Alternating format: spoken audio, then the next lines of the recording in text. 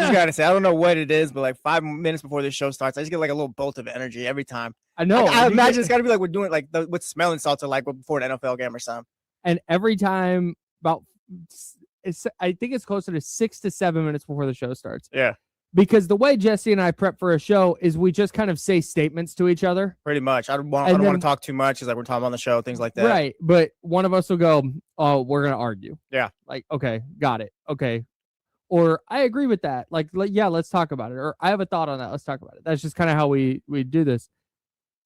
And I feel like I'm taking crazy pills today because I thought there was still some level of like standard. I thought but he's got standards. What an idiot. I thought that there was some I thought there was a threshold that it went from, all right, great, the Kings lost, we're tanking, hooray. I thought there was a threshold to where like, okay, yeah, a loss is a loss is a loss. That's a sense of, it's basically a thumbs up at this point. But I thought there was a point that we could reach that it would be like, oh, okay, this isn't great. Okay, actually, this is bad. And I stupidly thought that losing by 26 to the new 14 wins New Orleans Pelicans would be that threshold. Yeah, no. I thought that maybe there would be a collective like, oh, actually, yeah, this sucks. And there was not. Everyone's just cool with the fact that Kings are a non-competitive disaster. Because what you're talking about, everyone did 3 months ago. They've lost 12 games in a row going into last night. It's a 14-win team. Yeah, have the some march pride. to the first pick. Have some pride. Look, you are right. Go ahead. You are right. I know you are right. I know I am. Okay, like, yes, have some pride. Oh, yeah, come on, rah, all that stuff. You're right. You're not wrong. Yes. Like, yesterday was ugly. It's gross. Hey, but you have it written in the rundown. Everyone is just okay with them being uncompetitive against another bad team. No, a bad team ran into the worst team yesterday. That's what this is, okay? Like, it's not like the Kings have Derek Quinn or anything like that out there. Or Jeremiah Fears, yeah, they don't have those guys on the team. Or Trey Murphy or Herb Jones. Yes, you don't have those guys at all. Anything close to that. No you have, no disrespect. Right now, we're still trying to figure out what these guys are. You have Devin Carter, Maxime Reyna. You have D. Clifford, Dylan Cardwell. We're not even sure if these guys are starters, like when it's all said and done at the end of their development. Like, I'm not going to blame them for getting blown out because, yes, this is the worst team right now. The Pelicans have some guys at least. The line yesterday going into the game was -9.5. Shout out Vegas. That was a little generous right there. Like, yeah, I'm not going to get too mad. I'm not going to get too upset. It's just you kind of look at what they have. It's like realistically, it's like, yeah, they don't have a lot of guys right now. It's not mad. I'm mad when the 49ers lose to the Seahawks 16-3. What emotion would you call this? I'm incredulous. You can't. That means I'm in disbelief. Oh, come on, pal. What? We're in disbelief right now? Yes. You cannot. Here's what I can't square in my mind. I can't square in my mind. The young players are developing. Look at Dylan Cardwell. Look how exciting he is. He celebrates. Look at Maxime Reynaud. He had a 2020 game. Oh, Neat Clifford. Look at him coming along. Oh, we love watching Neat Clifford run the offense and distribute the ball. Wow, this is amazing. And then and then they go out and they lose by 26 to a team that won 14 games. Yeah, it's going to be ugly. Part of the development are those days. Like, part of the development is, okay, yeah, like, you got punched in the face. Try to pick yourself up the next game. Like, that's part of it. We're going to accept them taking and playing the young guys. Like, that's part of it. You've been punched in the face 12 consecutive times. Yeah. And now you're playing against a team might be 7 you can more. Actually beat, and you put up your worst performance in weeks. No, I don't. You said, I think it's your expectations. You just said it right there. A team you can actually beat. Says who? Like, it says the fact they have 14 wins. That's not a good team. Not every record is the same. Okay, like I said, we named legit NBA guys we're excited about on the Pelicans. Like, they're rookies. You got Zion there. Like, who knows what his career turns out to be, but like, there's a floor there, at least with Zion. Like, there's guys there. You don't have guys with Sacramento right now. You're still trying to figure out who's a guy, if anyone is. But what about like, if Zach LaVine and all those guys were back and playing, like, sure, yeah, you can't lose like that. Like, you have enough guys out there, but it's part of it. It's the rookies, it's the second-year players. We're still figuring it out. So you're going to get days like that. I'm trying to square all these things in my mind, though. So, okay, I hear you on the young players developing, and yeah, there's going to be these days, and Nick Clifford is going to go 4 for 16, and Devin Carter's going to be a minus 23 or whatever he was. Like, okay, it's going to happen sometimes. But on the other hand, isn't the whole thing with Doug Christie like competitiveness? Isn't the whole thing with Doug Christie like, yeah, hey, you're never going to... What, yeah, that's where fine. is that? I get it when it's when Zach LaVine's not doing that, or DeMar DeRozan's not doing that, or Domas is not doing that, or whatever. I get it. Those are veterans. They're mailing it in. We shouldn't see that with this version, like, because that was the whole thing with at least the young guys try. At least they're playing hard. At least they're doing the right things, and then they go lose it by 26. Yeah, they had a stinker. The Pelicans' biggest lead of the year going into last night was 26, and they eclipsed that like 4 times. Yeah, it happens. The guy they played well against the Clippers and the Cavaliers, and they had a stinker against the Pelicans. I don't, like you said, I think you are taking crazy pills. I think it's okay.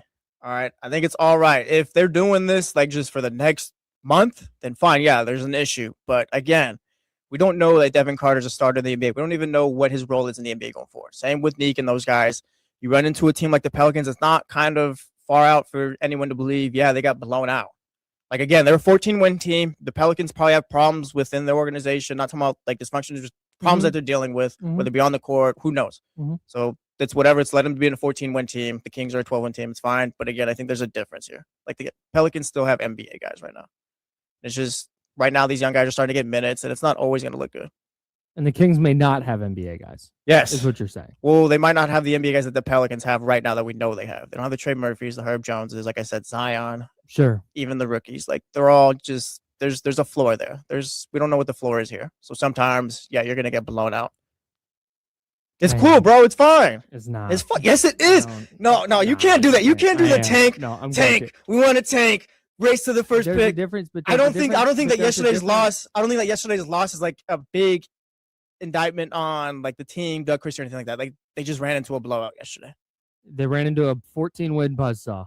Yes, but I explained to you why it's okay. I told you why it's okay. Man, do you think the Pelicans are no? Does anybody want to see the Pelicans in the playoffs? I don't think so. Look, there can be a level between a bad team and the worst team right now in the league. There can be, but it's not. Ooh, I don't think it's the chasm can be that wide if you're Sacramento though. Like, look, here's where I'm getting. Here's what I'm getting at, and here's why. Again, this is not. I had expectations. I thought they were going to win. I would not have bet on them. You just don't want to see them lose by 26, and you want to see some fight. Right. We've talked about this before. James Hammer, Kings Insider, talks about this all the time. You get the stink of losing on you. We would talk about trades. Oh, do you want to get this guy from Washington? No, don't want that guy from Washington because he got the Washington sting on. Like, he's just that. I'm afraid of the Kings becoming that. I'm afraid that we're going to reach this point where, because I have been excited about Dylan Cardwell. Yeah. I have been excited about Nick Clifford. I have been excited about Maxime right now. But if they spend their first 2, 3, 4 years being this bad, it again, plan, it runs against, but it's not the plan. At least it shouldn't be. To be this awful for 4 years? Well, let's talk through it, I guess. Like, let's say you land a top 3 pick. Let's say you land a top 2 pick. You get Peterson in the box. Take your pick. Yeah. Peterson. The board says you get Darryn Peterson. We're getting Darryn Peterson. Okay. Everyone else is still here. There's not really much flexibility. The flexibility is coming in 2027. So, yeah, you're going to be bad again. Like, yeah, it's going to be bad. We talked about this. It's going to be bad. That's why Doug Christie might have a 2-year contract with a third-year team option, because it's going to be bad the first 2 years. No one's going to want to take this job. Like, yeah, it's going to be bad. They're going to stink. They might be at that point, not like, and I think the rookies too. Like, I think Dylan Cardwell, Maxime, Neek, you can throw Devin in there if you want. Like, I think if you want, I said. But point being, like, they were the Bean Boys earlier this year. Like, I think, they won 4 in a row. Yeah, but I think they're not. They were so back. They know what it is. I don't think it's going to overtake them or anything like that. Like, Dylan, he's a vibes guy. I was happy about Dylan when he was doing his one dunk a game with the celebration, because, like, yeah, no, you need that in this type of season. I don't think it's going to get that bad yet. And if you land a top 3 pick next year, it's like, all right, now it's kind of looking up. So the stink, I don't know if it's going to be there. But I see what you're saying, but like I said, I don't think it's there yet. They've lost 13 games in a row. Yeah, worst team in the league. By a lot. The Jazz are trying to lose, and they accidentally won one last night. They beat Miami. Yeah, Will Hard was asked after the game, you had any thought of putting Jaren Jackson Jr. and Larry Markin in the game? Nope. Shout out Will Hardy. Like they're openly trying to not win. But even they figure out how to sneak a win out here and there. If the Kings lose to the Jazz on Wednesday going into the All-Star break, this thing might reach 20. It might, but also there's not. And we're just cool with it. We're not cool with it. It's what it is. Like it's acceptance. It's not cool with it. It's acceptance. Like yes, there's no game going forward where it's like the Kings should win that win, or they should have like a chance. Like against Utah, you can have a chance. You shouldn't lose by 26 to New Orleans. That's all. Fine. Is that crazy? A little bit because they did it once. A little bit. It is a little bit. I think we're holding them. We need to give them a little bit more grace if we're going to do the whole play the young guys and tank thing. We got to give them a little bit more grace. Looking at the Jazz, the Kings don't have a Larry Markin and a Jaren Jackson Jr. They don't have a Yusuf Nurkic right now. They don't have an Ace Bailey. They just don't have a Yusuf Nurkic is a sentence you just said about an NBA basketball. Point being, a regular NBA guy. Unless one of the guys are coming off the injury report. But we're talking about the young players right now, okay? Daquan Plowden, those are not Nurkic level players. I'm sorry. I'm not even talking about Nurkic. Point being is they know who they are. I was going through it right now, guys. I'm sorry. Have a Nurk, I guess. Yeah. I could have skipped over Nurkic, but point being, you get it. There's NBA guys here. There's a floor here. Right now, the Kings may have a trap door under. It's kind of like we're trying to figure it out. We're trying to figure out what the floor is. I was watching the Pelicans broadcast last night. Because I can't get Kings games anymore through the TV app I use. Yeah.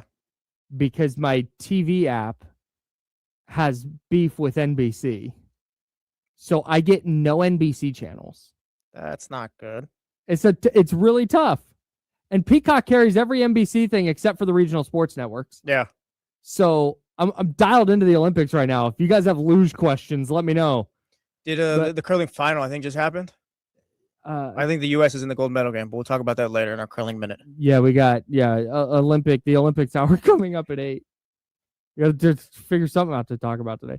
But yeah, so I had to purchase League Pass, and so on League Pass you can have all the different. And I just whatever broadcast is on, I don't go through and mess with it and change the broadcast.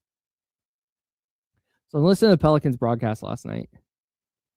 And they start in on this thing about how, this used to be a 3-point shooting team after the Kings shot 12% from 3 last night. This used to be a 3-point shooting team with Mike Brown. They credited Mike Brown for taking the Kings to the playoffs twice, by the way. Which, okay, fine. Play in, playoffs, who cares? Yeah, it's there. Tomato. They're they made the playoffs twice with Mike Brown, and God, it's hard to figure out what happened. They had 3 great guards. They had De'Aaron Fox. And they had Tyrese Halliburton. They had Davion Mitchell. Thanks, Pels broadcast. This is great. Thank you so much for this. Well, it's the story. What else are you going to talk about for the opposing team's broadcast? Well, Maxime right now had a 2020 game. Or 21-19. Yeah, what are we doing, NBA? Give the man the 2020 game. That's twice that's happened to him. Really? Yes. Because on his first double-double, they took a rebound away, so he did not get a double-double. That's trash. Is that a silver lining from last night? Are we hyped that Max right now had a 2020 game? Yeah, 19 rebounds is always amazing.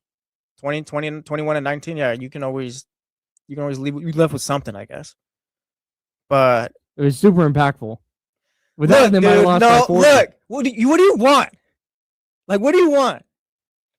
You got something from a young player. I want there to and they lost. They gained some ground. They not gained ground. They kind of built ground between them and the Pelicans. Great. Yeah.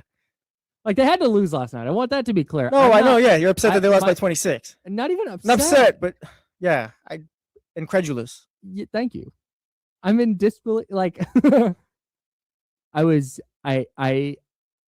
maybe, not maybe. this is what happened. They were competitive against the Clippers. They competed against Cleveland. And I expected that See, Doug there's that Christie word. and this group would say, hey, here's a Pelicans team that has 14 wins. We've lost 12 games in a row.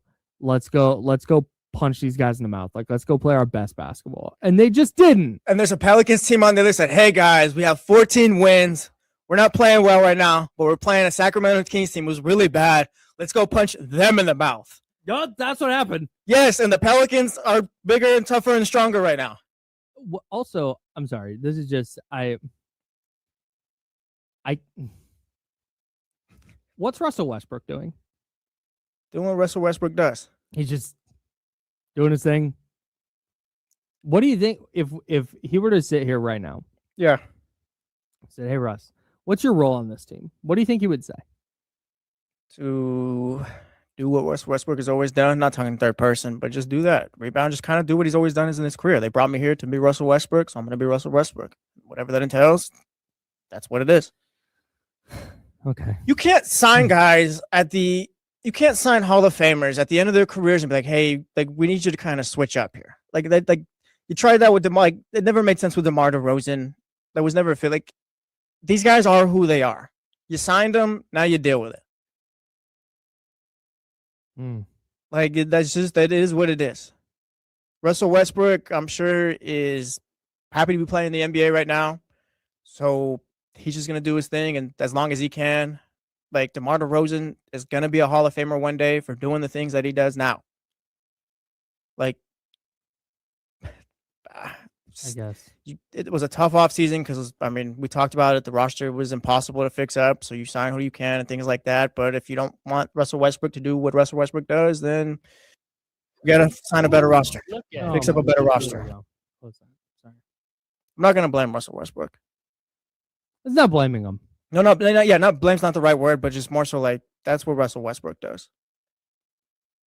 It's not, it's bad roster building. And it's not necessarily Scott Perry's fault because, again, he inherited a roster, but that's just kind of what the situation is. That's kind of just the theme of right now. It's just it's acceptance. It's kind of what it is.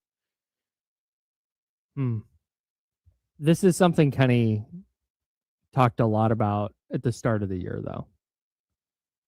And I want to give him credit for this because the lineups the Kings are playing right now are the lineups that people have been clamoring for since early in the year. Yeah.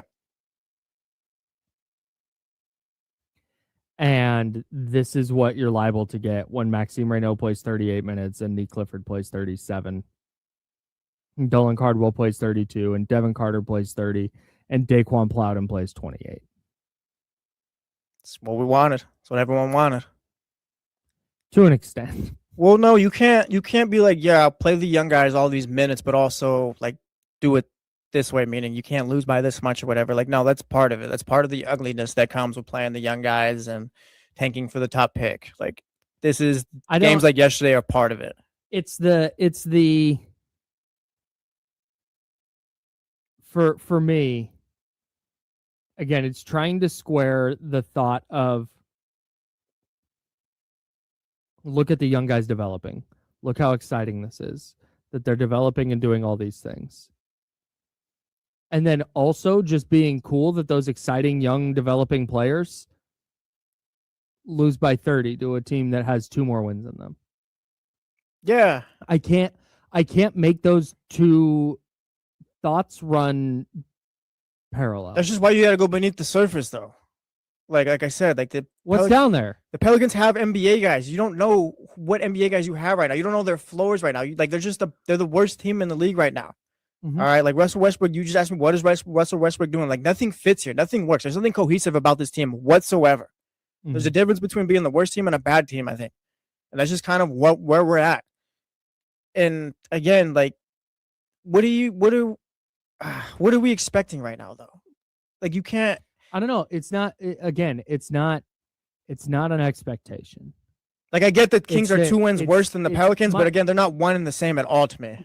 I guess my incredulousness is less in how they played and how the game went, and more that the same folks who are thrilled with the young players and, man, look how exciting this young group is, and wow, Scott Perry did such a great job, and Yeah. That same group of people is just cool when they lose by 26. It's not to about another bad team. Yeah, Mac. And then I understand bad team, worst team. I got it. But not. I said last night, like, hey, when do we go from yay tanking to like, oh, this is actually bad. This is bad. Next year. This is a bad thing that's happening next season. And not even at the beginning of next season either. And again, my corner of the internet is very, very tiny, and I understand that. But I was shocked that there wasn't a single person who was like, probably 8 or 10 people responded.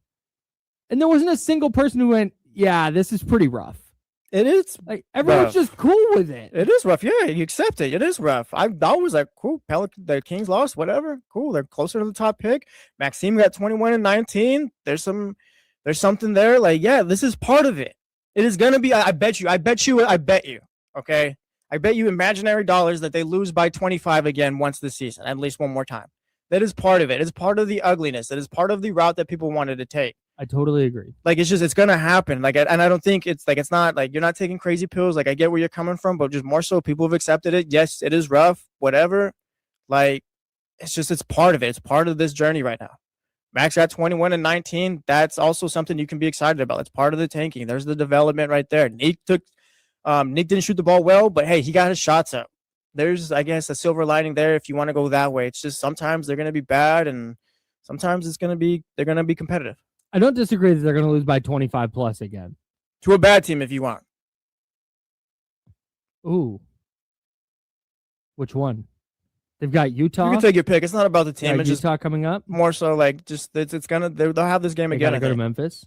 Maybe it's they got to go to Dallas on the second night of a road back-to-back. Maybe it's Dallas then. Maybe Cooper Flag goes for 40 plus and they lose by 20 plus to Dallas. But point being, like, yeah, it's acceptance. It's rough, but also if it gets them the top pick in the draft next year, awesome. And if they're losing by this much, maybe by the end of next year, by this time next year, and there's no real progress, then yeah, we can talk about why that's ugly and all that. But it's just, this is what it is. 916-909-1320, 916-909-1320. Am I taking crazy pills?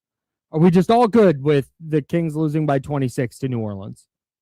Whose biggest lead of the year, by the way, was 26 going into last night. I don't know if good is the right word either. It's just more so, there's nothing to be mad. There's nothing to be incredulous about, or just whatever. There's nothing to be anything about. Like, this is what it is, I think. It's not a good thing. It's not a bad. I guess it could be a bad thing, but also it's like, we know what the situation is. Got the Jazz on Wednesday. Yes. Who are going to be actively trying to lose as well. Yes, that is a fact. Allegedly, I guess. Don't sue me for saying they're trying to tank. Over or under? The Kings have 12 wins right now. Over or under 15.5 with 27 games to go. As far as their win total for the season? Yeah, 15.5. Over. Going over, you think they get 4 more wins? I think they can max out at 16, 17. It's kind of the number stuck in my head right now. Okay. They got you down bad today, pal. I was... It's okay. They played well enough against the Clippers. They played well enough against the Cavs to like stay in those games. Mm-hmm. They played well against the Grizzlies. They stayed in that game. Yeah, they lost in Washington. That was tough. I thought that there would be some level of competitiveness last night, there just wasn't. Don't think. Just vibe. Just vibe. Just go. Just vibe out. Just don't think. Don't think about it. And like we've talked about, you can't win the games against these teams, against the Wizards, against the Pelicans. It's not about winning. No, I know. It's not about I know. Let me finish. Like, it's just so, like, how you get to the end, it doesn't really matter for me. How it looks in between the start of tip-off to the end of the buzzer at the fourth quarter, it doesn't matter to me how it looks, honestly. Okay, the mission was lose to the bad team. You lost to the bad team. And maybe that's not the biggest culture way to go about it, but again, we talk about it all the time. Lose to these bad teams. I say it all the time. You can lose to them. Go ahead and beat the Clippers or the Lakers or beat the good teams if you want. That's fine. That's great. But I'm not going to worry about what it looks like between tip-off to the end of the game against these bad teams right now. Let's get to our guy, Mitch, at 916-909-1320, 916-909-1320. Go ahead, Mitch. Good morning, Jesse. Kyle, how you guys doing, Joe? Go ahead, Mitch. Doing great. Let's not pretend that we could just throw a switch and win or lose whenever we want. The two main guys with Pelicans, and I'm not even including Zion, which he came to play. He was playing. I wish we could have traded for him. We would take. They'd be our top two guys. The same thing with Utah. Utah has 5, 6 number one picks from the last 2 years. Plus, they just traded for Jaren Jackson Jr. So I wish we had have him too. So it's not like this. I'll make this quick. I try, right? It's impossible for You're me doing at great, times. Mitch. Most of the time, right? I know. They should just go do what the NFL does. The worst record. I'm tired of these percentages. They should go. Then teams are trying to lose more. Do what the NFL does. All right. Thanks for the call, Mitch. Mitch wants to go to a fixed draft system. Yeah, I don't think that would work. That'd be better for the Kings. Yeah. Oh no, yeah. Darryn Peterson, you are a sack. If it was a fixed draft system, then I'm not even sure Maxime right now and all those guys are out there. We're watching the Stockton Kings. Yeah. We feel any type of way about Darryn Peterson not playing against number 1 Arizona? No, I've gone full acceptance. Don't care. He's doing the whole. I'm just getting ready for the NBA thing. I'm delusional. As well? Yes, I'm delusional. Okay. He's tanking. He's like, what am I going to play here for? I'm going to be the number 1 pick. What does this matter? But also, I think he had the flu or flu-like symptoms going into the game. Once you go warm up. Sure, man. What is your problem? All right, that's fine. This is good for the Kings. All right, yes, be healthy. Be healthy. Yes, be healthy. That's good for us. All right. I guess. It's a little different, but Kyrie didn't really play. He played like 10 games his freshman season and then ended up being one of the greatest players to ever play. Relax. No, don't do not relax. No. Players to ever play. Yes, he's one of like the 75 greatest. He's like that's 80. your threshold for one of the greatest. Bro, you know how many players play in the NBA? You know how many people play in the NBA? Like, yes, if you're one of the 80 best, like, yes, you're one of the best ever. That's a lot of people who play in the NBA. I'm sorry. Yes. Yeah, he's got a point. There's thousands and thousands who fail. I say one of the greatest. I think like 10.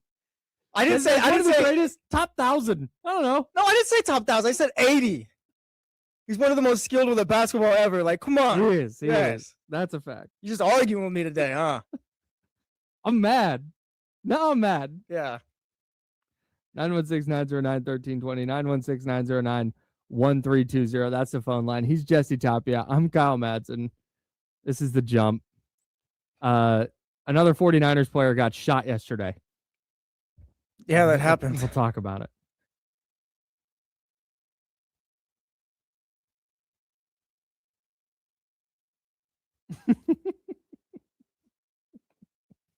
What's up, Chatty House?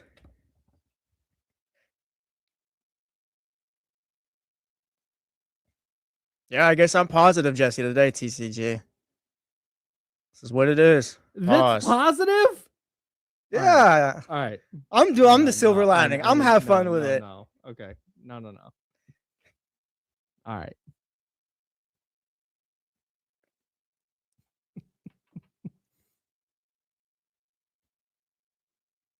Make sure you guys hit the like button too, please. Shout out to you guys for being here this morning.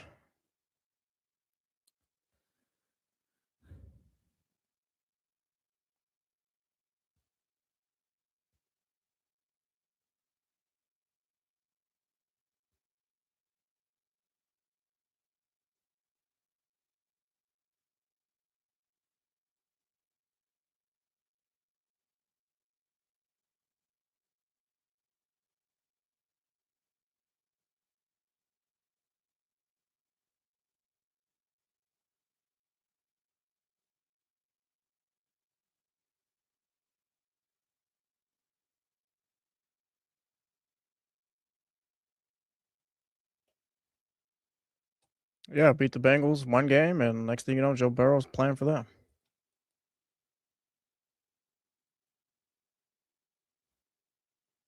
Scout, I relate to you guys. All right, I'm a Dolphins fan. I know the tough life. All right, I'm still waiting for my first playoff win. I relate to you guys.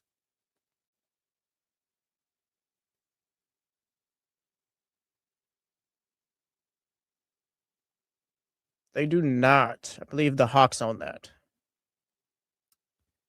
That's correct.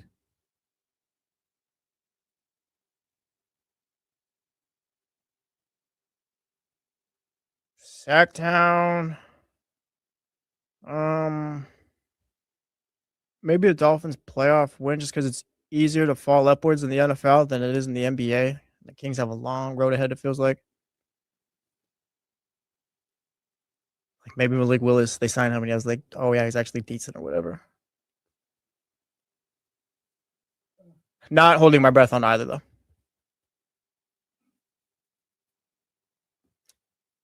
Stevie B, yes, there's hope. There's hope. I saw Watch that out. yesterday. We'll talk about it. Cisco was there on Saturday.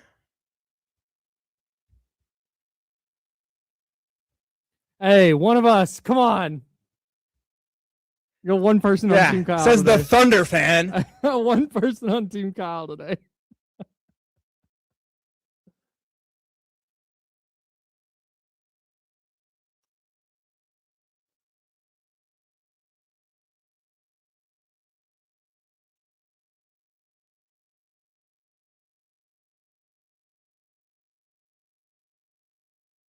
Shout out, Co. Shout out, Co. Being up here. Hey, I think we need to come up with our own version of buy or sell. And we need to come up with a hilarious name for it because buy-in or keep trying. You tried.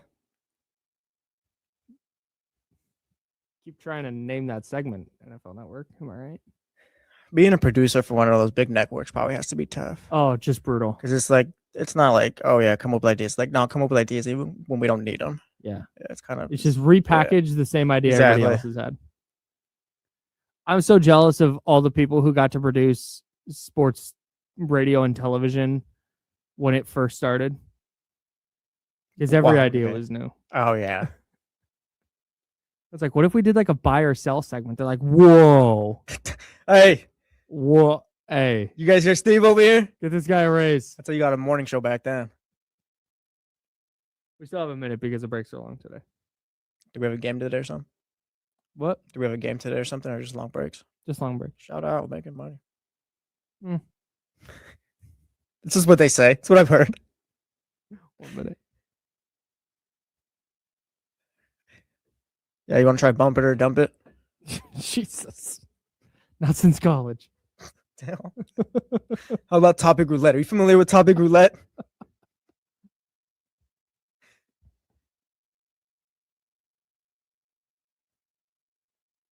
Bend it or send it. Hey, welcome back into Zell or Sell. Brought to you by Venmo. It could work.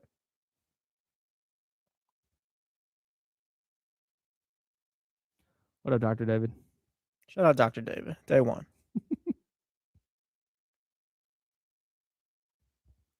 Mitch, I don't think so. No chance.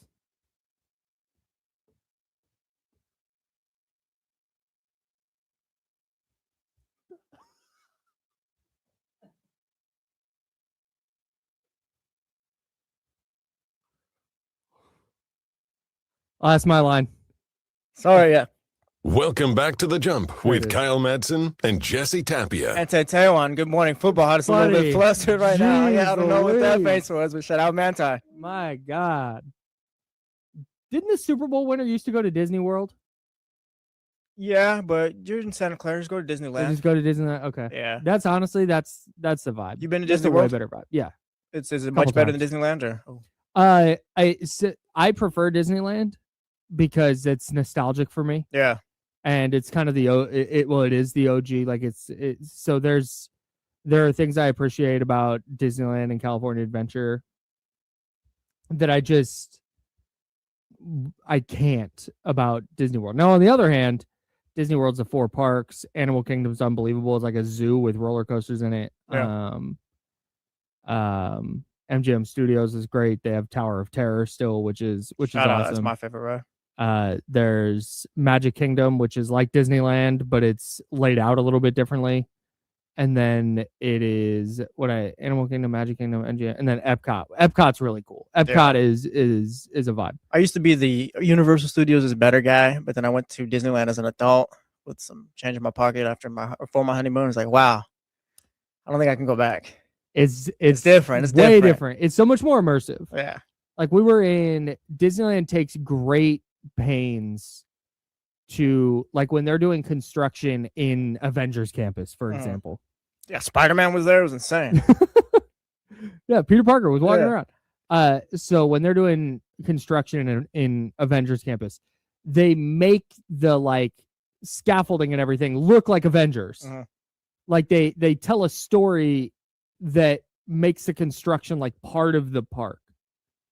At Universal, because I had not gone to Universal in a long time, and we're at Diagon Alley, which is the Harry Potter, Hogsmeade, not Diagon Alley, which is like the Harry Potter version of the park. Unbelievable. Like you walk in, you were dropped in the middle of the Harry Potter universe. Yeah, fire around Christmas time. It was so sick. Like we were having a blast. And we're standing there waiting to get into Ollivander's wand shop. And you look across and there's just cranes and construction and like metal buildings going up not that far away from construction they're doing on a different side of the park. And it just immediately took me out of it. Yeah. And I've just never had that at Disney.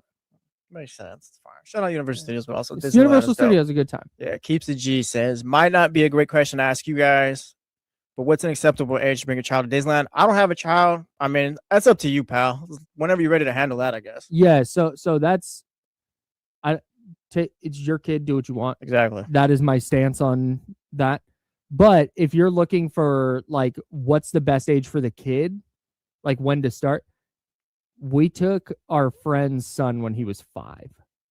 They knew our friends were there. We didn't just take their son to Disneyland. They were there as well. We didn't kidnap a kid. Thanks for clarifying. Yeah, you're welcome. Yep. Can little Johnny come to Disneyland? Yeah. Hey, we were just wondering. No, so we all went. Going to Disneyland with a 5-year-old was incredible. Yeah, I agree. Because he fully like understood the magic of it all. Yeah, I'd imagine you taking a kid like 1 to 3 years old, 4 years old. You're probably pushing the stroller a lot. Yeah, and we pushed the stroller for him quite a bit, but meaning like he's not probably they're not getting on rides really or anything like that unless you Yeah. take them, things like that. It's more all right. Let's go walk around for a bit. yeah, he was. We rode Pirates with him because we thought that would be a good, because there's a couple of like drops, not big ones, but like just kind of getting a gauge without it being too scary for him. We went on Pirates. He was like, I'm done with rides. I want to get on the teacups and nothing else. I don't want to go inside a building. That's scary in there. But no, he had a great time. We had a great time. 4 maybe, but I feel like 5 is the prime age for really like enjoying what Disneyland is. Yeah.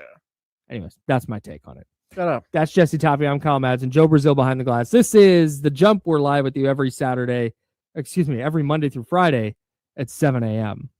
I'm used to talking about my show that's on Saturdays on 106.5. Anyways, we've been talking about the Kings and their 26-point loss to the Pelicans, which is apparently just great. Everybody's really excited about this. I'm stoked. everybody's you're fired twisting up in the words. direction of the franchise. I don't know. I don't Because- think we ever no, said I we were, just- I'm taking crazy we were pills excited now. about this. No, you said at the break, because everybody's on your side here, by the way. You're winning this argument. Nice. you I have the lunatic fringe, and then there's It's you and Co versus everyone else. It's me and our guy Co in the chat at youtube.com/ESPN1320 and twitch.tv/ESPN1320 if you'd like to watch this program.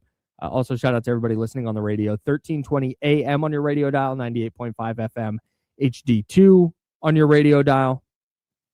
And I know that nobody's excited. I know that. I'm being funny. I'm being silly. Oh, big comedian over But here. you guys are so fired up about this 26-point loss. Everyone's so excited about it. Everyone's like, Daquan Plowden minutes. Like, I see you guys. But you said, this is so funny. And this is what you said during the break was a perfect encapsulation of this Kings season. Because your stance on this entire thing, you and I are discussing the Kings' 26-point loss to the 14, now 15-win Pelicans, who hadn't led a game by more than 26 all year, and they led by 30 last night. Big day. I'm incredulous. I am in disbelief that not a single person is like, yeah, you know what? That was bad. And you're taking the stance of, it doesn't matter. Nothing matters. Sun's going to blow up Lose. one day. Right? We're all going to become dust. Yeah. Like nothing matters. Eat Arby's. So you're on that wavelength that not like upset that they lost, but really just like, yeah, hey, indifferent. Nothing matters as long as they lose. You get closer to your to getting that number 1 pick. And you at the break were like, I'm positive today. It's like, well, but not really. But it is in the scope of this season, and that's why it's a perfect encapsulation of this season, is because the optimistic view is, none of this matters. It doesn't matter. It doesn't matter yet. Because, like, let's go with the 26-point loss is bad. Mm-hmm. Grand scheme of things, what does that do for the Sacramento Kings? This loss yesterday. Yeah, no, it's not. Nothing. It's not. It does put a little red flag up for me. And again, just stepping away from leaning into the bit here. It does, in all seriousness, put a small red flag up for me, because I think Doug Christie's future is something that's going to become a very serious topic of conversation down the stretch of this season and into the offseason. And Scott Perry did clarify for the Sacramento Bee that he has no plans to fire Doug. That's not in his offseason plan. But last night does put up a little red flag when this season is about the 6 pillars and establishing this culture, and we're going to establish the way that we play, and there's 2 scoreboards, and we're never going to lose on this scoreboard. If that's your whole thing, if that's your whole mantra as a team, this is Scott Perry and Doug Christie and the coaching staff. If that's your whole mantra as a team, and you finish out this year losing, what have they lost, 13 in a row? Yeah, 13 in a row right now. What do they have? What do we say, 27 games left? And you lose, so that's 35 of your final 40 games. Yeah, that's bad. I think it would be really tough to go in, because you're looking for any kind of momentum. You're looking for any kind of, like, okay, hit rock bottom, but now here's the foundation to start building off of. If that's the case, if that's the way this keeps going, I have a hard time thinking there's any sort of foundation being built. It's a process, and it takes time. And right now, you're just putting in the bare basics of the foundation. Right now, you don't have a leader on this team right now. You don't have anyone besides Doug Christie, who we wonder how long he's going to be here. Mm-hmm. But yeah, we wonder how long that's going to be. So, like, you got him trying to set the culture, but like looking at the team itself, there's no guy there right now to help take the Sacramento Kings team out of what they are currently. For sure. Like Dylan Cardwell is great. We love him, vibes, all that stuff. But Dylan Cardwell is not going to be the leader of this team when they're kind of pulling themselves out. Doesn't seem like it. Yeah. Neither is, I don't believe Max will. Devin Carter doesn't seem to be that guy. And Nick's a good player. We'll see what he turns out to be. But again, I don't think you have that guy right now to help you, I guess, just kind of help Doug and Scott build that culture. Right now, it's going to be the slowest of the slow builds right now. Right. Maybe if you get Darryn Peterson or AJ DeBonsta, you kind of start it then, and that's when you start to see differences. Because, if they're losing by 26 all the time to bad teams next year at this time, it's like, all right, pick yourselves up a bit. Like, it shouldn't be this bad. Like, now you got your guy. Hopefully, Doug or Scott Perry's made some better moves in the offseason. The roster looks a little bit better. You're not the worst team in the league. So, if we're the worst team in the league next year again, that's horrible. But for right now, it's just kind of like, even if it's slow, you're starting to set the foundation, but you just don't have anyone to really help you get it going right now. This is a kind of a wasted year. It is. Yikes. It is until you get a top pick. He's Jesse. I'm Kyle. Joe Brazil's over there. We're the Jump. I'm hiring an Etsy witch. I've been thinking about this for a long time, just to kind of fix my fortunes as well. But go ahead. So if you missed it, this was a whole thing during the Seattle Mariners playoff run. People do this, by the way. You can go on Etsy. You can hire a witch or a person who does witchcraft. Yes. To I'm not going to do this. Put curses or lift curses I'm out. On people and things. Yeah, go ahead. I am going to go on Etsy. I have a price point in my head for this. I'm going to go on Etsy and I'm going to find a person who practices witchcraft and have them lift whatever curse is over the San Francisco 49ers.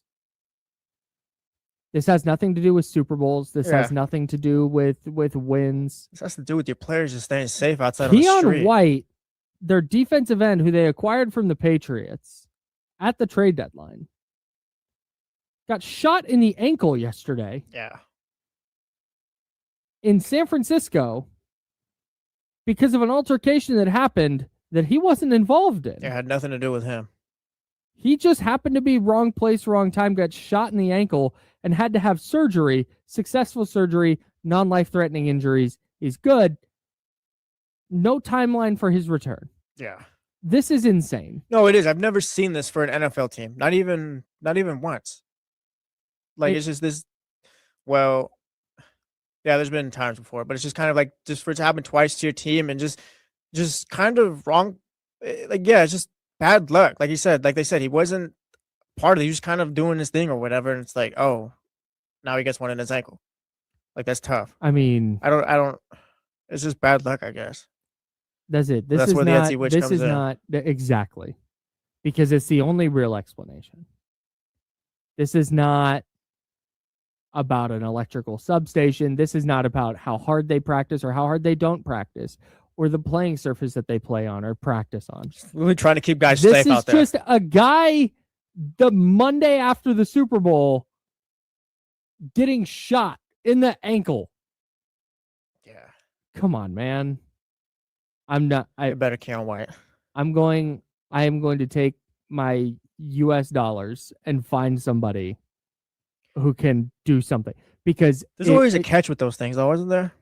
Maybe, What yeah, if- because you can't, like, yeah, the curse could rebound, or the hex or whatever you're gonna call it That's what I'm saying. could like rebound and make it worse. But I'm at the point where, again, this is not my go-to thing in life. I've never done anything like this, but I'm out of answers. I'm out of things. Like, all right, sure, let's just try this. And so that's what I'm going to do. Oh, I get it. I'll let you guys know how it goes. The desperation in my football life. I get it. Trust me. But I just want the players to stay healthy. literally. Again, I don't know that this is gonna. This may the 49ers may never win a Super Bowl in my lifetime, and that's what that's not what this is about. Yeah. I just want to go through a season and Kyle's not praying for a off-season? 6-17 win season or anything like that. No. I'm not even gonna mention winning it. I'm just gonna be like, hey, this team can't stay healthy. Can you help them stay healthy? Yeah. What is your price range for this range? Okay, good question. Yeah. What do you think? What number could I say that would make you think I'm crazy? I'm gonna write down. I don't have a. Honestly, anything above 50, I'd be like, okay, because $50 is my absolute max. Okay. That's my. I'm thinking about it at 50. I'm like, do I really want to do this? Is this good of a bit? I'm thinking about it at 50. Kyle Madson holds on to his $50 instead of paying for the safety of 49ers players. Yeah, that's not a great look. Would it be better if $49 was my price point? Oh, okay. That's it right there. All right. Yeah. Cool. $49 my price point. Yeah, that's it right there. I'm hoping to bring it in at like 20. You're gonna bargain with the witch. I'm hoping to. You're gonna bargain with the witch, and she's gonna put a curse on this show, dude. You can't. I know. No, it's not bargaining. I'm not. on No, the if curse. I'm gonna go, because they have like, I'm sure they've, not that I've looked before. I'm sure they have like prices listed. Yeah. Like it's $20 for this or $50 for this or whatever. Window shopping for Etsy. I witches. am. Yeah, I'm gonna do some research. Maybe I can find some Yelp reviews. Maybe in person might be a little more. I'm not going in Impactful. person. Oh yeah, that's If I have wild, to go Joe. in person. Joe's I'm the out. guy in the scary movie who goes first. I'll go. Joe said, "Is anyone there?" I'll go. I'll totally go. No, you're insane. No, yeah. Hello, and then boom, Old Joe's abandoned gone. house, Yeah. no windows. Yeah, guys, it's safe. Creaky ass door. It's safe, Dude, guys. that's absolutely. You get a discount in person. I'm trying to. Bat No. flies out when he Yeah. opens the door. No, it's cool. That's Steve. It's fine. It's Steve the Bat. It's fine. Andromeda, are you here? Don't worry about the glass that just broke. It's normal. Oh, I'd have a torch, right? Yeah. Hey, don't have know. you seen Nosferatu? I saw it. Don't go in the castle, bro. Yeah, yeah. Yeah, Zabo, just saw don't some sort of sign the vampire paper, Joe. movie. Zabo, Joe be Yeah. like, let's split up, guys. Yeah, that's Joe. Yeah, I'm gonna hire an Etsy witch. I'll let you guys know how it goes. Good luck. Cool. Hey, Sweet. hey, if it's $20, if the Etsy witch is like, hey, it's $20 for me to do my hex thing for the 49ers. My budget here, my max budget is 49. Do I also drop a 20 on something for the Kings? Yes. Let's see how it works with the 49ers first. Let's see proof of concept, and then Well, I need to get this done because I was thinking something with the lottery. Oh, go win the win the lottery and then buy the Kings. Not. The draft lottery. Yeah, I think. Oh. I thought we were putting wishes, like making wishes for the lottery itself. No, man, the draft Sorry, lottery. I think lottery we're wishing. I'm Thinking thinking the bigger Kings. here. I'm thinking bigger than the Kings He's got lottery. a point. He's got a point. If You're you gonna, won the I don't know. We're lottery- putting wishes for witches and You stuff think like if I yeah. could Yeah. dictate whether I win $1 billion? I don't know if or you can dictate Kings the get Darryn 49ers being Peterson, safe. You think that I would pick Darryn Peterson to the Kings? It'd make the job a lot funner. I don't know if this 49ers thing's gonna work, but if we're just wishing willy-nilly, then yeah, go get some money. Oh, that's so funny. That's where the Kings have us at right now. Oh my God, that's so funny. We got the board for the lottery. That's a great point. That's what I would be worried about because I've already put it out in the ether. If I try and now double down on that, does the thing rebound? Yeah, don't do that. And now the Kings drop to like 6. Check the 49ers. Like I said, proof of concept, and then we'll just go down the chatty house. We'll fix your team. All right. You can just man. search. You can just search witches on Etsy. Oh, dude, this is easy work. Custom spell, $11.43. Custom spell. Hey, who wants one? You're at the office. Come on, handing out man. Custom spells. spells like the Nike ID. Dream job spell? That's not right. Nah, I'm already 6 here. months prediction, a detailed psychic reading. That doesn't help you. That's just more. Like she could tell you the 49ers are gonna be hurt even more. Okay. Make a wish spell. The universe is listening. Make your wish come true. That's $9.90. That kind of That's seems like 70% off. that seems like why is it so cheap? Hey, this person got a 5-star rating and 249 Oh. reviews, though. We might have found the one. We might have found the one. All right, we'll open that in a new tab. Maybe we bring. Hey, shout out to the we the bring- person listening to this who's like anti-witchcraft, and they're like, "Don't do it." No, I know there's like it's jokes. All right, play along. But point being, maybe we bring this person on during the summer Maybe and be like, hey, we'll see how it goes with the 49ers. exactly. Well, I'm saying we do it for the 49ers this summer, like right before training camp or OTAs. When is OTAs? OTAs start in like April. That's phase 1. Okay, yeah. Intensity level. Oh my God. See, this is where they get you. Okay, this is where the Etsy witch gets you. One specific wish, $9.90 to $15.90. Okay, that's fine. But then you have to select an intensity level. I'm out. That's too real for me. I'm just trying to make. Okay, now hang on. Standard casting is the $9.90. The ultimate casting, which is the top level witch casting, there's intense, which is $13. I don't want intense. I don't want Ultimate intense. casting is only $16. Why are we doing mild, hot, and spicy with the witches right now? Dude, this is Ultimate crazy. casting, personalization. If any wish involves another person, add their name and date of birth if known. Yeah, oldie in the Oh chat. my house. God! And I can pay for this 4 payments on Clark. They got Klarna for these. We're No done. way. We're done. No, we're You done. We're fucking done. No, we're doing done. that. No. I'm doing this. Oh, I'll let you guys know Oldie's how got a it good goes. point. Casey's yelling at the radio right now. Do not. Do not. I'm doing it. I think I'm out. I'm doing it.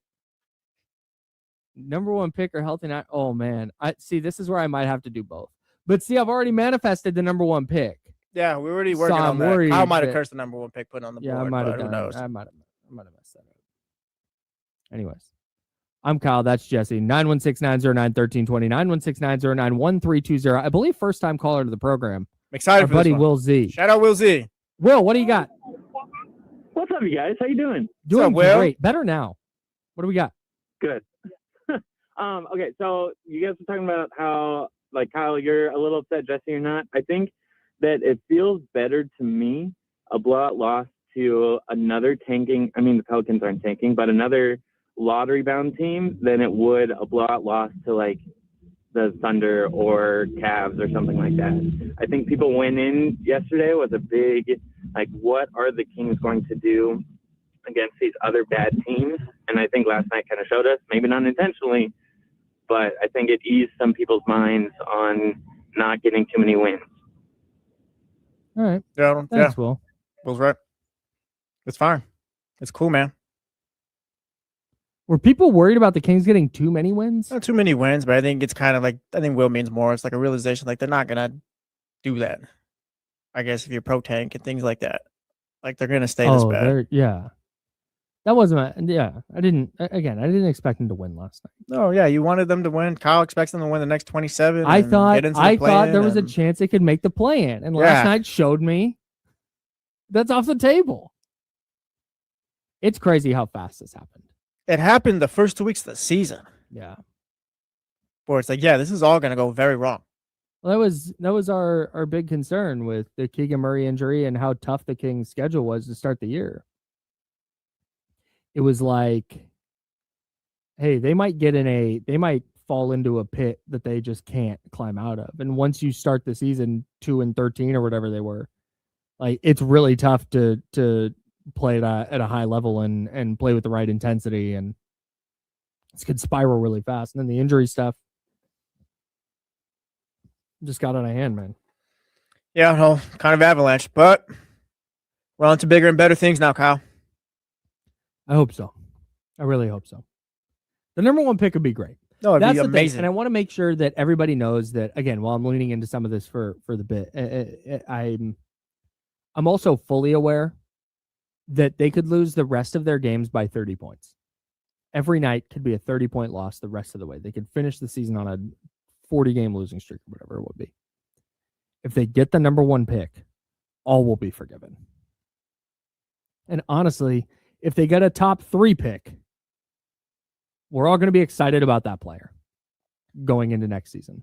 Yeah, I think, And that's going to be, and I think this is your point, like, that's the starting point. Mm. All of this year is potential gravy. right now you're just buying material. Right now, you're just Right. buying material. Right. He's Jesse. I'm Kyle. Joe is over there. Second hour of the jump coming up. We got some post Super Bowl stuff. Super Bowl 61 odds. A potential All-Pro receiver returning to the Niners? ? And we'll continue jumping into how the Kings got here this season. Oh, we had a real fight in the NBA last night. Yeah, we did. We'll dive into all of it in the second hour on ESPN 1320, Sacramento Sports Leader. Okay. Good luck.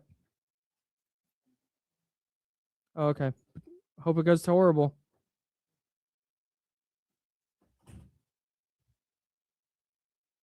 Hi, everyone.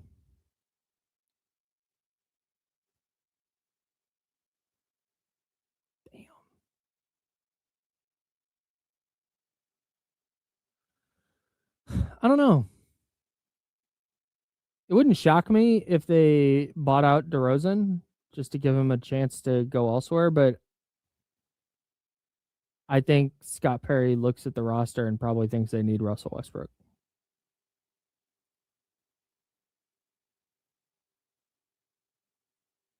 This would suck so bad.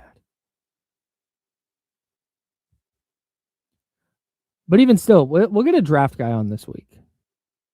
Because in listening to some pre-draft stuff already, the amount of people the amount of players that people throw out as like players they really like, I feel like it's 12 or 15 players deep right now. Yeah, Michael Brown, 45 points last night. My man, thanks.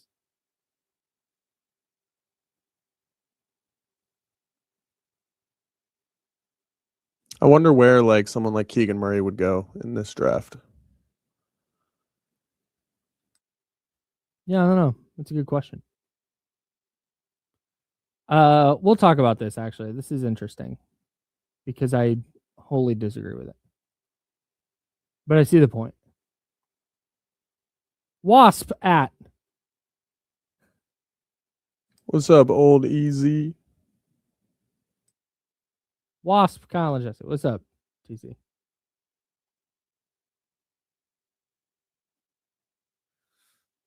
Speaking of wasps, I'm reading The Shining right now.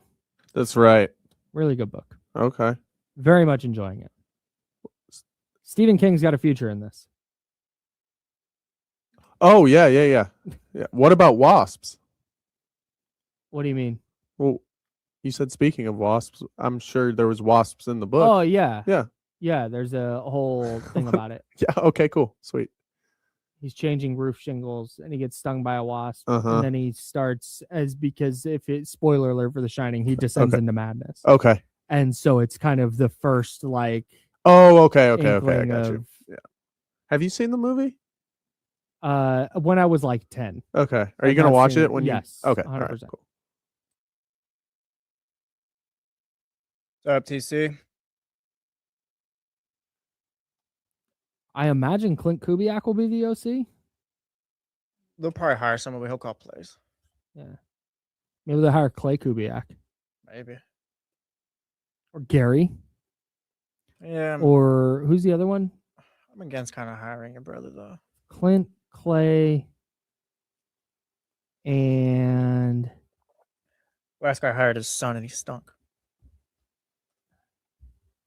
Clint, Clay, and he's like a Klein. He's a scout for the Cowboys. Klein is his name. Don't love all the K names. Yeah, I was gonna say.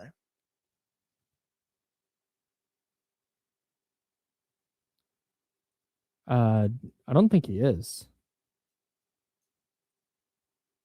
Is he not like very outspoken the other way politically? Honestly, I'm not too tapped in on Stephen King either way. I wouldn't know.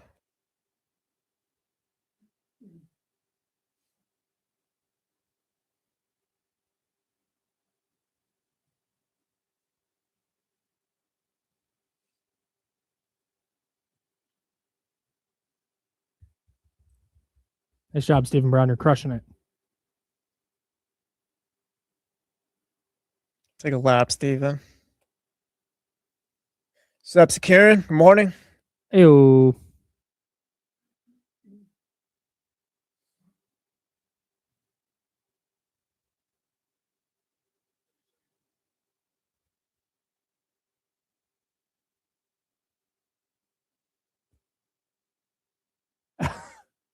It's so crazy that Manti Te'o's on TV. Why? It's just Because of what happened? yeah, just his not like anti him. No, just his life arc Yeah, has yeah, just no, been yeah. insane. wait.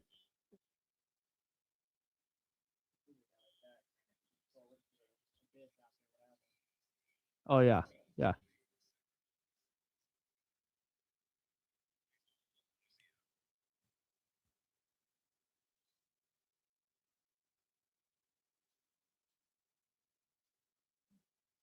Welcome back to The Jump with Kyle Madson and Jesse Tapia. I'm Kyle, that's Jesse. Joe Brazil's over there with The Jump, and we're hanging out with you until 9 a.m. Yes, we are. See what George Kittle said yesterday? I Well, not didn't. yesterday, but in the lead up to the Super Bowl. I did not. Hinted strongly at a Deebo Samuel return for the 49ers. He was like, he got asked his message to Niner fans, and he's like, yeah, hey, rebuild year. So got 13 wins with a win in the wild card. The boys are coming back next year. Might get some old friends back. And they were like, oh, who? And he's like, oh, hung out with Deebo last night. That was pretty cool. And they were like, you want Deebo back? And he's like, I love Deebo. You're out? I'm shaking my head, radio. I'm in. I'm in. Here's how I'm in. See, now I gotta talk to you again. I'm in on Deebo Samuel coming back to the 49ers as long as that's like the third thing they do at wide receiver. That's gonna be the first thing. That you know what? No, that's fine. If that's the first thing they do because free agency comes first, that's fine. But it is gonna be the thing. Okay, then I'm out. If if they can add one wide receiver, it's not Deebo Samuel. You know what we talked about yesterday, and whether it's time for Kyle Shanahan and John Lynch to kind of alter their philosophy and how they build up this team.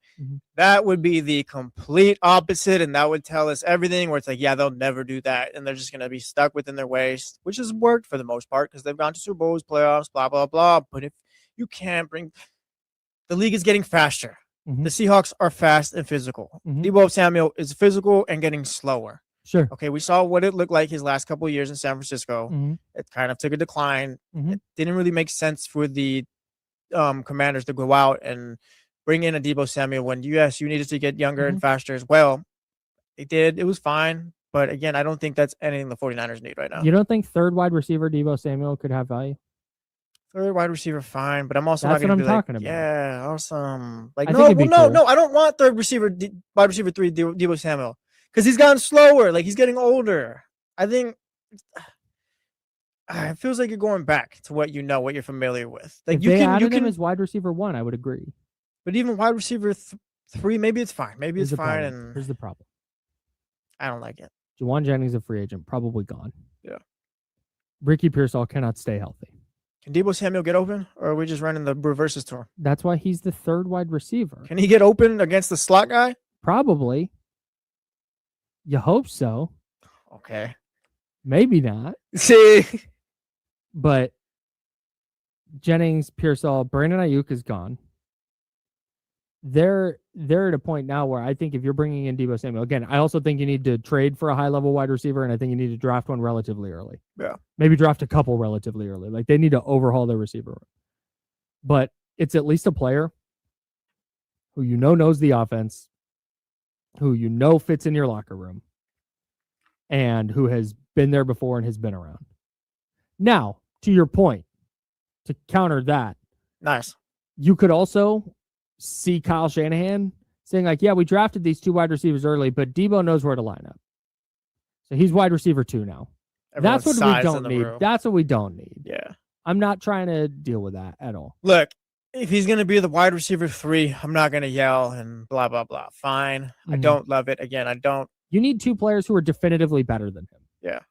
Like, there needs to be no question that you need to, not that this would happen, but just follow. You need to trade for Justin Jefferson and then draft a wide receiver in the first round kind of thing. Like, that's the instance that I'm talking about. It's a big offseason. But to your point, if their entire thing is, oh yeah, bring Deebo back, we'll just get the band back together, that's a thumbs down. Yeah. But they acknowledged in their postseason press conference, John Lynch and Kyle Shanahan, that they need to get faster. If you're going to beat Seattle's defense, which is that's what everything's about, right? Pretty much. That's the team. That's the team everyone's chasing right now. Yeah. Seattle was far and away the best team all season long. By a lot. Yes.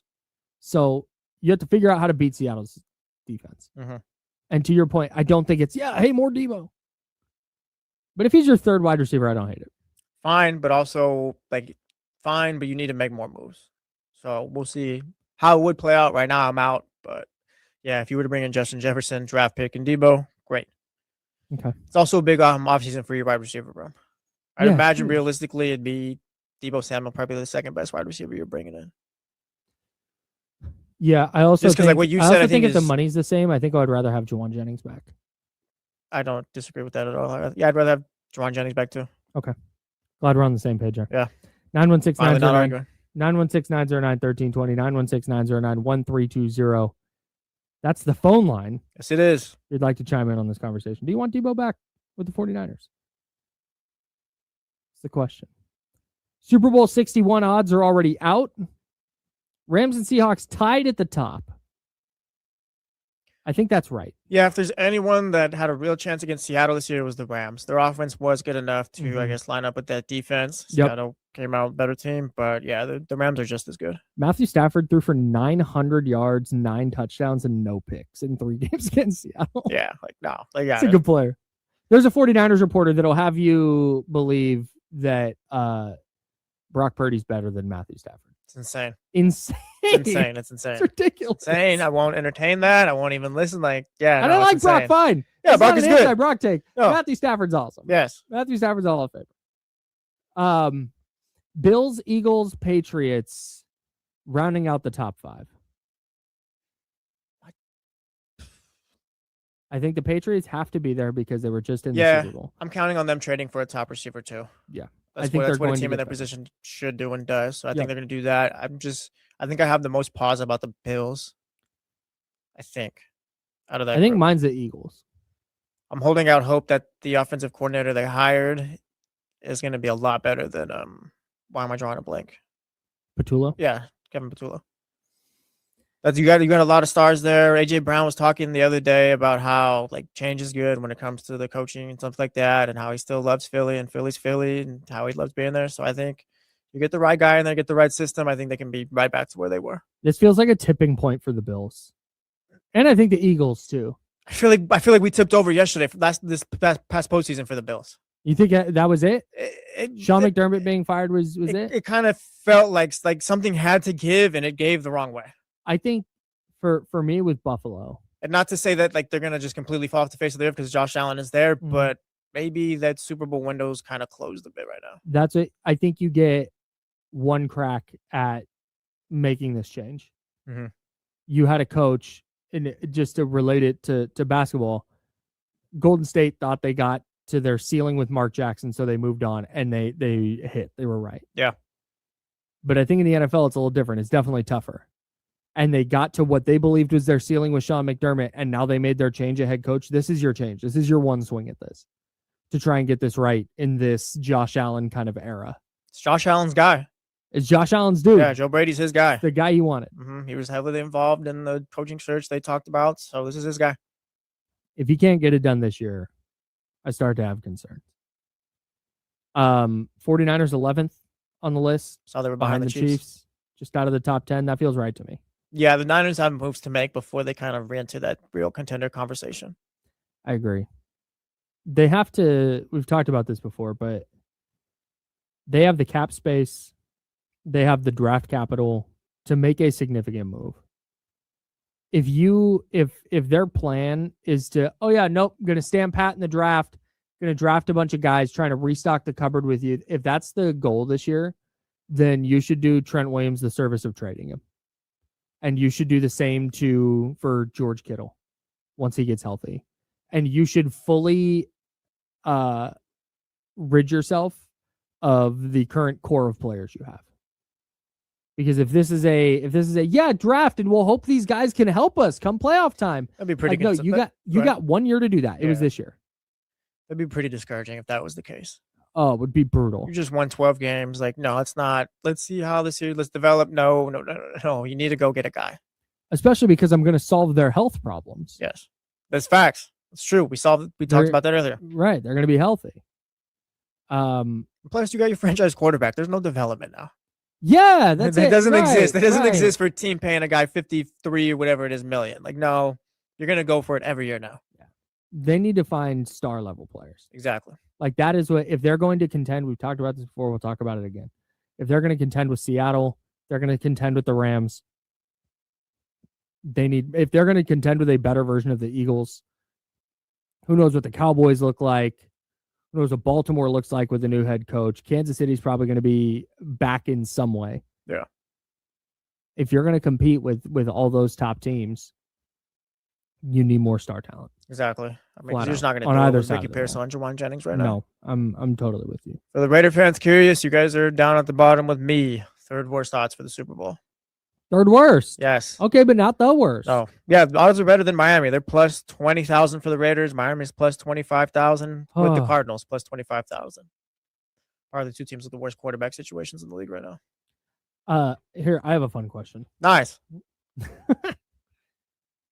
So Seattle, New England was probably like the bottom of the list of potential Super Bowls going into the year. Yeah. If one team, let's say one team that's at the bottom of the Super Bowl odds was going to make the Super Bowl next year, who would you pick? How far down do I have to go? What do you mean? Like, do the Chargers count? Like, they just got to the playoffs, but I don't know. No. Like, that wouldn't be like a likely, like, what would be the equivalent to the Patriots and Seahawks then? Well, Patriots are a 4-win team. Seahawks were a 10-win team. I've got like the Panthers. The Panthers are plus 10,000. Okay. Maybe Tyler Shugg does it. I mean, it'd be pretty tough for me to look at. Maybe the New York Giants. John Harbaugh. Jackson Dart stays healthy. Plus Cam 6,600. Yeah, Cam Scatterboo comes back. He's feeling fine. Malik Neighbors comes back feeling fine. Like, there's some pieces there. Maybe that's the team. No one's putting their money on it, but no one's putting their money on the Patriots. Put $10 on it. Okay, Kyle's putting his money on it. $10 on the Giants to win 660 if they win the Super Bowl. Hey, might have to make a trip. might have to make a little trip. Yeah, maybe the Giants are that team. I don't think it's the Jets. No. I don't think it's the Dolphins. Look, you don't have to whisper. I know what it is. Okay. He says okay. angrily in his Dolphin sweater. I don't think it's Arizona. What about the Falcons? We talked about them. Mac Jones yesterday. Could he be next year's Sam Darnold? Bijan Robinson, a top 3-ish running back in the league. Top 3-ish? You think he's top 1? All right. Yeah. Well, Jonathan Taylor, Bijan, and Devon A. Chen there. There we go. Drake London's really good. It's the Giants. If we're going off of a team that could have been like the Patriots, it's the Giants or the Falcons. If I told you one of the Panthers, Giants, or Falcons went to the Super Bowl. Panthers, Falcons, or Giants? Yeah. I'm gonna go Giants. I'm not completely bought into Bryce Young yet. And maybe he did take a step this year, but it's also like, maybe there's a ceiling there where it's like you're not really going to be top 10 or anything like that. I'm not sure how much they're going to be able to win with you, but I think I'd go Giants. John Harbaugh's there. There's pieces in place. Maybe they just need structure. Yeah. They got some good players along the defensive line too. Yeah. Because that's the big thing. I know we lean on the quarterback stuff, but a big reason Seattle went this year was because of how not like no disrespect to Sam Darnold. Sam Darnold was awesome in every big moment this year. This is not an anti-Sam Darnold thing, but it felt inconsequential, the quarterback play, especially certainly against the 49ers and even into the Super Bowl. Like you just needed to not be bad. You needed to be just okay. And so I think when you look at those teams, I think the Giants have the quarterback with the highest ceiling, but B, I think their defense is probably close. The Panthers might be there too. Are the Falcons a quarterback away? Like, are they just a Sam Darnold type away? Nah, no, I don't think so. Okay, their defense still got some issues. Got it. Well, James Pierce, their rookie, has all sorts of legal trouble now. Yep. Yikes. So we probably won't be seeing him. Yikes. It's probably the Giants then. I mean, the Colts are there at plus 6,000, but I got the Colts at plus 4,000. Oh, you do? Mm-hmm. All right. Well, the Vikings. Commanders going to be back. I don't love them right now. Get healthy, Jaden. We'll see what it looks like. I kind of love the Bears at plus 2,500. Or the Cowboys at plus 3,000. Cowboys are a couple defenders away. I mean, looks like they're going to franchise George Pickens. That offense was amazing this year. Not a Micah. No, because if you had Michael Parsons last year, it's like that's still going to be the worst defense in the league, I think. Probably. I got my eye on the Chargers. Too bad the Cowboys don't have any first-round picks. No, they do have one. Yeah. They traded. I got for Quinn Williams. I got my eyes on the Chargers this year. That's right. That is my league pass team, I guess, if you want to call it one. The Chargers? Yes. Mike McDaniel's there. What? What are you doing that for? Go ahead.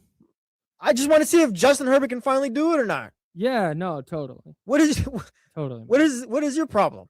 I like the Clippers this year because I want. No, don't do that. No, don't do that. Don't do that. Don't. No, I just want to see it. I want to see it. If Kawhi's healthy, Darius Garland gets healthy. Stop. I just want to see it. Stop. That's my team this year. Don't do that. Stop. Jeff Van Gundy's there. Stop. No, I'm going to throw this football. I'm going to throw my headphones almost fell off. I almost threw this football. Don't you dare compare Mike McDaniel to Jeff Van Gundy. What is wrong with you? No, it's not the same thing. It's one more year. Give me one more year. No, stop. Yeah, no. Terrence 92 in the chat house. The Clippers is such a dig. Yes, it is. That's a shot. No, they're not the Clippers. No, they're not. Dude, you said the entire year, Tuesday Tears. God, I can't wait for Tuesday Tears to come back. Tuesday Tears. We would always say, like, nah, I just don't believe in the Chargers. Yeah, and now it's not Greg Roman calling plays. It's Mike McDaniel. Mike McGenius, yes. Okay. Mike is a great offensive play caller. Okay. What is this? Sure. He is. Okay. Yeah, totally. No, he is. Don't do that. Right, don't do that. No, you're right. No, don't do that. He is. It's not his fault that his quarterback so good. It's not. Yeah, it was Tua's fault. He sucks. Not Mike McDaniel's fault. Tua went before Justin Herbert in the draft. Yeah, and the Dolphins made a mistake. Thanks. Let's relive. All right, dude. We can end the show right now. The Chargers are in that realm for me. This is Justin Herbert's last chance. This is his last chance. If you can't do it with Mike McDaniel, then yeah, you're just a bunch of hope and arm strength. You're the Michael Jordan of Brock Osweiler's. Congrats. Damn. Damn. 6'10" quarterback, 6'8", whatever you want to call him, can throw the football very far. Doesn't matter. Doesn't matter. I don't care. All right. Point being, yeah, if he doesn't do it this year, then it's over with. I do think it's a little bit funny. I haven't given up I just yet. think it's funny. They're not the Clippers yet. That's not right. I just think it's funny. No, they're the Chargers. They've been the Chargers. Yeah, I believe in the Chargers curse and all that, but we need to get an Etsy witch for them too. maybe throw that one on the list.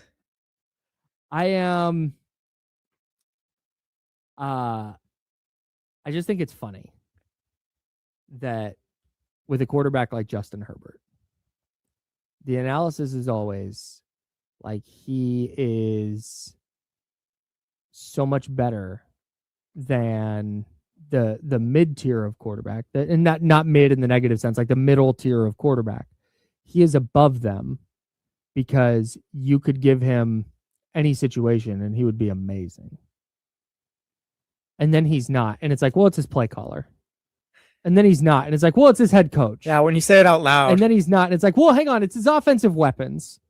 And then he's not. And it's like, well, hang on, it's his offensive line. Like, okay, that's fine. I understand that. But it turns out that quarterbacks typically just need a requisite level of like coaching and talent around them. Mm. And that's just how it goes. Trying to provide quarterback analysis where it's like, yeah, but this guy needs this level and this player needs, like, no, every player would be better with better coaches and talent around them. Yeah, that's what I'm saying. Give me one more year. One more. After that, I'm done. All right, if he doesn't get it done this year, fine, we're done. I'm not talking about make the playoffs, like actually look like the quarterback they've talked about him being. If he can't do it this year with Mike McDaniel, as you make this face that says he's not going to do it, Jess, that's fine. I'm going to give him one more year. Okay. Is Amari Hampton going to be Devon Achane? No. Najee Harris making a comeback? See, I don't like what legend. you're doing. I don't like what you're doing right 925 now. legend. You don't need Devon Achane to be so successful. Quentin Johnston MVP votes or no? Look, you got Lad McConkey. He'll step it up this year. Oh, you got the Aronde Gadsden. Is that his name? Yes, Orlando Gadsden Jr. Shout out to Gadsden. Senior. Played for the Dolphins. I was gonna say Dolphins. Yeah, I remember. Yeah, got him. Look, dude, I'm just saying I'm giving him a chance. Lad I'm not McConkey. saying they're going to win a Super Bowl. Joe Alt coming back. It's a big deal. I don't like what you're doing right now. No, it is. That's a big deal. Yeah, but now you're doing it in a tone where I can't tell if you're being sarcastic or not. Were you being serious about Orlando Gadsden or not? Because he played decent this year. No, it was good. Yeah. It was good. I'm watching the Chargers. That's it. I just got my eye. I got my eye on the Chargers. I might close it if they stink, but who knows? No, you can't close it. No. Yeah, I'm saying I got one eye. I'm watching them. Just say, hey, maybe we'll see with Mike McDaniel, and if not, yeah, everyone else. You were right, Kyle. I'm not even necessarily saying you're wrong. It's just more so I want to see what he looks like with Mike McDaniel. Window's closed. I'm just not locking it. If you just in all seriousness, if you told me, hey, that Mike McDaniel unlocked everything, then I'd like, okay, I get it. Because that was a talented group. I expected them to be better than they were. But Greg Roman's a disaster. And then what do we do when Mike McDaniel leaves for a head coaching job the next year? Well, might have just answered my own little thing right here. Folks, I have bad news. I have bad news. We're out on the Chargers and Justin Herbert. Yeah, no, I don't know. That's not a good thing. Man. We'll see. Man. Jesse Tapia is over there. I'm Kyle Madson. That's Joe Brazil. Clint Kubiak got a 5-year deal from the Raiders, man. Shout out. It's going to be ugly the next 2 years, but hey. Do you think they'll give him... We talk about this with Doug Christie and the Kings all the time. Do you think Mark Davis is ready to say, okay, Clint, here are the keys. You have 5 years? Yeah, he should. You can't just I think you have to. You have to. You can't just keep doing the whole, after 2 years it didn't work. After 1 year it didn't work. Oh, it was really bad. Like, no. You have to let him draft Fernando Mendoza. Yep. And then if Fernando Mendoza is not good, you need to give him another shot at another quarterback. I think that's the problem. I think too many teams let their coaches get one crack at a quarterback. It doesn't work, and it's like, oh, okay, moving on. But like, can you imagine the 2020 season happens with Jimmy Garoppolo, and the Niners are like, man, this quarterback is just not it. You're not going to win a Super Bowl with Jimmy G. Or I guess we'll say 2021 because they flamed out in the NFC Championship game, and they just fired Kyle Shanahan because his quarterback didn't work out. Yeah, that would have been no good. Like you need to, and I think coaches and I think GMs make poor decisions because they're so worried about being fired for go all in with Fernando Mendoza, draft him, do everything you can to build up around him. But if it turns out that he's not great at football after 2 seasons, let Clint Kubiak have another shot at this. If there's structure in place and there's culture in place, and it's just that, yeah, like you said, it's Fernando Mendoza is not that guy, then yeah, you should. And I feel like more teams should do that, but I don't know why everyone's so quick to jump off. Mm-hmm.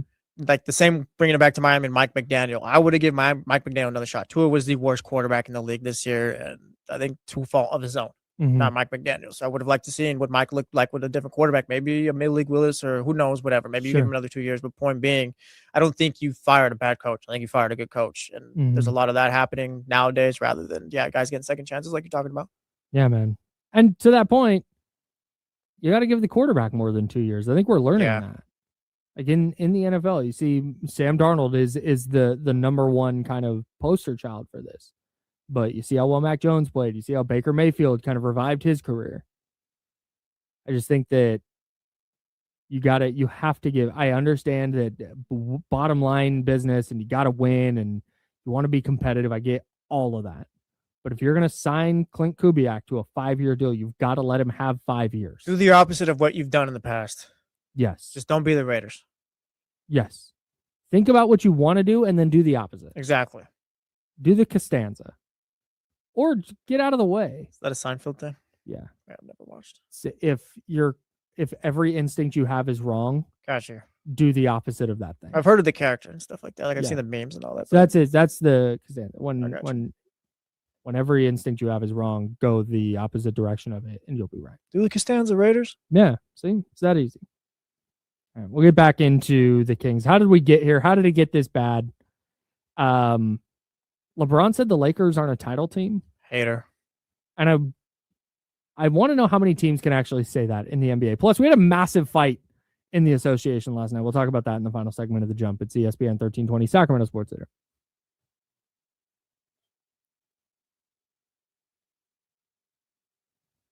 I will be right back. What's going on, Chatty House? Hey. This Photoshop Dr. David did is insane.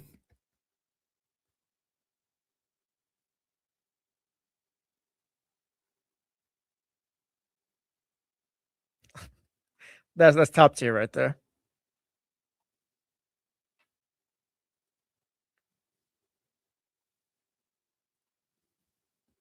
That's so crazy. I gotta go to the bathroom.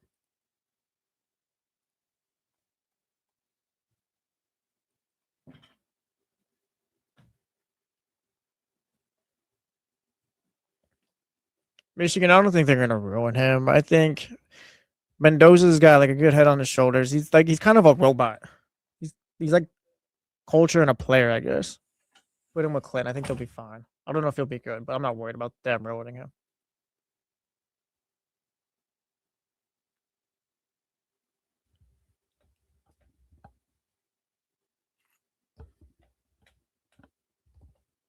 Mike Armstrong.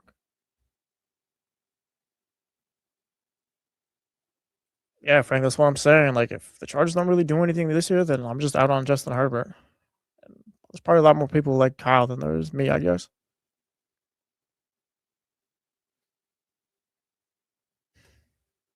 Yeah, Jazz picked up a win yesterday.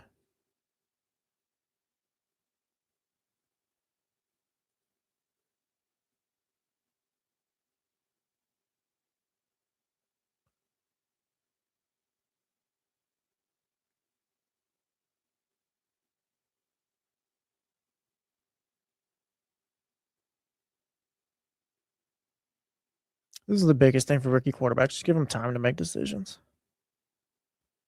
Don't have them do too much.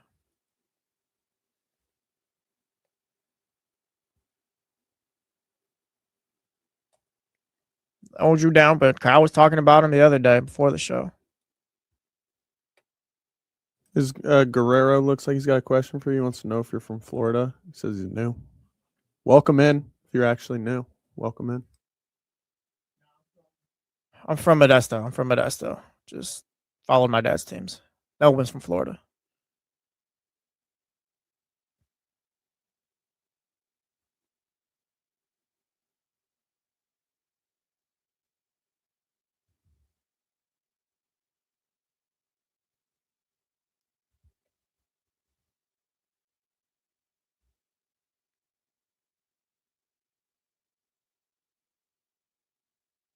Steven and Michigan, I gotta link up with you guys next time you guys are out there before the game or something.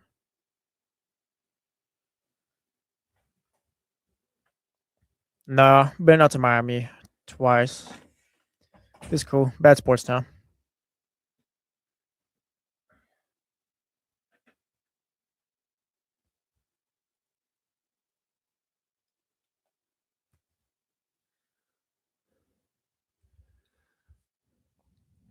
Shout out Kyle Legend. Carbonata? No, you, man. Oh, You, dude. hey. Shout out to Guerrero. This guy's he's been watching Are for 10 you- years. Is that Brentwood corn? The Brentwood guy? That'd be sick. Oh, that's not corn. That's California with a weed leaf. Hilarious. I thought that was corn too. That's funny. All right, not just me. Thank God. I thought it was corn too, actually. It's a better thing to grow. What? Dude, it's an inside joke that you and him have, bro. Oh yeah, that's right. My bad.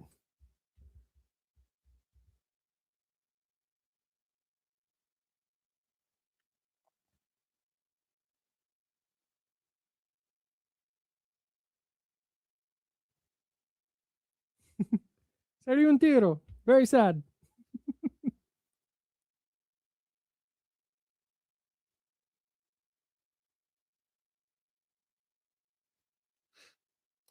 Oh, he's been watching me. They've been watching me.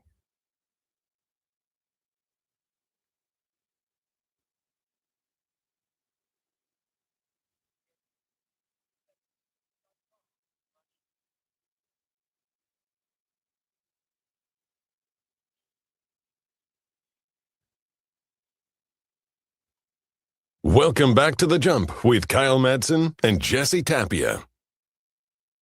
I'm Kyle. That's Jesse. Joe Brazil on the ones and twos. I would like to address something somebody said in our YouTube chat. YouTube.com/ESPN 1320, Twitch.tv/ESPN 1320 if you'd like to watch this show. Shout out to everybody listening on the radio on 1320 AM or on 98.5 FM HD2. All of you listening on the Odyssey, iHeart, or TuneIn apps, salute. We appreciate you as well. And if you're listening to The Jump with Kyle Madson and Jesse Tapia podcast, hello. Hope the future is going well. 5 stars and subscribe. Yeah, 5 stars, subscribe, all that jazz. Leave glowing reviews. Also, additionally, as well, everybody listening on The Jump Rewind, which is a re-air of this show from noon to 2. Hello, hi, how are you? It's probably about 1:30-ish right now. Hope the future is going well. I bet the weather's nice right now. Bet the weather's fantastic. Yeah. Enjoy your lunch. Yeah. Yeah. Shout out to the Rewind people. Matt on YouTube said, this is back when I was talking about how if the Kings lose out, but get the number 1 pick, like everything. Okay, we're off and running. Matt said, chances are the number 1 pick changes nothing. Our younger players are mostly G League level talent. Couple things on this. One, I don't agree necessarily with that. I don't think Maxime Reynaud's a G League player. I don't think Dylan Cardwell's a G League player. I don't think Nate Clifford is a G League player. On the other hand, even if they were, getting the number 1 pick does change something. Because that's the whole goal here. You're trying to find a player who can be the number 1, like the 1A of a future championship team. It is the thing that gets every team from just kind of hanging out to very good to great. And the best way to do that is to have the number 1 pick and have your choice of player who you think can be that guy. Well, yeah, and just once you get the number 1 pick in the building, Darryn Peterson, whoever you want to call it, like you also know how else you need to build out this team. That's it. Like you're starting to finally put the right puzzle pieces down. It's like, all right, well, he's going to be my future guard or whatever at the 2-1, whatever you want to call it, don't matter to me. Mhm. Point being is like, yes, I know what's going on here. Yes. Now I need to figure out what players play best that around him and bring Yes. those guys in. Yes. Like, it makes it a lot easier instead of, hey, we got this center in the second round. We got this guy from the G League that actually turned out to be a pretty good player. Nick Clifford's a late first round pick. We're still trying to figure it out, but we're not sure where they fit. The number 1 pick makes that a lot easier and kind of just finally puts you on the right path. Yeah, and it gives you a player that it's not about winning. It's just more so, all right, now we know what's going on here. Yeah, you have the guy or who you think is the guy. Yeah. Now you can package future first-round picks and make a trade. If Jaren Jackson Jr. becomes available, I don't know if you want him specifically, but Paolo Banchero comes available. Man, got Darryn Peterson. We love what Nick Clifford brings. We love what Keegan Murray brings. I think we can drop Paolo in here and have a really good team. Like, that's the way. If this thing is going to get accelerated, or if there's a version of the Kings in the foreseeable future that's going to the playoffs, it's with a first-round pick, whether it's number 1, 2, 3, 5, 6, doesn't matter. It's because that player is really, really freaking good. Yeah. So next year, it's not likely the Kings are going to make a move this offseason that makes them a 45-win team next year. I don't think anyone's really expecting them to win next year, even in 2027. I think it's going to take them a little while. Maybe you start seeing some real progress where it's like, okay, maybe they can be a playing team or even a playoff team maybe by year 4, hopefully, but things need to strike right. Yeah, they got to go back before they go forward. Yeah. And that's where the number 1 pick, to me, when I say changes everything, I don't, again, that's not, they're going to win 50 games next year if they have Darryn Peterson. No. But right now, I personally have a really hard time finding things to be really, really excited about. Dylan Cardwell has been an unbelievable story. I love it. Maxime Reynaud, second-round pick, 21 and 19 last night. Like, that's great. Like, watching his development throughout this year has been a silver lining. Nick Clifford looks like he's getting his sea legs in the NBA and starting to figure out kind of where he fits in. That's all terrific. It's also all peripheral compared to what the Kings actually need. We talked about the 49ers earlier. The 49ers need star-level talent. Yeah. So that's what the Kings need. Finding rotation guys in the second round, undrafted, late first round, that's phenomenal. But that's also like down the list of things that you need to build out a contender. If they have the number 1 pick, if they have a top 3 pick, that player is going to be the story of next season. And we're going to go into next year. We're going to come in here May 11th. The lottery is May 10th. The Kings get the number 1 pick. We're walking in here May 11th. We're debating AJ DeBonsa or Darryn Peterson. Or is there a secret third guy? And we're going to talk about it. And then whoever they draft, I'm assuming it'll be Darryn Peterson. When they draft Darryn Peterson, it is going to be the Darryn Peterson show in Sacramento. Yep. All due respect to Keegan Murray and Nick Clifford and Dylan Cardwell and Maxime Reynaud and Domantas Sabonis is still going to be here. All due respect to those guys. It is going to be the Darryn Peterson show because that's the player that everybody's going to be looking to be the savior of the franchise. Rightfully so. I mean, we just know that those other guys aren't that, and that's fine. Yeah, Could be pieces, maybe. You need guys like that. Yeah. You need to fill out your roster with quality players. That's good, but again, that's down the list of steps. Yeah. For me, when it comes to not down the list of steps because there's not like a right order to do them in, but it's down the list of importance for me because you got to find that dude, and the way the Kings are going to do it is more than likely through the draft, and more than likely through having a top 3 pick. Yeah, I don't disagree. So that's why that player changes things, in my opinion. And apparently in Jesse's. It's not about winning it or anything like that. This is going to be a slow build. So get Darryn Peterson in here, and then maybe by year 3, we start to see some real progress. Potentially year 4, but yeah, it's not like, oh yeah, Darryn Peterson's here, and we're all good. No, it's not. Still plenty of work left to do because you know what, Zach LaVine's probably still going to be here. And as will Domantas Sabonis, like you're still trying to move on from guys that you don't have a future with. Mm-hmm. What you run into if you don't draft a star, like a number 1 star level guy, you become the Jazz. Poor Will Hardy, still tanking in his 5th year. Yeah, man. Like it's just this long drawn out thing, and maybe Ace Bailey's that dude. but they've had Lauri Markkanen. They traded for Jaren Jackson. But the Jazz for years have been trying to find that guy, and they found some like good players, some players they like. But until you get that guy, and I think they might think Ace Bailey is that guy, which is why they kept Lauri Markkanen and why they traded for Jaren Jackson, because I think this is something they can build around, which would be awesome. But when you're drafting fringe, like, yeah, maybe this guy starts. Oh, yeah, we think this is a rotation guy. You're going to be wallowing in this. Oh, we're not winning enough games. We've got a tank starting in mid-January. It's kind of where the Jazz have been, and then they went to go trade for Trae Young and Anthony Davis. Not the Jazz, the Wizards, excuse me. Yes. Yeah, the Wizards. Yes. Yeah. They went, okay, Alex Sarr is going to be the guy. That's who we're banking our future on. Yeah, you just got to find the guy of the future. And that's why it matters. How much time we got left? 15 minutes. That's Jesse and Kyle. Joe is over there. Did you see the fight in the Pistons-Hornets game last night? It did start during Dylan Casey yesterday, but let's run it back. Isaiah Stewart is just a winter soldier, by the way. That was crazy. He's Bucky Barnes. You say the right things or the right thing happens, and he's ready to go. How do I share my screen? Oh, hit share screen. Got it. Kyle's first. Because I only saw the first part of the clip. I didn't even see the second part where Isaiah Stewart came running in until like maybe 20, 30 minutes later. Yeah, so we're watching. If you're listening on the radio, I'm so sorry. But here's so we've got an inbound. So what precedes this is, oh my God, who is the player that Darryn got into it with? Not Musa Diabate. It was, help me. You sure it wasn't Musa? Oh, it was Musa Diabate. Yeah, okay. Okay. So it's Musa Diabate that he got into it with. They were jawing at each other before this. So they go inbound to Darryn, who drives on Diabate, shoulder into him, Diabate hacks him, and then face to face, forehead to forehead. Darryn immediately turns around. And this is the crazy part. We see guys do this all the time.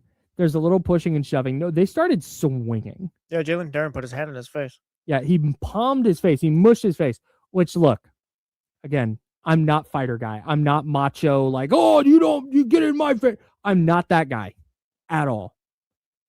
You face mush me the way I'm swinging. Yeah, that's going to be a fight. That's going to get me to swing, and maybe I get my ass whooped.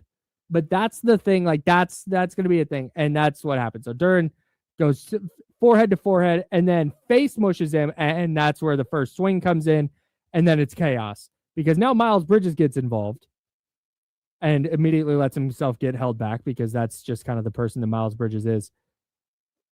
I hope this clip gets to beef stew, because we've got coaches on the floor. We've got Nick Nurse trying to do something over here. Still got about 30 seconds of clip left, so I'd imagine we get beef stew. Is that Nick Nurse? No, Nick Nurse is in Philly. What am I talking about? It looks like Nick Nurse, though. So you've got Musa Diabate being held back. You've got Jalen Darryn being held back. Cade Cunningham's in there trying to play peacekeeper. Miles Bridges is in here just yelling, trying to fight anybody, because that's just the kind of person he is. Now as he's walking away, he's pointing and shouting. Oh, and now he's going to swim move the coach. Oh, hang on. We've lost Miles Bridges here. What is the camera guy doing here? He's kind of confused. Well, there's a fight going on to the left. There's fights to the left and to the right. Yeah, and we've got camera guy focused on. Well, you don't want to highlight it because kids are watching, Kyle. No, he's focused on the free throw line. Here we go. And there's beef stew coming in with the smoke from Miles Bridges, which I just love. Yeah, and there's about 30 coaches, it looks like, just trying to break it up. Isaiah Stewart was ready for this. Yeah, he's going to get some games on that suspension. Which, I mean, coming off the bench. Miles Bridges got packed up. That was amazing. Yeah. Love to see that. Yeah, no, that was an insane fight. That was an actual fight. Pistons. That was a real life fight. No, that wasn't a little skirmish that there was some pushing and shoving and then everybody got separated. That was real. I did the whole, hey, it'd be pretty awesome to see these teams in a 7-game series in the playoffs. I think the Hornets are a game and a half. The Hornets, I think, are a game and a half around there out of the play-in. They're in the play-in. They're 10th right now. They're a game up on the Bulls. So let's say the Hornets beat the Hawks, then you get past whoever loses the 7-8 game, you're playing the Pistons. Can't happen. The Hornets have kind of been the team where they're taking a step forward finally. The Hornets are good. Yeah, they might just fall in the play-in and not make the playoffs. But point being, I can see them being a lot better next year. They're trending the right way Yeah. for sure. Still not sure if I buy the Pistons as true title contenders. All right, so LeBron said the Lakers are not. Yes, he's such a hater. I don't like. he? Fine, like the Lakers are not. Is he a Okay. hater? Yes, because that's your team. Well, it's Luka's team. Okay, it's Lucas' team. Point being, yes, like I don't know think he's- why you're doing that. What?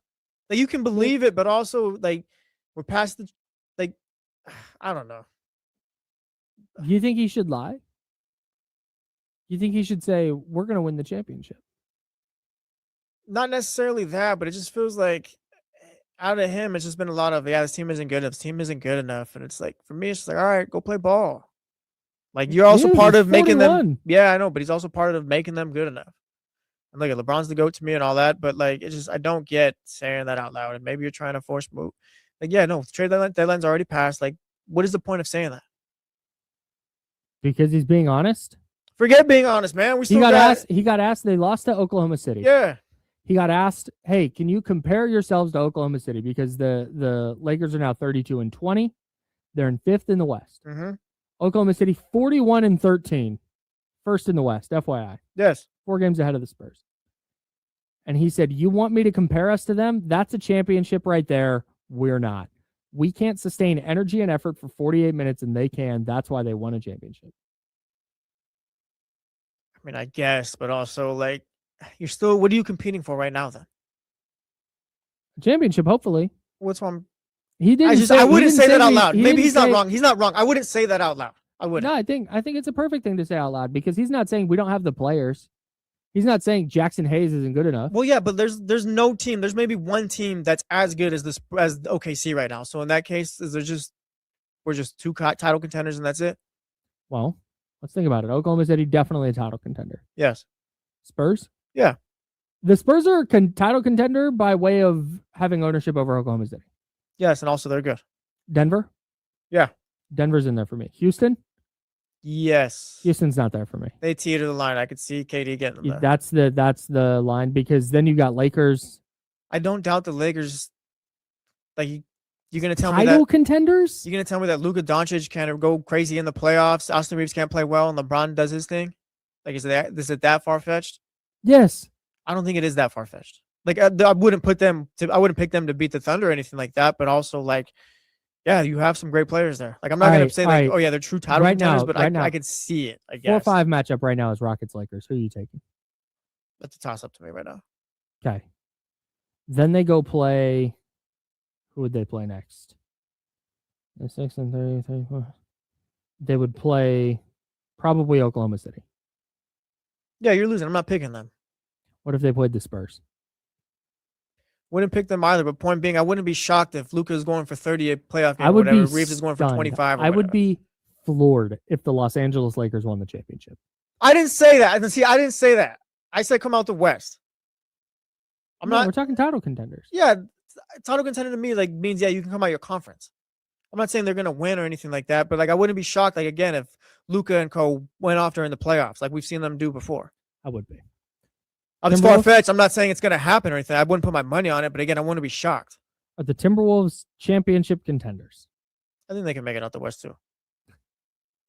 I like what they've been doing this year. There's levels to this. Like they're not OKC and the Spurs. So there are 6 title contenders in the West. Phoenix? No. Phoenix is the cutoff. Okay, so you've got the top. If you 6 can teams get in to the West. Western Conference Finals, are you a title contender? Let me rephrase. That's my fault. That's a good question. Yes. To answer your question. Okay, yeah, I could see. LeBron those teams get to the Western said Conference we are Finals. not a championship team right now.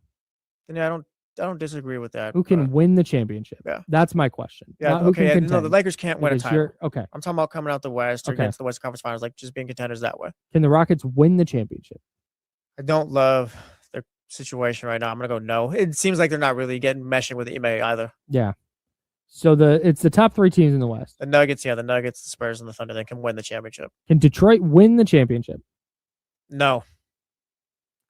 Can the Knicks win the championship? Yes. Wow. Yeah, they can. They can. That's so disrespectful to my Pistons. That's No, it's not. They just got here. Can the Boston Celtics? If Jason Tatum comes back, yes. Only if Tatum comes back? Yeah, if not, no. That Knicks game where they got blown out is kind of, I think, what you might see in the playoffs. I think they got a second round ceiling as is. Jaylen Brown is going to get his, but I'm not sure Derek White or Peyton Pritchard is going to be able to create in the playoffs because there's going to be a point where your system's just not working and you need a bucket from your guys. Yeah. And they don't have that second guy, I don't think, consistently enough. So, yeah, right now, no. But if Tatum comes back, then, yeah, they can win it. I'm so interested in the Jason Tatum storyline. I didn't think I was going to be interested at all. I'm so interested in it. 5-on-5s with the main Celtics. Yeah, he's playing they sent him down to the G League to get some work in. He's ready to go. He's ready to go. If he's not ready to go and he wants to sit out the rest of the season, more power to him. But ultimately, it's up to him and how he feels. I don't think it's a situation, too, where the Celtics are, like, kind of rushing him. If Danny Ainge was the GM, then maybe it'd be a little bit more skeptical. But Brad Stevens feels like the more calm and collected guy where it's like, yeah, we can see you next year. It's no problem. So if Tatum's back, I'm assuming, yeah, he's good to go mentally and physically. Cavaliers? No. I'm out. Yeah, I'm out. And that's Toronto's, Philly, Orlando, none of those teams. Yeah. Why isn't Detroit a championship team to you? Where are they lacking? It's less about lacking and more so I want to see them kind of run the gauntlet in the playoffs. I want to see them do it first. Maybe that's not the right way to go about it, but it's just I want to see them kind of get there. I can't wrap my head around I think there's some Knicks playoff being a championship team and the Pistons not. The Knicks have been there. The Knicks have been competing. Like they were in the Western Conference Finals last year. You hired Mike Brown to kind of take you over the top. When it comes down to it, yeah, I think I'm going to trust Jalen Brunson over Cade Cunningham as well.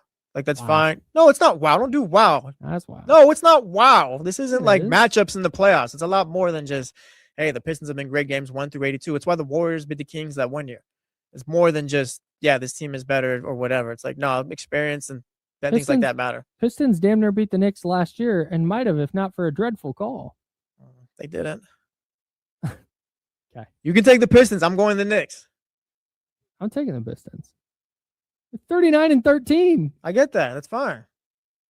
They're ascending. They went last year. They were very good in the playoffs last year. It's all great. It's all great. I'd still go with the Knicks. I'd still go with the Knicks and the Celtics. Mike Brown, I guess. Karl Anthony Towns. I got my questions about the Knicks too. Big cat guy? Not really, but everybody knows Karl Anthony Towns turns up in the postseason. Okay, and Tobias Harris is going to turn up for the Pistons? No, Tobias Harris is like the 6th best player. So who's going to turn up on the Pistons then besides Cade Cunningham? Besides Jalen Duren. Jalen Duren is going to turn up. That's the second best player. Turning up. No, you're insane. Jalen Duren's been awesome. He's fine. He's great. Why am I insane? Because Jalen Duren is not going to be the second best player on a team that's going to the finals. Why not?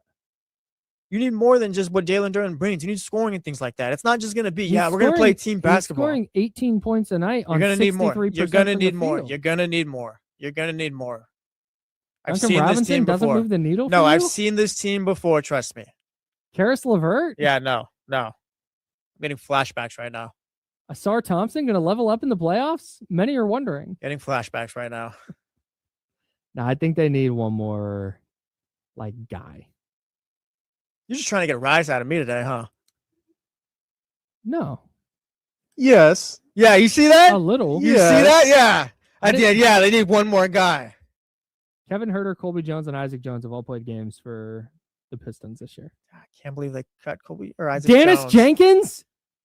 That You're sounds disrespecting Dennis Jenkins? That sounds like a Home Alone character. The Sticky Bandit? Yeah. Home Alone 6. Cohen the chatty out sharpshooter. Duncan Robinson doesn't do it for you, Jesse? No. That Duncan Robinson not moving the needle. Heat culture. He brought heat culture to Detroit.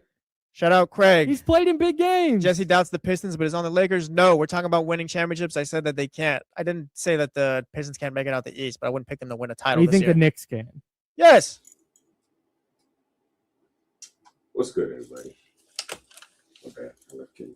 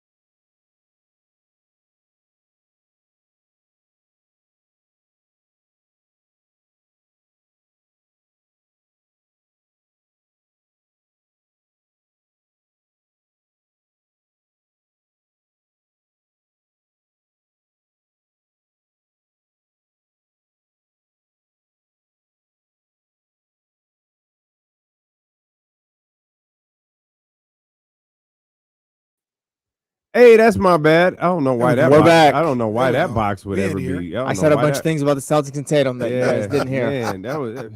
We had a great conversation. That was great little pre-show stuff. Man. Just going to shit. Okay.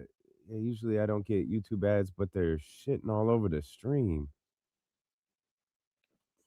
So can you guys? The ads are running during the live stream. I've seen that. How do I put this? I've seen that be an issue before. With live us? streams. No. Oh, with other live streams. Yeah. And it's not anymore. So I think it's something that can be fixed. Okay. But I've seen that be an issue. Sometimes I'll be watching my NFL throwback videos and here's an ad on pasta. So I know. So I guess it's just weird. Some of y'all get ads. It's YouTube stuff. Oh, okay. All right. Us unpaid YouTube people have the show interrupted by 10 to 20-second ads. Oh, so if you don't have YouTube Premium, oh, that's trash, dude. I'm sorry. I don't think that there's anything we can do about that then. Yes, ads run during. All right. We'll look into it, but given some of y'all feedback, that doesn't look like anything we can control. I don't have YouTube Premium, and that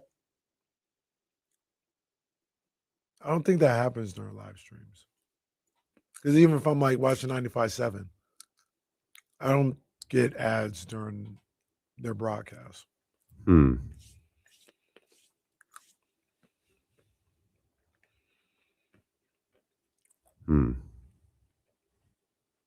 That's weird. Warren, do you have premium? I'm just trying to decipher what the why some of it's happened to some of y'all and some of y'all it's not happening to. Yeah, I'm not sure. Because I know that was an issue across the street, and it's not anymore. And then as I think about it, I've never had that issue on 95.7, and I don't have premium. Yeah. We got them screaming D-Lo, KC, D-Lo, KC, D-Lo, KC, D-Lo. We got them screaming D-Lo, KC, D-Lo, KC, D-Lo, D-Lo. We your number one spot. We your number one spot for some sports, huh? Got the city going crazy when we work, huh? We top two, but we ain't two, we in first, huh? And when you need the real, we is who you search, huh? D-Lo, KC, D-Lo, KC, D-Lo, KC, D-Lo. We your number one spot. Let's go, baby. Let's go. We live here and unmuted. Everybody can hear us. That's right. So we're taking steps forward already here on this Tuesday, February 10th edition of D-Lo and KC. I'm Damian Barling. The ultimate needle mover in God mode himself. He's Kenny Caraway. Yes, sir. Acknowledge me. And we are live. Alongside EP. What are you doing with him? Yes, indeed. Show number 2 for the EP today. How's show number 1 go, man? It was a good Some time. good stuff. Kyle was just trying to piss me off the whole time. Felt like. Damn. Oh Well, yeah, like it felt like Kyle was just trying to poke the bear today, trying to get a reaction, and you know it worked a lot of the time. I yelled a lot today, but we had a lot of fun. well, hold on. What? Damn. What was he doing that was trying to get a reaction out of you? Not even a reaction. It's just I'd have a point. Kyle's like, huh, okay. Well, what about this? Nope, this. And then Kyle just wanted to argue today. I don't know. See, Scooter was there. Says LMAO. Yeah, Kyle was egging Jesse on. Give me an example. Well, at the end when we were talking Pistons and Knicks and why I said the Knicks were a championship contender, and he's trying to tell me about Jalen Darren and things like that, and that was pissing me off. Oh, Jalen Darren piss you off. Well, yeah, he's like, oh yeah, well they have Jalen Darren, they'll be fine. I'm like, Jalen Darren can't score. He's like, he gets 18 points per game. It's like, oh, I've seen that before. Well, damn. Yeah. So you don't think the Pistons are a title contender? They can't win a title. They can't win a championship this year. That's what it came down to. I completely understand that. I don't think they can. I would be pretty surprised. They're Cleveland. Yeah. They're the Cavaliers of last year. Maybe not even that good. I put them, a little below Cleveland because I would be surprised if the Pistons were hoisting the Larry O'Brien Trophy at the end of the year. Like, that would be shocking. Yeah, I agree. Kyle was trying to gaslight me, saying he wasn't trying to make me mad or whatever. See, look at Kyle was being dismissive. Oh yeah, this was another thing. I said Kyle can absolutely be dismissed. Yeah, no, there's another thing. I said that I was gonna give the Chargers one more year, Justin Herbert, because they got Mike McDaniel, and Kyle called them the Clippers, and he was disrespecting Mike McDaniel after that. I didn't like that. That's what my mornings are like now. Yeah. Welcome to morning radio. That's terrific. Kyle Madson is to you as Kenny Caraway is to me. That's good stuff right there. I almost threw the little squishy football at him. Hey, can we? Oh, that's terrific. That's why they were over here. I get both. Legit, I had both of them over here. She was stressed. Hey, can we talk about the? Can we talk about? You brought up the Pistons. Can we talk about the Pistons for a second? Talking about Fight Night, or yeah, I watched that video back. I watched it a bunch of times. Because they added the Stone Cold music to it. Hella funny. They added that JR commentary with the Stone Cold music. And then I noticed something. And I want to know if y'all noticed it too, because if you did, you'd absolutely know what I was talking about. I think Isaiah is a little phony. Oh, I don't think that at all. Oh, I think he's very fake. Who did he originally go after? Like that, it was Bron, right? Yeah. But he didn't, right? Like he ran in like a big circle and did this big thing. Because he was getting held back and all of this different stuff. So once he got into it, and it was Bridges, once he got into it, like they was into it. But when he got there, like he rushed. If you pull the video up, he rushed. He could have done damage, and he didn't. I don't know if he was trying to move the two coaches, but I think he was just trying to slow himself down because he ran sprinting at Bridges, and he didn't make any sort of like gesture. He didn't make any sort of physical move. He just kind of like put his hands on the two assistant coaches and like kind of, I'm here. And then they got tangled up. And then when they got tangled up, I think Bridges responded. And then that's when Beef Stew started going at him. I don't think he went over there with any intent to fight. I think Bridges was the one who was like, oh my gosh, this Neanderthal is here. Let me deal with this. And I go back to the LeBron clip. He was never trying to get to LeBron James. He was never trying to get to LeBron. I don't know about that one. He was trying to get to LeBron James. If he had run up on LeBron, threw people down. If he would have run up on LeBron, he would have stopped. If everybody had gotten out of the way and LeBron James was right in front of him, as close to you as I am to you, he would have stopped. He would not have approached LeBron James. Watch him. I don't know. No, he's got him right here. No. Once they get tangled up, they up. But watch when he runs up. Rewind it again. Watch when he runs up. He is not coming. Look at. He's not coming for the smoke. He has to duck from a punch. No, Bridges was not. See, he ran up. He did not move. Bridges was the one who was like, "Oh man, here this dude comes." Bridges reacted first because look, he ran up and didn't do anything. Well, yeah, I don't know if he was ready to like sock him.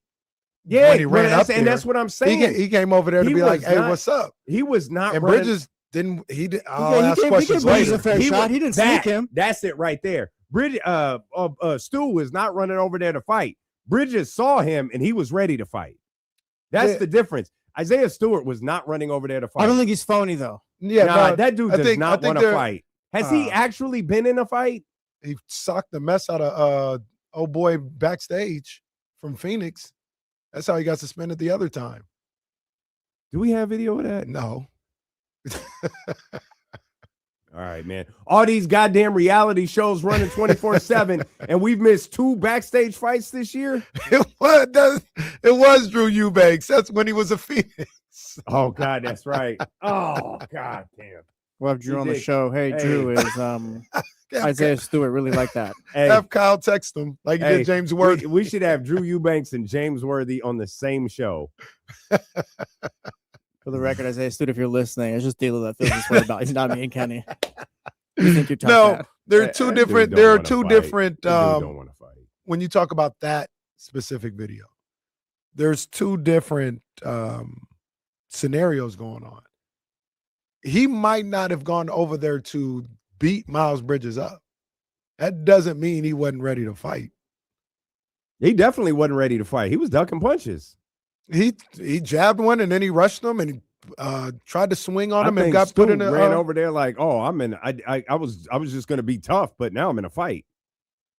Nah, I mean, I don't know. Like in that situation, like if I'm Isaiah Stewart, and I know the reputation he has, but if I'm Isaiah Stewart and I'm coming off the bench, it's gonna be probably to jump in Miles Bridges' face and be like, "What's up? Like, relax, calm down. We ain't doing all that here." I'm not running off the bench to Kermit Washington his ass. And I think that's what you expect from Isaiah Stewart. But why are you running off the bench like that? I mean, like, he shouldn't have done that. If you are running like that into a skirmish, like it better be for one reason and one reason only. Because like you can, hey,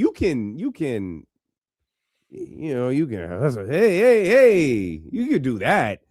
That Austin music worked. The reason the clip was funny is because the music worked. But that's also based off a reputation.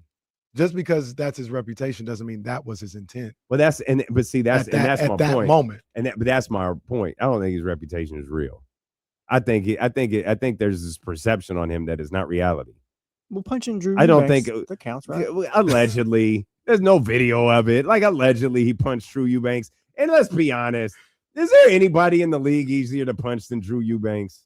Oh, Drew Eubanks is like 6'10", I think. It's kind of tough. Drew Eubanks. I feel like others have Drew vouched for Eubanks Isaiah don't want no Stewart. problems with anybody. Drew Eubanks just trying to live his life. He said that's fake hustle. Fighting Drew Eubanks. Honestly, to be honest, I completely forgot about the Drew Eubanks thing. Like I completely forgot that happened. I was thinking more the LeBron thing where everyone's like, "Oh, Isaiah's crazy." It's like, what is he doing?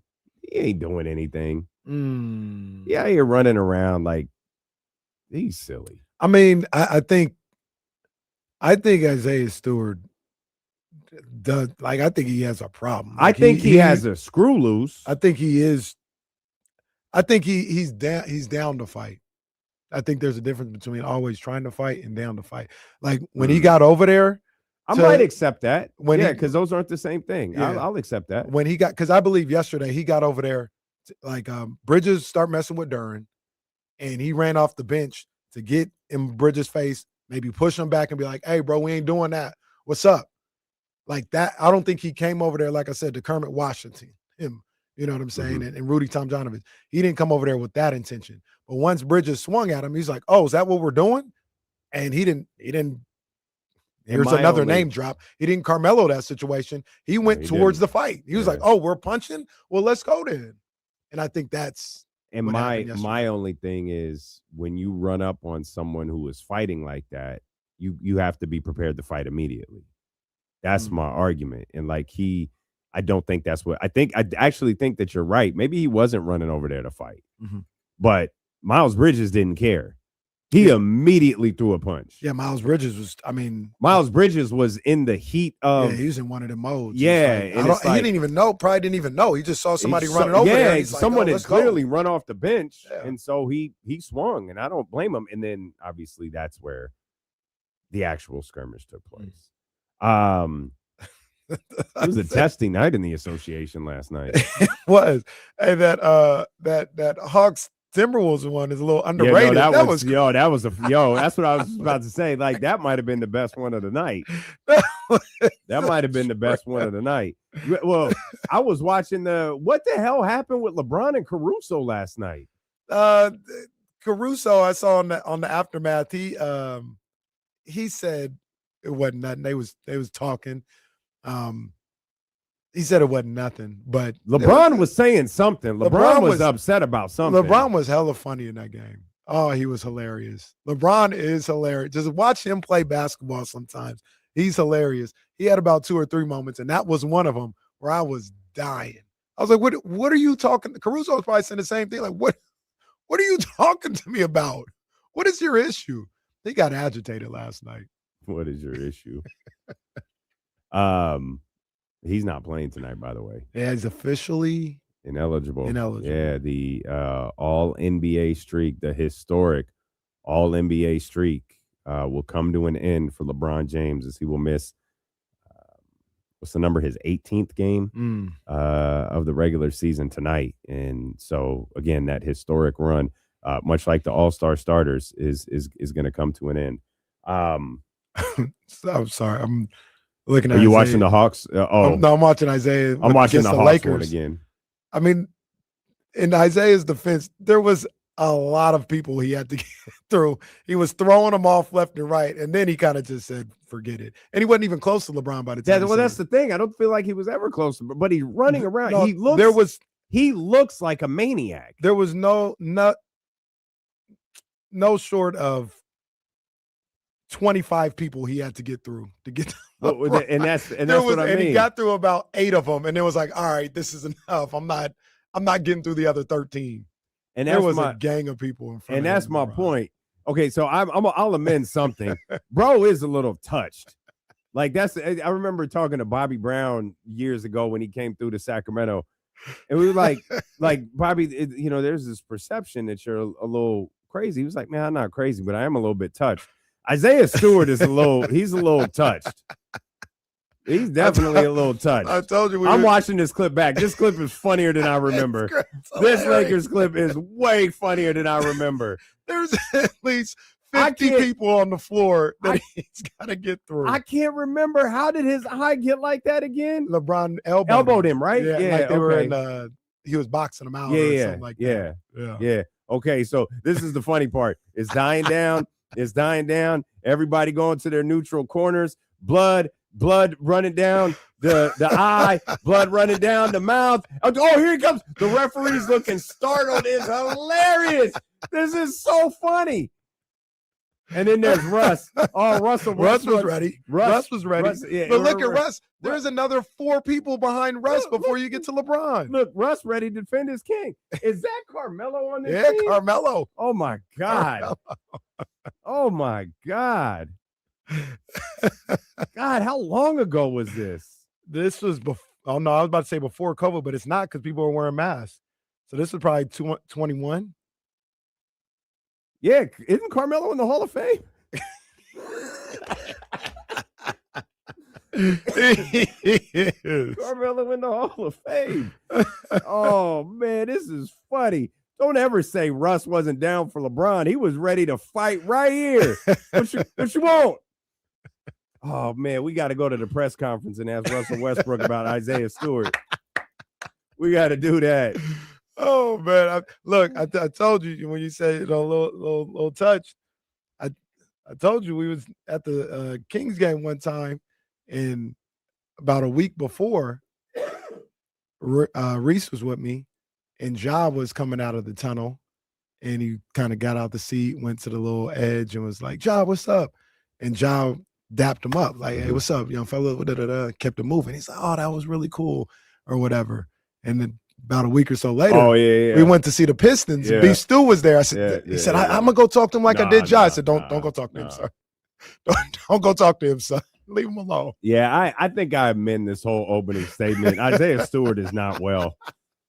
I don't know that this man actually wants to fight people, but I don't know that he's well. I already cut this on and sent it to Detroit's PR team. Yeah. This Lakers clip is one of the funniest videos of all time. This man is screaming and yelling, and there is blood pouring down his face. And I will give him credit on this. At that time, he was a young, nobody knew who he was, and he was one of the first people I've ever seen go at the King. Oh, like he didn't hesitate. Yeah. King gave him an elbow, and he said, "Hey, bro, I'm trying to go right now." Hey, oh God, this still shot. So I can't confirm this, but it absolutely looks like I'm gonna have to put this on. I'm gonna have to put this on the screen. I didn't mean to open the show with Isaiah Stewart discussion, but when Isaiah gets loose, the camera's not on Isaiah. Yeah, it's on LeBron, the referee, and it looks like Lakers security. There's clearly they recognize something happens because they all look up, and the referee's eyes get really big. And I don't know this for sure, but it sure looks like he puts his hands out to protect LeBron if he has to. Everybody's willing to die for Everyone's LeBron. Going to protect the King. Not to forget the classic moment where Isaiah Stewart was hurt or it might have been just out of the game last year in the playoffs. And like Cat and Thompson got into it, and the camera cuts immediately. Isaiah Stewart on the bench. I guarantee you that's going to happen again. Yeah, now that we know he'll leave the bench. He will leave the bench and one cross. We talked about it at the end of the show yesterday. He got to get at least 7. Healthy. I think it's going to be more, bro. Yeah. I think it's going to be more. It is going to be healthy. He left the bench. That could have, like, if he was really on that Kermit Washington stuff, that could have been brutal. I'm watching the fan video now. Look, Cade. Look, he looked like Barry Sanders out here. God, he's taking Detroit security out. The Pistons. Oh no, that was the Clippers. What Timberwolves and Clippers got into it the other day. That one was funny. That clip was hilarious. Timberwolves Clippers. It was Julius Randle and Chris Dunn. Yeah. That one had me die. The way they were just kind of handling each other left and right. I was laughing. I can't figure out who this is because it's a grainy video and it's the Lakers from I don't know how many years ago. But this Laker playing like free safety is hilarious. What? Because I'm gonna show it to you. You tell me who it is. Hang on. You got to. But this has to be from about 2004 because HD was not available in 2004. Now watch my man right there. Oh, that's what's the center's name? He really is. He's looking like Trent Williams. That was I think that was it's either DeAndre or it's former who? Jordan or it's former King. What was the King that was the center who would always catch the oops? What was the and he wasn't here. This was around the Rashawn Holmes era. Oh man. Really obscure King. I'll find him. But it might be him. The only reason I don't think it's DeAndre is he looked like he was in the game. Let me see. But maybe it was DeAndre. Because DeAndre DeAndre's number 10. So that's DeAndre Jordan playing free safety, trying to protect. I know. He's looking like Trent Williams. He's following the defender around. Oh, that is funny. Oh, man. That is funny. So now I'm going to have to find out who that player was. I'll find it in about 3 We talking about Damon Jones? Chats Wayne and Gabriel? Not Wayne and Gabriel. Damon Jones, big guy. Catching oops. Big guy. Wayne and Gabriel was a big guy. It wasn't Wayne and Gabriel. It might have been Jones. It might have been Damon Jones. Damon Jones was definitely a big. Yeah, I think that's who it was. It was during COVID times too, I believe. Damian Jones was during COVID times. Yeah, I'm sure you're right. And those teams were better than this current version, who lost a franchise historic. That's phenomenal knowledge by you. Count it for you. Damian Jones, good knowledge. Oh, the chat was in on that too. Oh man, you gotta take credit for that. I ain't gonna do that. What do I get at it after all of these wins? Do I get like a stuffed animal? Do I get cool? It's like I don't know.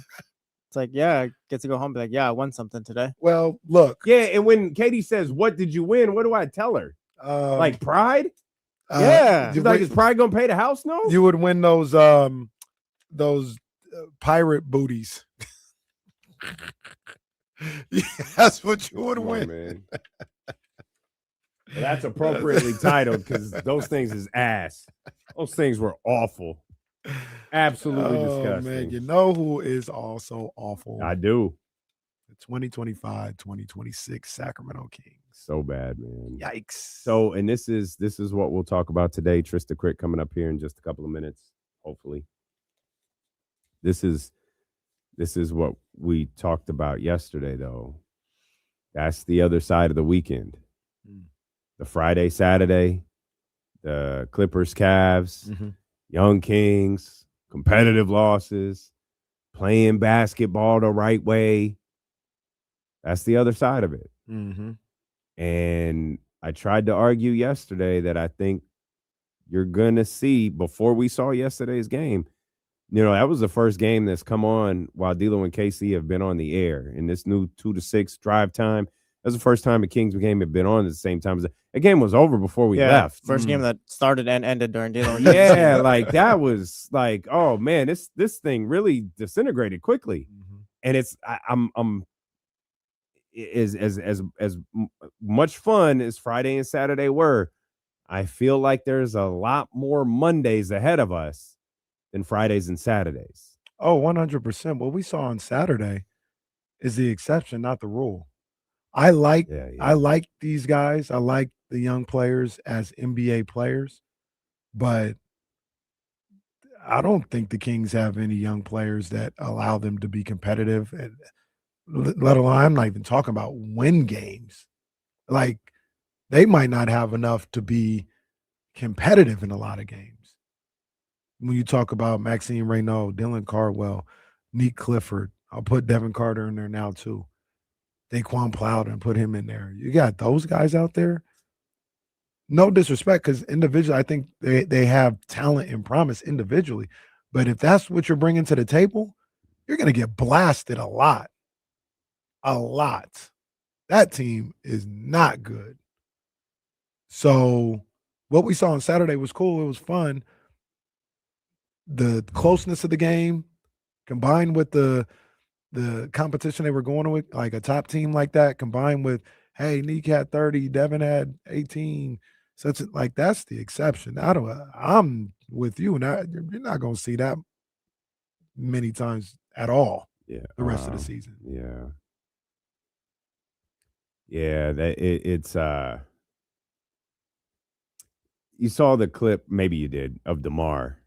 You almost certainly heard or read about it because Jason Anderson both caught the aftermath and then asked Doug about it later. He talked to DeMar as well. Shout out to JA for making that trip and bringing Kings fans coverage. But he threw the water bottle out of frustration, and he asked Doug about it. And he asked DeMar about it. And DeMar was like, I just want us to play the right way. And he even, threw in the line like win, lose, or draw. I just want us to play the right way. Mm-hmm. And there was clearly something going on last night where guys like DeMar DeRozan, you saw Russell Westbrook get animated a few times. Like they did not feel like they were playing the right way. Mm-hmm. Obviously, there were a million missed shots. New Orleans is far from a juggernaut of a defense, but I think 4 for 31 from 3, just a disaster. But the number that was really telling was they gave up 34 fast break points. I think those are the types of things that DeMar DeRozan was talking about. You give up 34 fast break points, you're outscored 34-16. That means you're not getting back on transition defense, and you're not getting out in transition on offense either. And so your shots are becoming more difficult. So you're winding up with a low shot percentage and a low 3-point percentage. And it seemed to boil over for the veteran last night. He got a little frustrated, visibly frustrated. Yeah, man, I commend the guys like DeMar DeRozan, Russell Westbrook, even Zach LaVine for the most part when he plays. These guys have, I believe, and I've said this a number of different times, they played hard this year. This has been a bad situation. It's been a losing situation.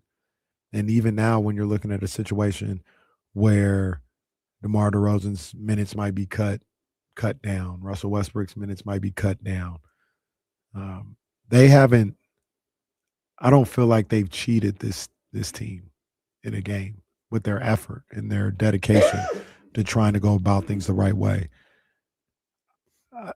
They may not just be good enough. Like that's something completely different. Or I've said a number of different times, I think they're snake bitten this year. They can't get right. Yeah. It doesn't matter what they're trying to do. They can't get right. But their effort and trying to be professionals about how they approach the game, I don't think is wavering for the majority of this season.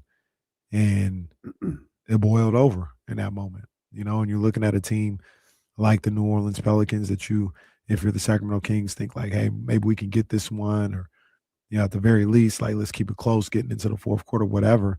And to get blasted the way they were getting blasted, that's got to be extremely frustrating for those guys, because they, at the very least, for guys that are still trying to win games, that felt to them probably like a game that they could win, and to be non-competitive was frustrating. We'll come back. We'll obviously talk a lot more Kings basketball. We'll talk about what we saw last night. Couple of positives to take away. Obviously, Max had a tremendous game. It was a lot prettier when the game ended. It got worse after the league got a hold of the tape. We'll explain what that means. Plus, Trysta Krick going to join us for the marathon next. 60 minutes of commercial-free sports talk. We're dealing with KC here on Sacramento Sports Leader, ESPN 1320. Jason's good, by the way. Okay. He hit me this morning.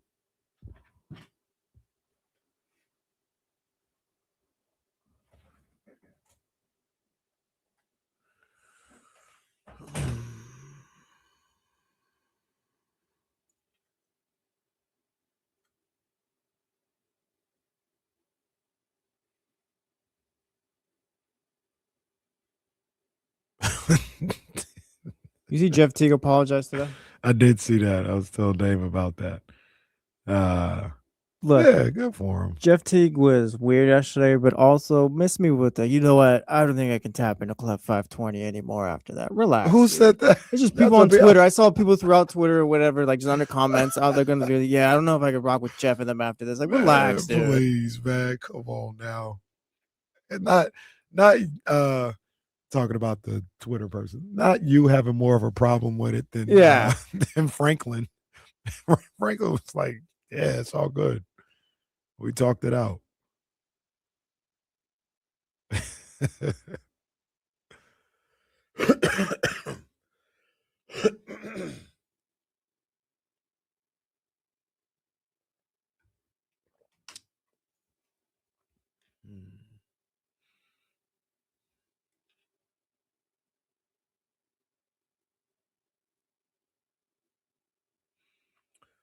$520 is the best.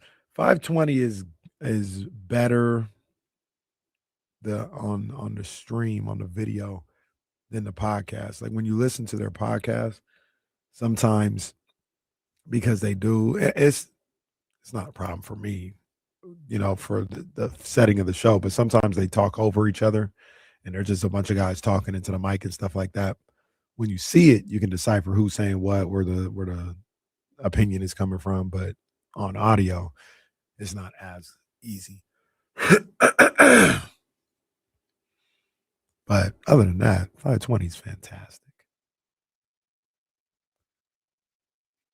Fantastic.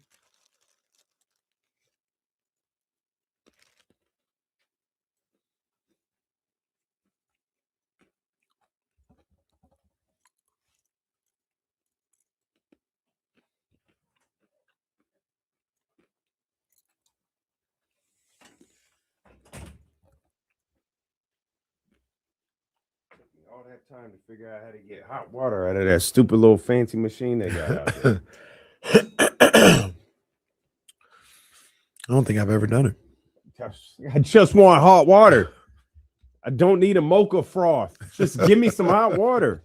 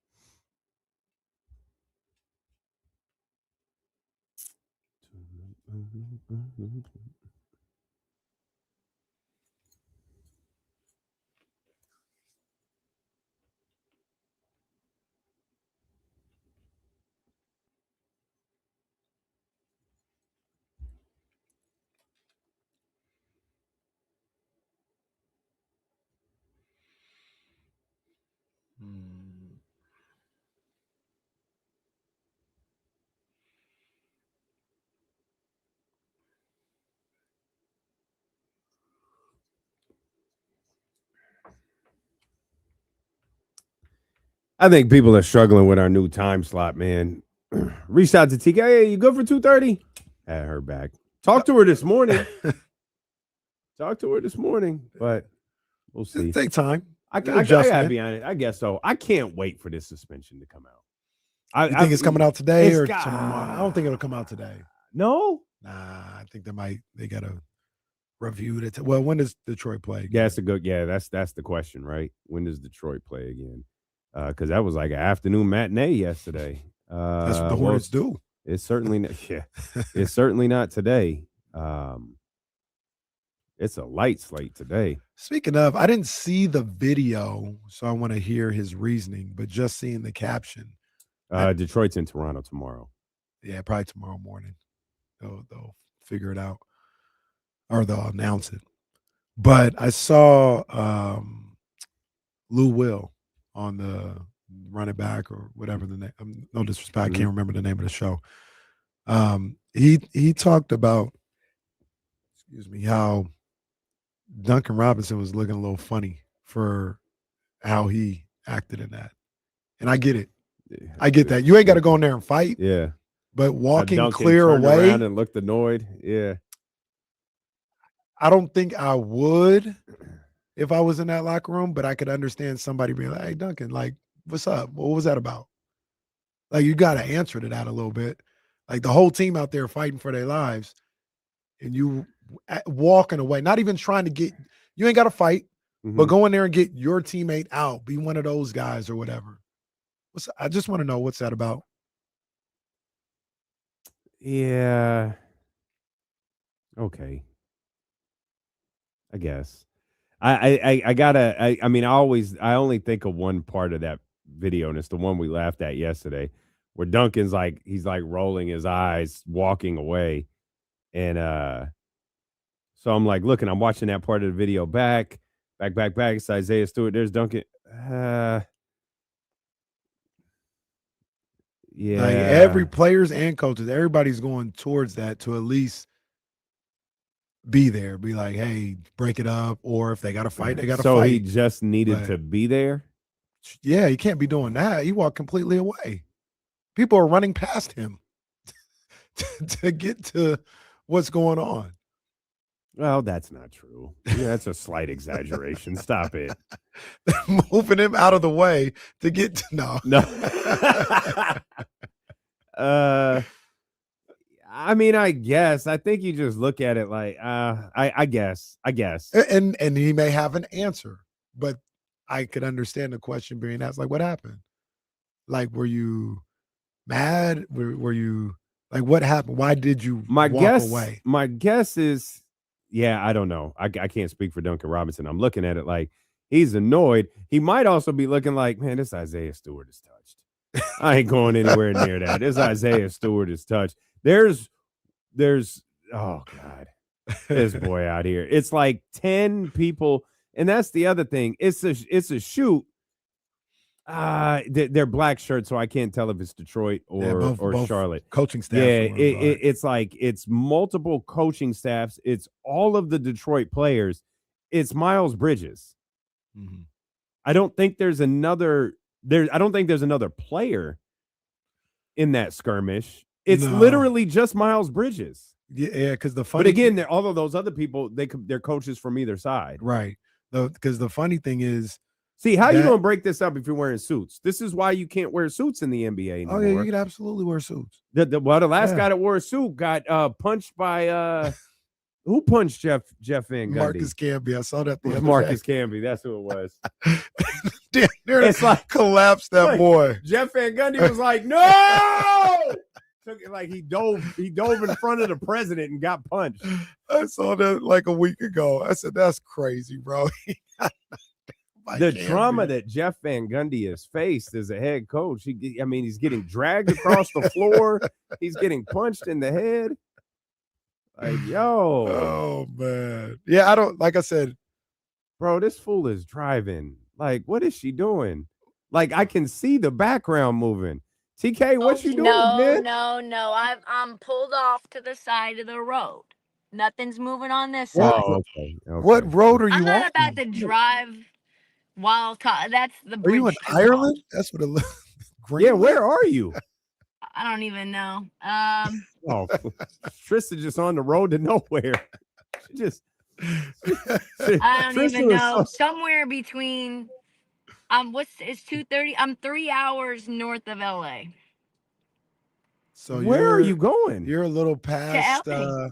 You're a little past Fresno. So yeah, you're in the middle of nowhere.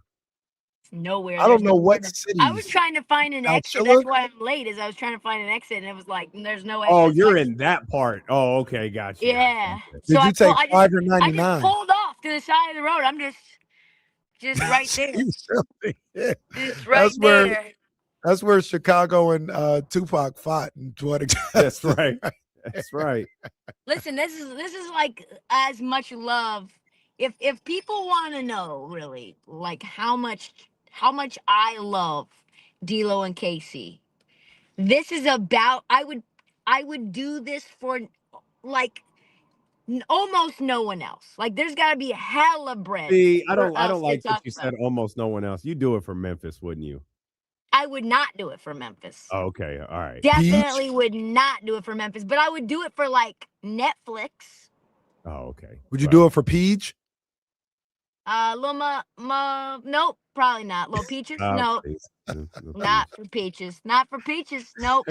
Hey, was Duncan Robinson wrong for not getting in the fight yesterday? Listen, you got to make a business decision. He had the crazy guy on his side. He did. Duncan, that's Here's probably the what he thing, thought. like, This guy's an Duncan, idiot. Jesus I Christ. think Duncan went to like Wesleyan before he went to Michigan. He's just not built like that. He's not built like that. This still shot I got is hella funny because he's watching from a distance. She's like, let me he's get far over there. away. Let me get over there. The way my money's set up, I'm not getting fined. Do you think I said I don't know if I would do this as a teammate, but I could understand a teammate just having a conversation, wanting an explanation like Duncan. Like we're all everybody that's on the court at least is involved in that. Like why are you walking away? Do you think that would happen? Should happen? Yes. I think in the locker room probably right away that's being asked. Like, hey bro, we didn't notice until we just saw the footage back. Let's review some game film here. And then like, you know how they take the little the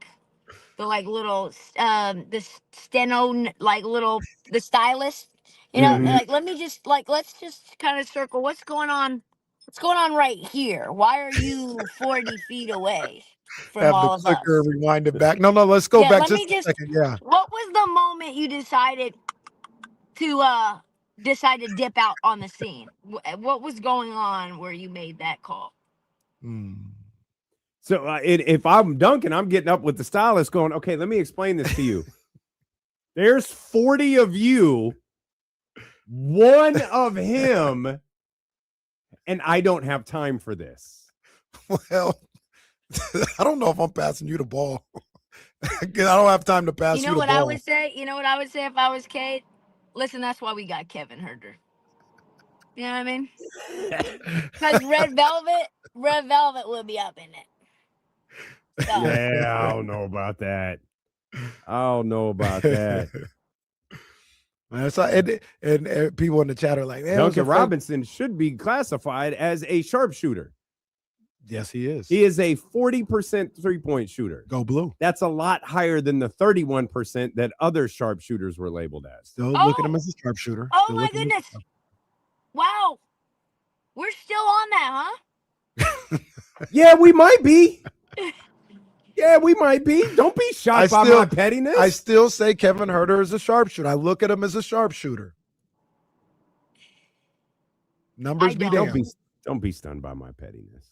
I was just like, wow, this is like 1140 beef. This is never dying. No, why let go of a rivalry that can make you money? No doubt. No doubt. How was the Super Bowl? Boring. Twitter. Okay, told me, hold on. I'm sorry. That's my bad. You were there for a week. How was the Super Bowl experience? All right, so I'm gonna be honest with y'all. As always, I haven't said this publicly yet, but like that place, you know, I don't know. Have you guys ever done Radio Row Week and all that? Mm-hmm. I haven't. Yeah, You've never done it, Casey. So, like, nothing makes you could be killing it. You could be unless you're gym, like legitimately gym Rome, no matter what level you've achieved, and I'm not saying I'm even close to the rarefied air where you feel like you've achieved enough to go there and feel good about yourself, but like that place is, I don't want to say designed, but just the unintended consequences of being in an environment like that. You feel so insignificant and overwhelmed. There's, you probably have seen a little of the videos, just like how it's set up. You've got sets all the way through. There's the outer edge. If you're on the outer edge of Radio Row, you're the one of the Dondadas, right? Like the Pat McAfee, the all that noise, right? So you've got, let me make sure that nobody's able to call me while I'm talking to y'all. All right, we do not disturb it. Visalia, that service of Visalia is No, pretty it's good. We're good. We're good. So you've got that. So it's very hierarchical. You know what I mean? Like it's almost just slurred over my hierarchical. I don't even hierarchical. And so like where I wasn't working in Radio Row, I didn't have a show, thankfully, but you can kind of tell like where you fall in the NFL tier based on where your little set is and how big it is and how many guests you get and what kind of guests you get and all that. So that's just the content side. Then it's like, oh, you walk around and you're meeting executives and talent evaluators and people who run the talent offices at these networks and there's this one, and listen, like I'm okay for old white men not to know me, but that's fine. That's not really my audience in general. But like I met this agent Lou Oppenheim, and he was like, "Yeah, I've never heard of you." He's an agent in the broadcast space. I know Lou. Do you know? And I'm like, Yeah. I don't know what to tell you. And he's like, so what do you do? And I'm like, this is gonna take too long for me to just. You're not really ever gonna get it. But you leave that conversation like, damn, like agents who do this for a living, who pitch talent for a living in my space, he has no clue who I am. So that's like another element where you're like, wow, like, am I really that unknown? And you walk around and you're just like, I'm never gonna break out. I'll say this. Let's not use Lou as your barometer. Is Lou on his last legs of the faculty? Lou's very, very good at his job. Yep. He's not with CAA or but I would not use Lou as the barometer for whether you're gonna make it in this. Who's tapped in or not? That's not the guy I would go to for that. But we'll just say, even if you don't know that, because you don't in the moment, right? Because I'm like, I know you by name, but really, like, I don't really know your clients and what they're up to or whether they're popping or not. So, and he represented some big boys. He had Mike and Mike. He had Stephen A at one time. Like he had the big boys at one time. He did. And so you're kind of like, dang, I guess it's like that. And then there's just a million parties. Are you invited to them? Are you not? Even if you are, do you want to go to them? If you attend, does anybody know you in there? And like, I've got this guy who runs the volume who knows me, but then like you meet Colin Cowherd and he's like, never heard of you. And you're like, but it could be mind games. It could legitimately be mental warfare that they're playing out there. And there's just gossiping going on. Why this person, it's just a lot of nonsense.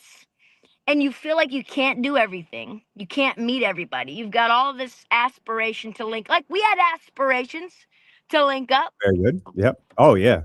And guess what? I know, and it's just like that person is just gone. Like your brain can't hold all the things and people that you've set out to see. The time just flies and you've let someone down, maybe yourself. You're barely eating. I had like maybe one real meal while I was there. And so it's crazy. And then a moment will happen where you're like, wow, I really am like touching the people that matter. I met, not to say this is like my core audience or like that he's a huge star or anything, but I like saw Ty Dolla $ign at this brunch, and I met his manager through somebody, and the manager's like, yo, I know you. The culture knows, Trysta. The culture knows. Come on Ty Dolla $ign stream.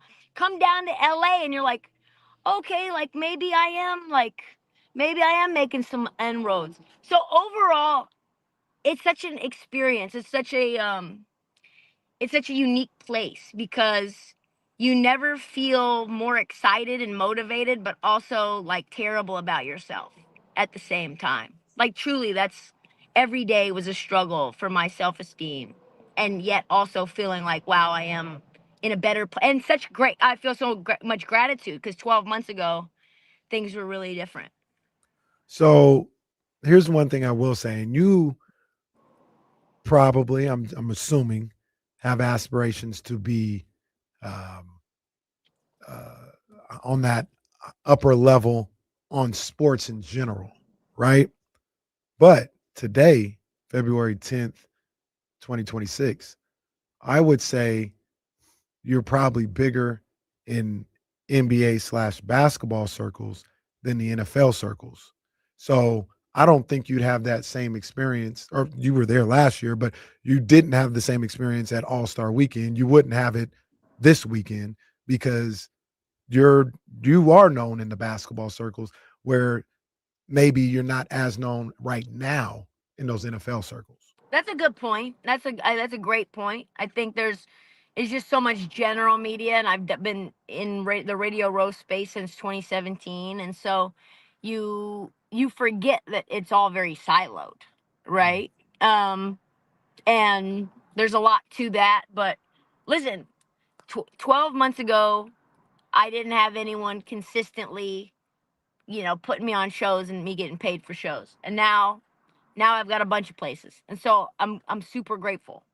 But I would say when people ask how it was, it's just a little bit complicated. It's a marathon, just like this hour. Well, yeah. On Yes, it top is. of that, what I will say too is like the whole Meta thing. When you're like there with Meta, that like gets some weird stink eyes too, right? Meta had a huge set. Threads had Nightcap on. I don't know if you guys saw that, but I Shannon didn't know there was no threads. yeah, Shannon and Ocho did a live show from the Meta set, and they did it without like Meta having to pay him to do it.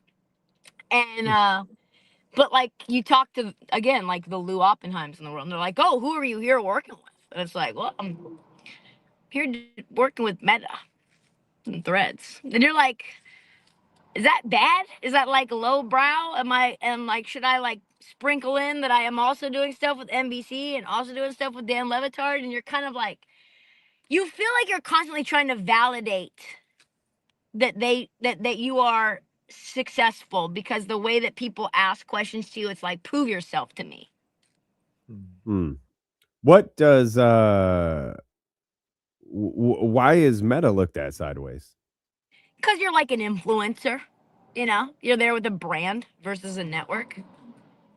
Oh, And I see. well, and then You like know what I mean? It's like, oh, Yeah. you're here with Facebook, It's like, oh, okay. But see, and You're once not like again, a real, you're like just a little influencer over here making social No, content. that's cute, sweetie. What do you think YouTube is? Yeah. well, Like here's, it's the same thing. but here's the thing. No, and they're all work. They're great.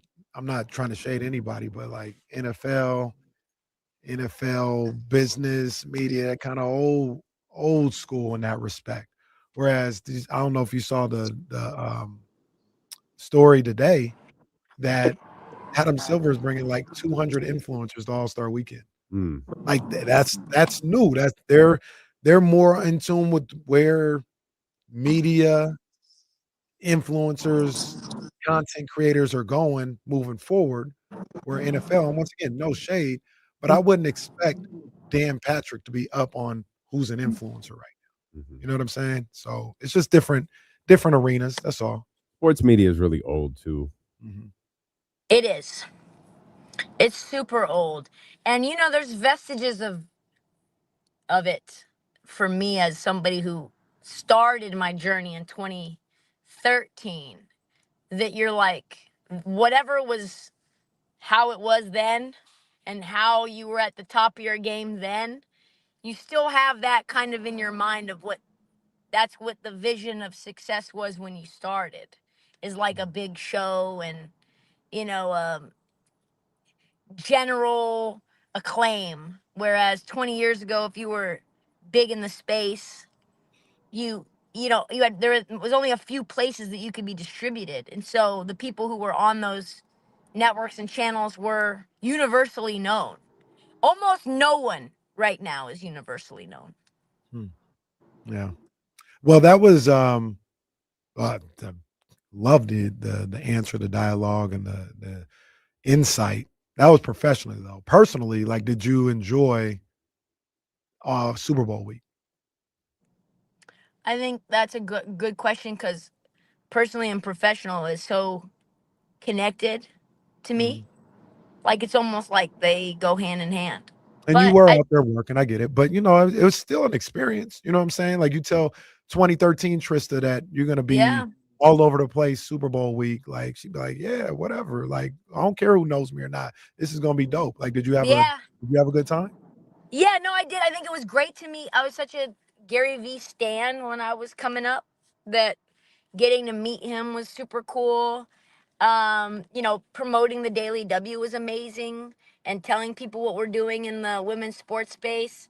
I met up with Renee Montgomery and her wife Serena at the Meta event, and it was really, like, probably the thing that was the most impactful to me was them saying, like, "Hey, you are a critical component of what history is going to look back on in the evolution of women's sports, and how, you know, women's sports needs every component that men's sports has in terms of coverage.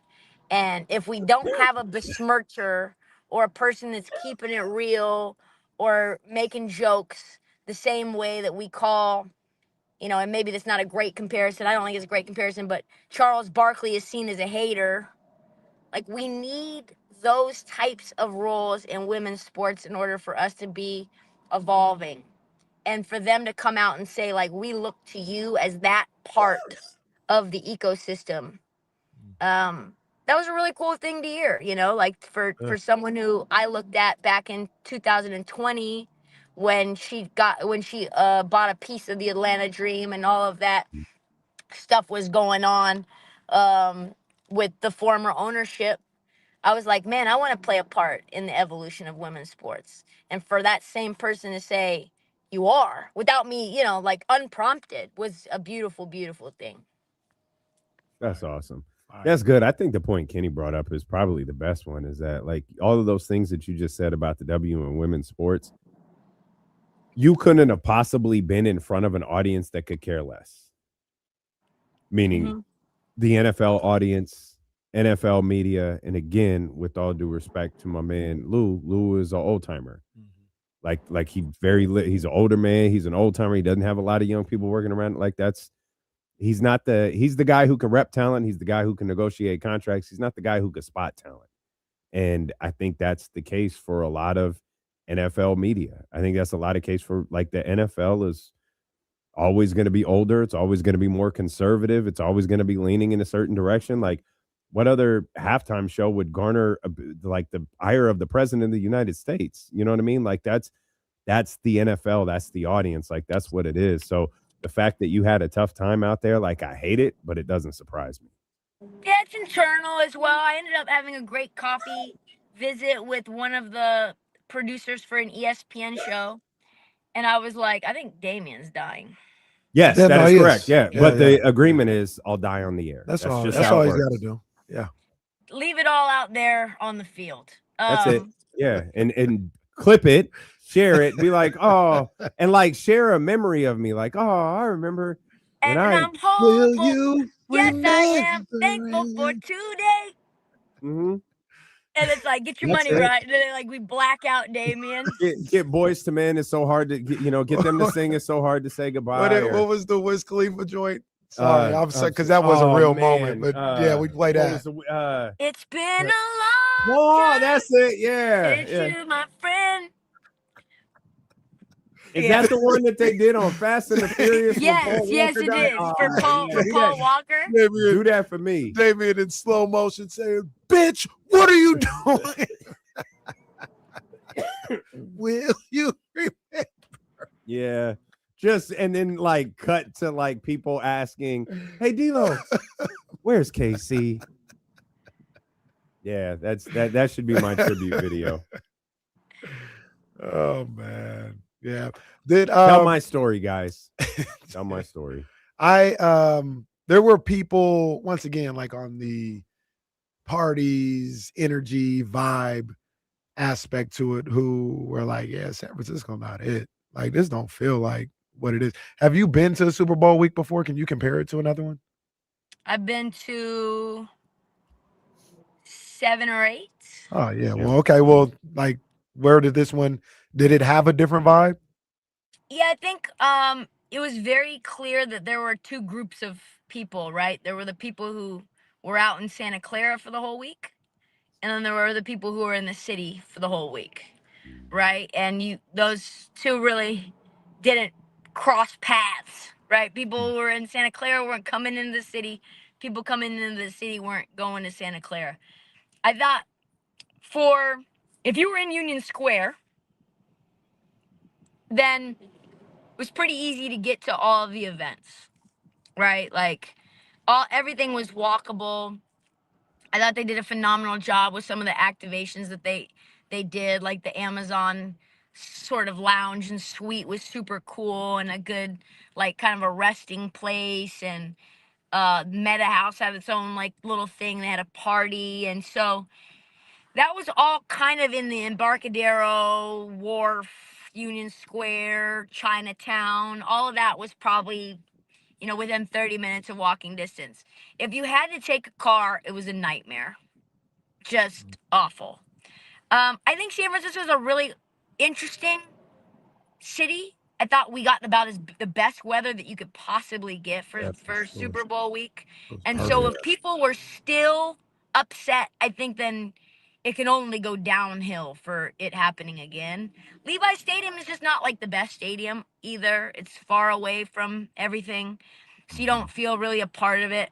New Orleans was awesome. I loved New Orleans week. That's a super small city. I mean, you're talking about like pretty much walkable everywhere. No one's staying outside the city. You've got streetcars and ways to get around other than Ubers. You don't really need to Uber that far away from anything. The convention center's right in the middle of the mix, right near Bourbon Street. And so I think New Orleans is a top Radio Row week destination. I think Vegas is another one. Again, you don't have to go anywhere. You don't have to do anything. Everybody's right there on the strip. You can go out and be like, all right, if it's not great, it's 10 minutes until I'm in my bed. And that psychologically gets people more out and about. And there's food everywhere in both of those spots. San Francisco's, especially where all the stuff was going on, there's not a lot of restaurants down in Union Square. So I was always hungry. And even when you go to these little brunches, there's like 3 oysters by a piece of ice and like 1 little piece of bacon on a toothpick. You're like, God dang it. I came here to eat and I still haven't eaten, So where else I think was like really bad? Phoenix is worse than San Francisco. Houston's really, really bad. Miami's, it's Miami. It's like kind of more like San Francisco. That's a good point about Phoenix. It's kind of the same, isn't it? Yes. Like Phoenix is like worse. Glendale's hella far. Yeah. Yeah. I think people are like back to back Vegas, New Orleans. They're like, that was elite. Nashville would be another great spot. Like that's very similar to New Orleans where you just are right there on Broadway. Everything's kind of close. Anytime you have a sprawling city, it's just really hard. I chuckle because you said New Orleans.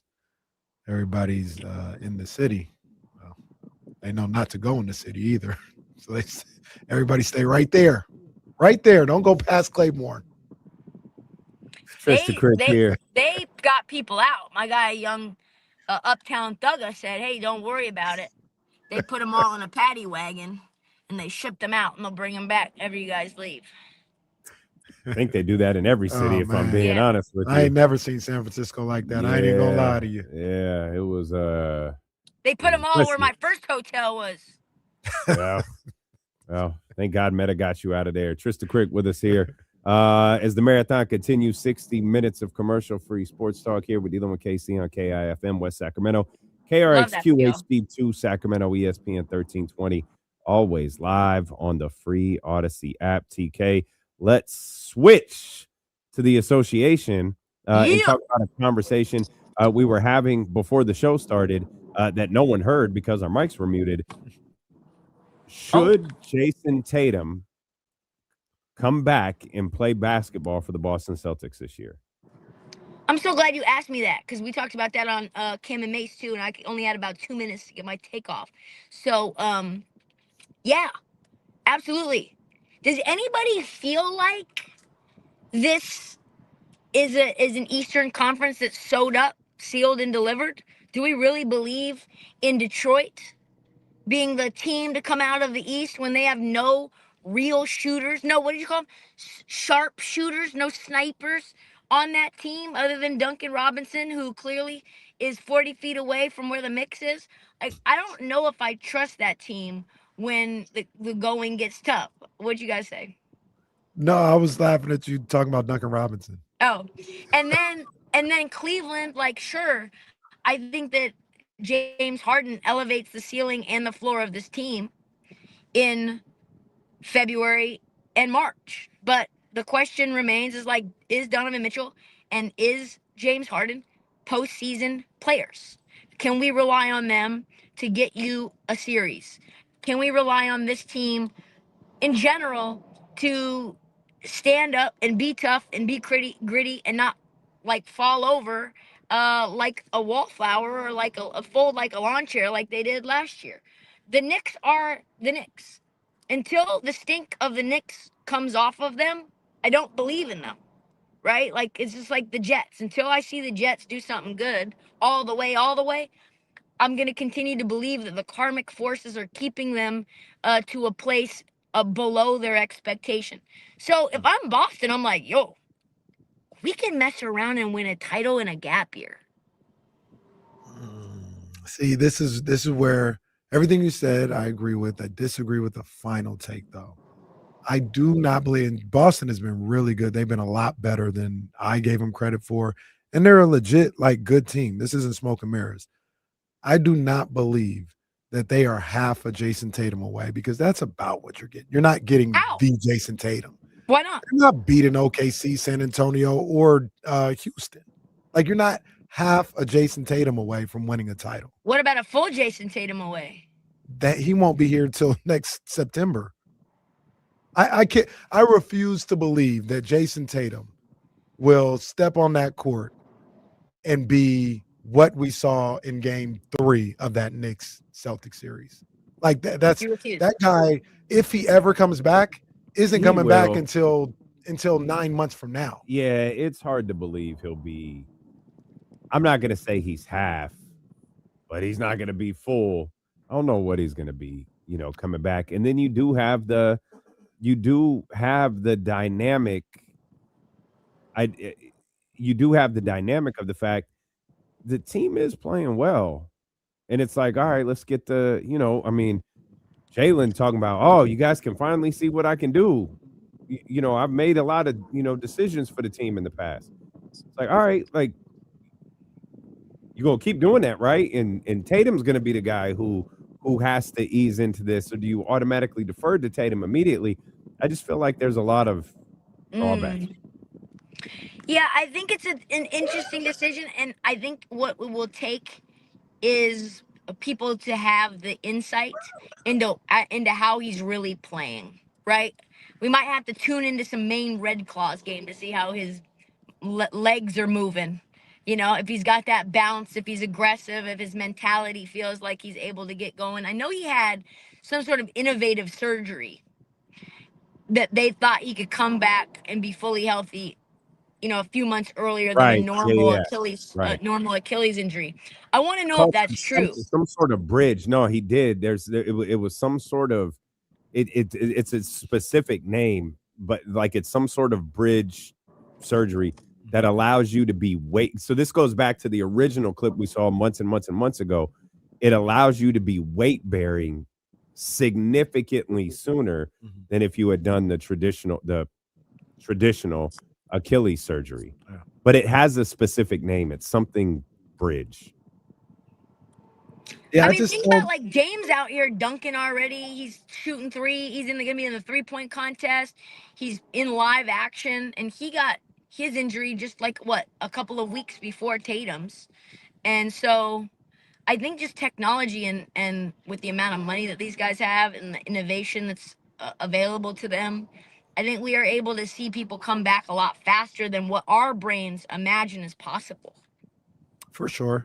But if I'm Boston, I'm looking at having Jason Tatum for another decade, and we disagree. I'm not saying that I'm 100% right or nothing like that, but they got to have a real conversation with themselves. Like, can we really win a championship this year? Not just have a nice little story, not just get to the Eastern Conference Finals.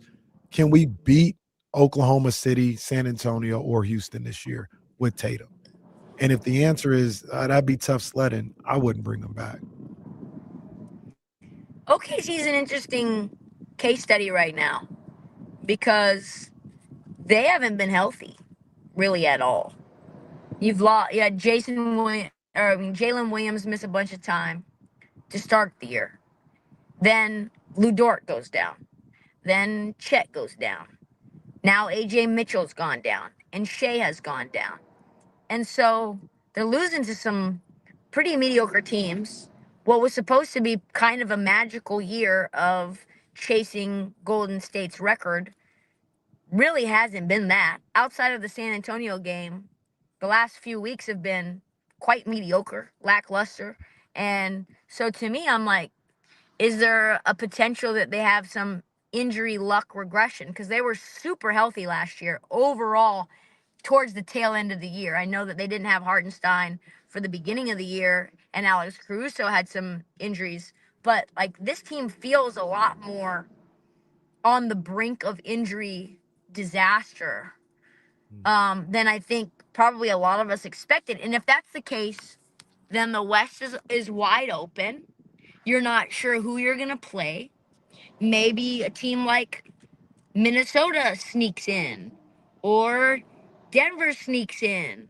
And so if Aaron Gordon is a calf away, you know what I mean? Like there's just so many different factors where you've got all these different matchups, and maybe you get to that final game and there's an injury on that other side, and you found your way into an advantageous situation where you can mess around and like sort of sneak your way in to a place that no one ever expected you to be. So I think it's worth exploring. Fair enough. Okay. I'm a little You antsy about disagree, it. though. Boys, I'm antsy about it. I'm also a little antsy about Tatum.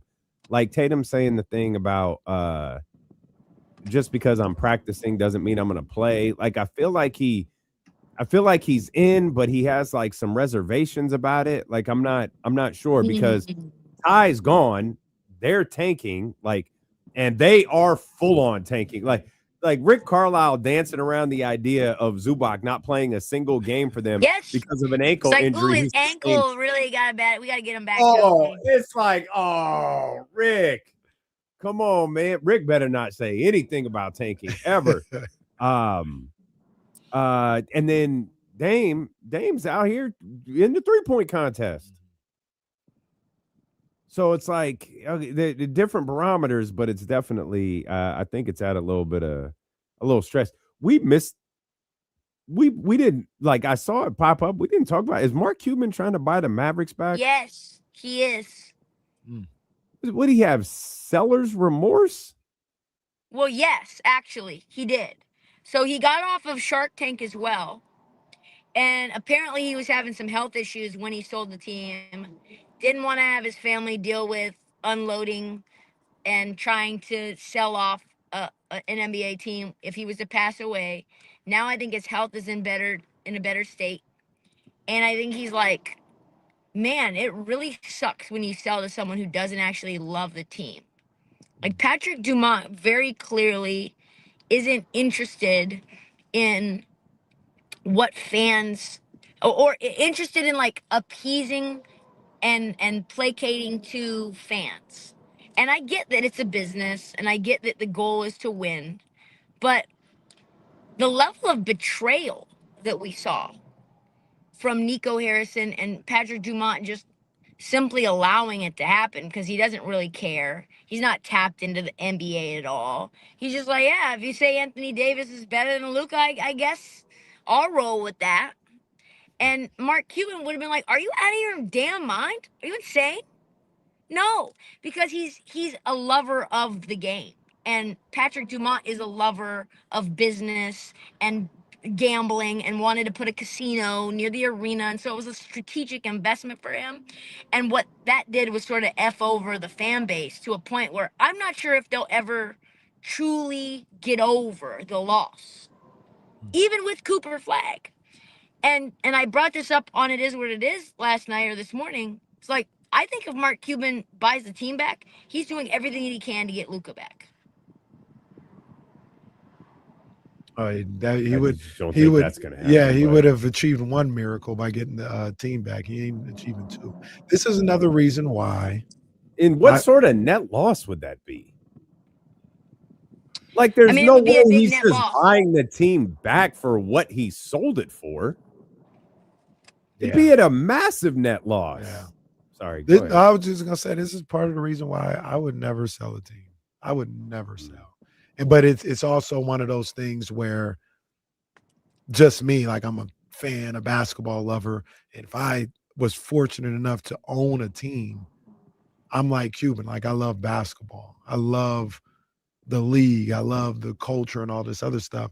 So if I'm rich enough to own a team, I'm not going to, like, money is money. Everybody could use more money. But if I'm already worth $4 billion, what do I need to sell for 10 for? Like, life is great. One of the reasons why I'm enjoying life is because I own this basketball team. So, and I think that might be what Mark found out. What's that? Oh, I think it was in whatever that Lakers article was, is they kept having that quote from Dr. Jerry Buss, where he said, Dad, why don't we sell the Lakers for $10 billion? He goes, yeah, the first thing I'd want to do with my $10 billion is buy the Lakers. Right. Right. Yeah. So I understand people have different motives. I would never sell a team. I just think Patrick Dumont, though, is finding out in terms of like why he would sell it is that, it feels really bad to be an owner and be hated. It's very loud. The fan base is Well, loud. I can't relate to that here. Yeah, but it's loud. I think loud in Sacramento is one thing. Loud and aggressively betrayed in Dallas is like a level of one step up from that. When a kid in a Luka jersey is trolling you, and then it's so bad you then fire the GM the next day. I don't think he was ready for any of that. The one thing, and he may have just completely wasted this with a lot of people, but Vivek does have the equity of kept the team here. He built Golden One Center and made that happen. Like I said, that could be all down. People are like, yeah, I'm over that. Like, I hate him. I want Yeah, that him equity is starting to. It could has been training, but Dumont ain't got none of that. No, like he's got none of it. He has no memories. He's got no, hey, I helped you do anything. You just came in and everything went bad. No Wiz Khalifa song for Demond. No. No, he don't even have, like, even if there's a two sides, if there's 900,000 people on the side of saying Vivek is a bum, there might be 14 people saying, like, but dog, he kept the team here. Like, we got to respect that. And Golden One There's is 14 so people saying incredible. anything. Yeah. Oh yeah, Golden One is legit innovative. Yeah. It's one of the best modern marvels in like a sports viewing experience I've ever seen. It blows Chase away 100 times over. Chase is like the most bland version of a brand new arena. Golden One is like 10 years in the future from now. Mm. It really is probably the most special place I've ever watched a sporting event. That's saying something. Trysta been to a lot been of everywhere. spots. Yeah. Some special spots. Been I mean, everywhere. MSG is great because MSG is MSG, but the actual architecture of that viewing environment is not that special. It's cool because it's in New York City. It's inside of Penn Station. There's a lot to like about that. But in terms of watching a game, there's a lot of bad seats inside of MSG. I've had pillars right in front of me where you're Damn. like, damn, and it's like a the dope part $700 about seat. the dope part about Madison Square Garden is leaving it. Yes. That's the dope part, is the rush of people, Manhattan. That's the allure of Madison Square Garden. Not the rat that you rode the elevator with. No. Yeah. They had a full you pizza got in on its the hand. elevators, that you got on the rat's elevator. Yeah, he for held being the door open completely for you to honest. get Like, on. He said, yeah, come on, man. Come on, man. You going? You get in? Even the rats have attitudes. Like, you get in? F your mother, get in or not. I remember walking by MSG on the phone with my mom, and I was like, damn. And she was like, what is it? And it was a rat. I swear to God. It was a rat sitting on its hind legs, like kind of standing up with a full jumbo sliced piece of pizza in its hand, just eating it like. Oh, and I'm like, this is a human being out here. This is like, and I look over at him and he's like, looks over, goes back to eating the pizza.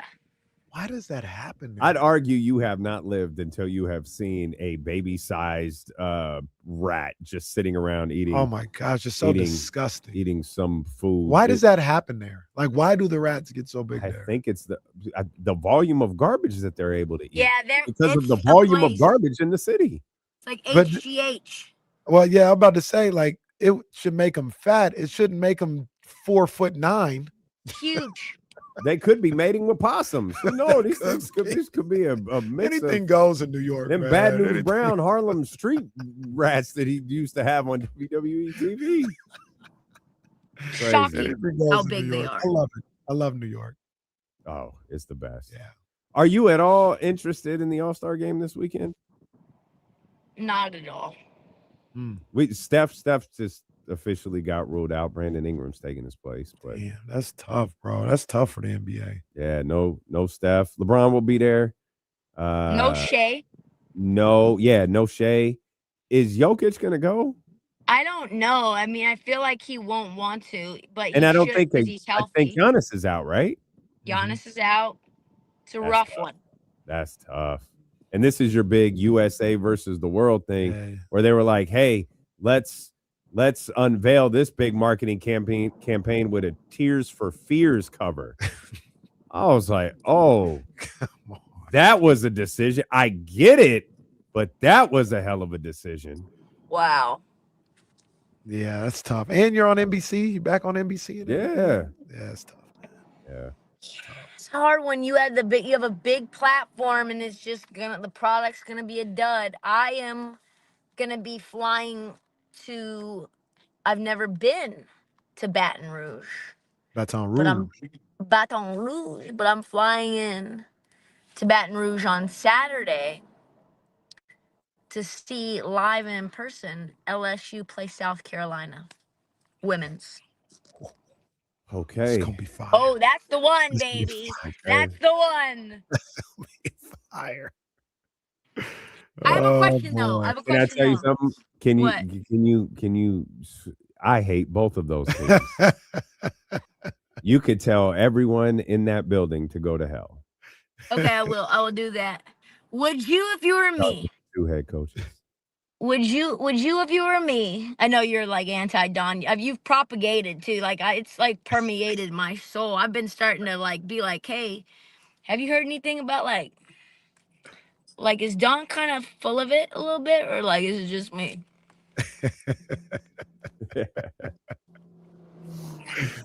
Yeah, be careful. The Kenny Caraway's out there. We'll throw the tomatoes I at you. love me some Don, man. I love me some Don. Well, you like the perception of Dawn, don't you? Well, yeah, I don't know her as a person, so I don't Yeah. know none of these people as people. So you know. Did you what I hear mean? what Dawn said about Caldwell?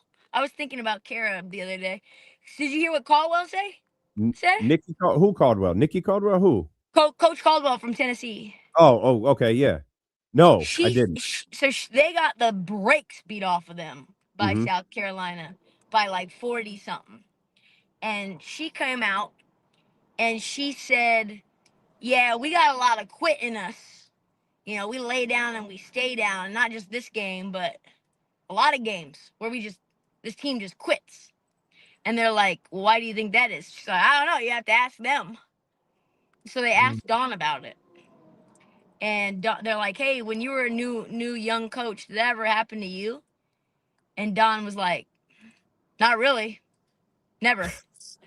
And Wait a minute. Time out. Tennessee gets beat down.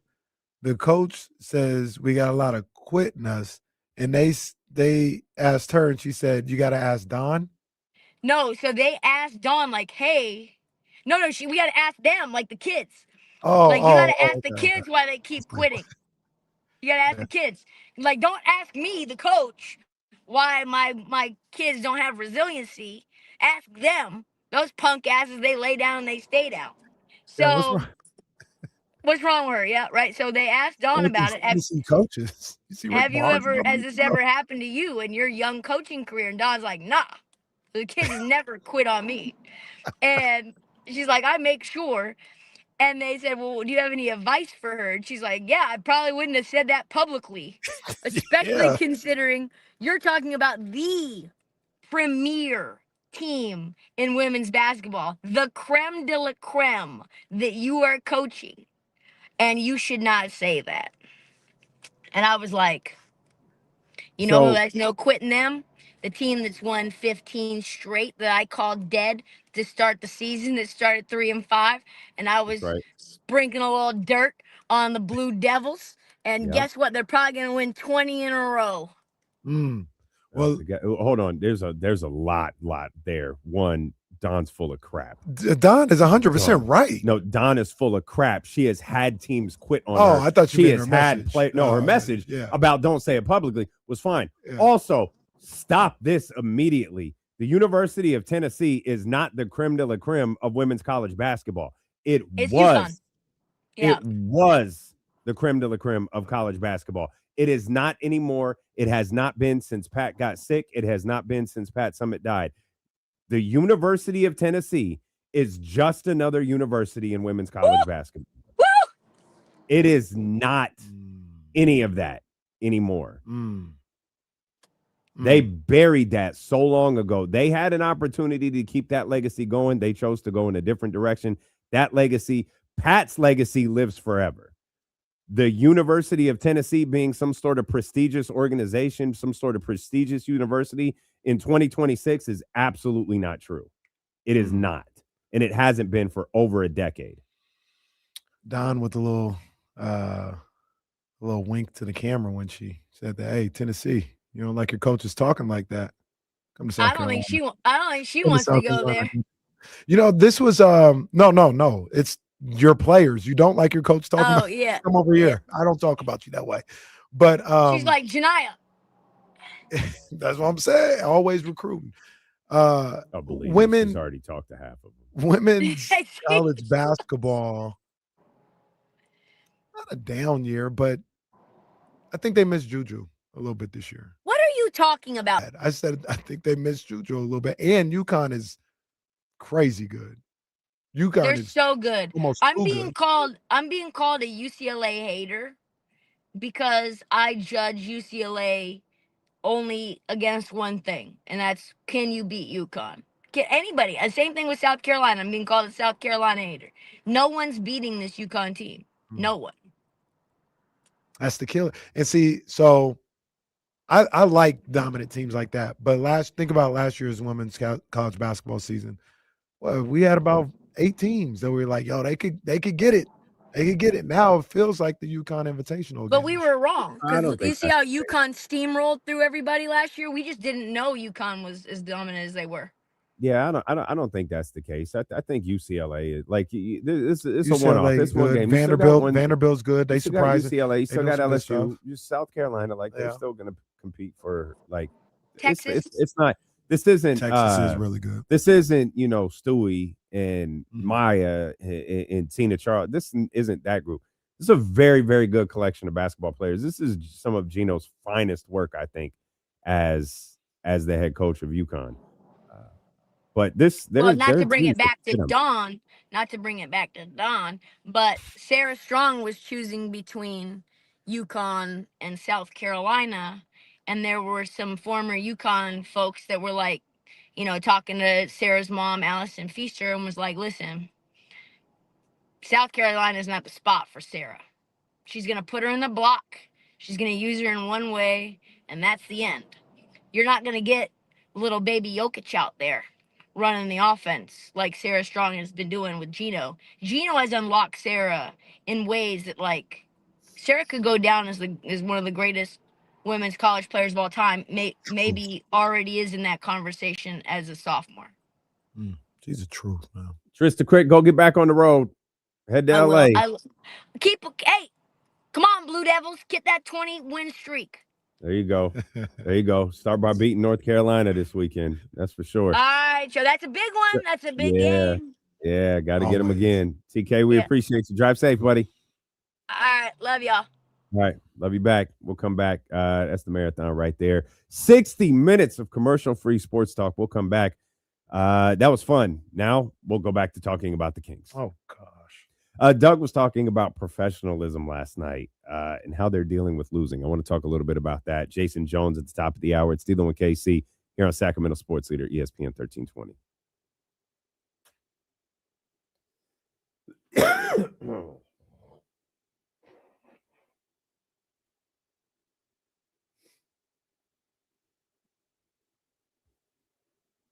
Just drink hot water all day.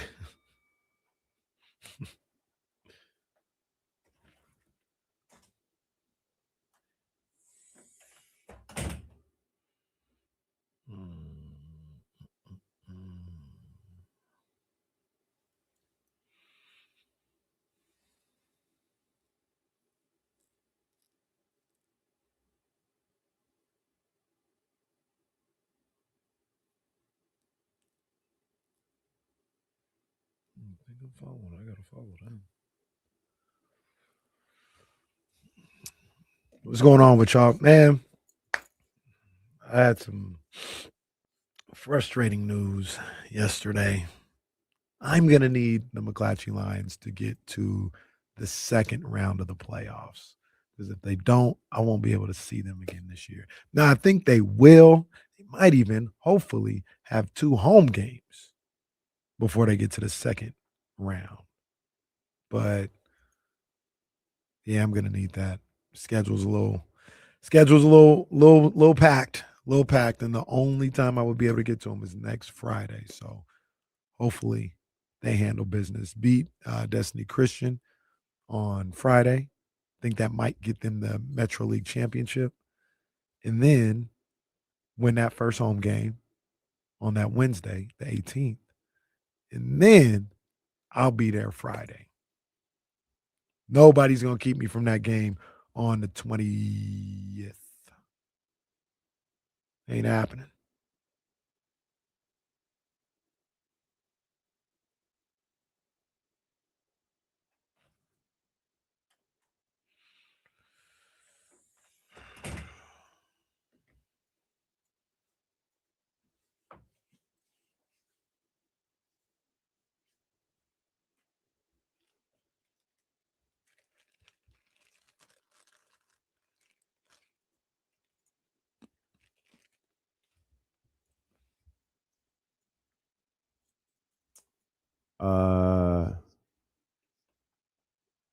The St. Jude stuff.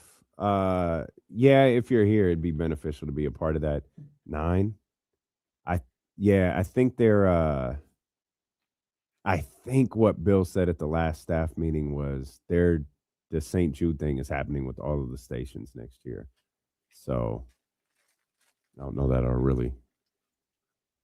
Yeah, it's at 9:00.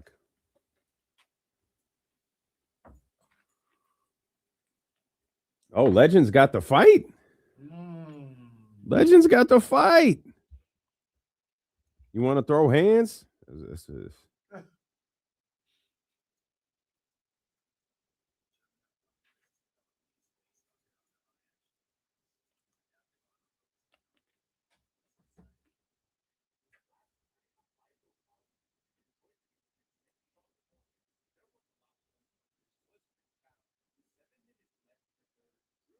This is a long video. I just get me to the captions. He said, you a bitch.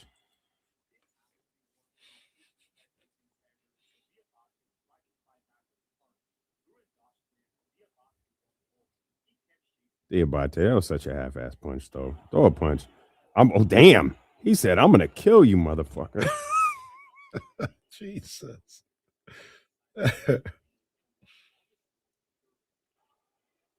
Oh, well.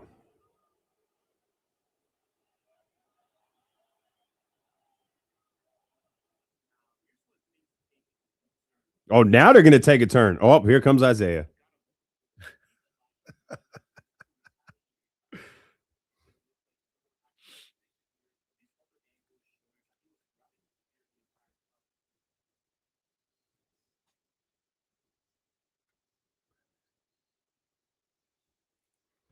Hey, man, I'm out. Leave me alone for a few minutes. Wait. What? You know, Kate said, you're not doing that. You're not doing that. I'm watching the Legends video of the fight. So Legends got the video. Darryn says, I'm right here. Square up then. Legends got Darryn's talking to Cade. What you want me to do? He wanted me to square up. What the F do you want me to do? Now he's rationalizing with his teammate why he's fighting. Who he's to Darryn? Darryn to Cade, yeah. LaMelo talking to Miles. You good, bro? You good, bro? No, you good, bro? Go this way. Oh, now they're trying to escort. Go. Diabate still yelling, let me go. Let me go. Bro, you're getting escorted out by police. Like, stop it. Yo, this was crazy. He said, I'm going to kill you, MFer. That's what Diabate said to Durant. Darryn, sorry, Jalen Darryn. Yeah, these dudes was really. We don't have any words. We don't have any words from Isaiah. He just went out there. Yeah, he just went. He just went. Well, I can't read that one on the air. Shout out Legends, man. He don't miss. Legends be on it. Okay, so the fight is totally stopped. Isaiah Stewart's over there like, let's go fight. Like, nobody's there anymore. Darryn yelling, that's all. Oh, this is not good. I hope the NBA doesn't get this video. Oh, God. I hope they don't get this. He said, I was drafted to Detroit for it. Bro, you weren't drafted to Detroit for this. Yeah, that was a crazy quote. And then Biggerstaff, I mean, you got to defend the guys. I'm not going to be like, oh, they were wrong. But he was kind of wild. And like, you know, when we were just reacting. No, Darryn did it first. Yeah, you very much talking weren't about reacting. Like they was in one. Hey, hold on. Was this the same game? What's that? Who Charles Lee say F you to?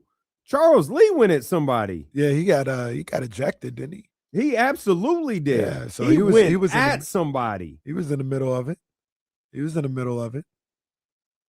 Oh, wow. I missed the whole Charles Lee part. Huh. Legends don't miss. 6-minute video. They don't miss. Did you see? I'm looking at this right now. Did you see your boys at it again? Wait a minute, who's my boy? A new Pablo Turri find out? Okay. The YouTube clip says an hour ago. Oh, okay. Exclusive. Okay. Bomber and Kawhi's hidden trail of Clippers deals unearthed. All right, man. Can someone give me the Cliff Notes version? It's an hour and 20 minutes. Oh. I have invested all of the time I can. And I love Pablo. I think Pablo is great. I have got it, and from this point on, someone on Reddit just summarize it for me and send me the notes. Bro, I can't do this with again. the amount of times he's done this, I can't and with do it this again. title, if he doesn't have the smoking gun, I'm banning you from ever talking about this again. Ballmer and Kawhi's hidden trail of Clipper deals unearthed. All right, man. You better have the video. You better have the video of them exchanging money. No, what you better have is a video of going, hey, guys, here's how we can circumvent the cap. That's what I'm saying. No, I need the video and audio. We can rig the whole system. That's the video I need. No more documents. No I more. want to see no more documents. I need video and audio for an hour and 20 minutes on this again. Now, maybe he has some. I don't know. But, Hold man, on, Pablo. you better not this again. Like, oh, what's yours? Brother, this guy stinks.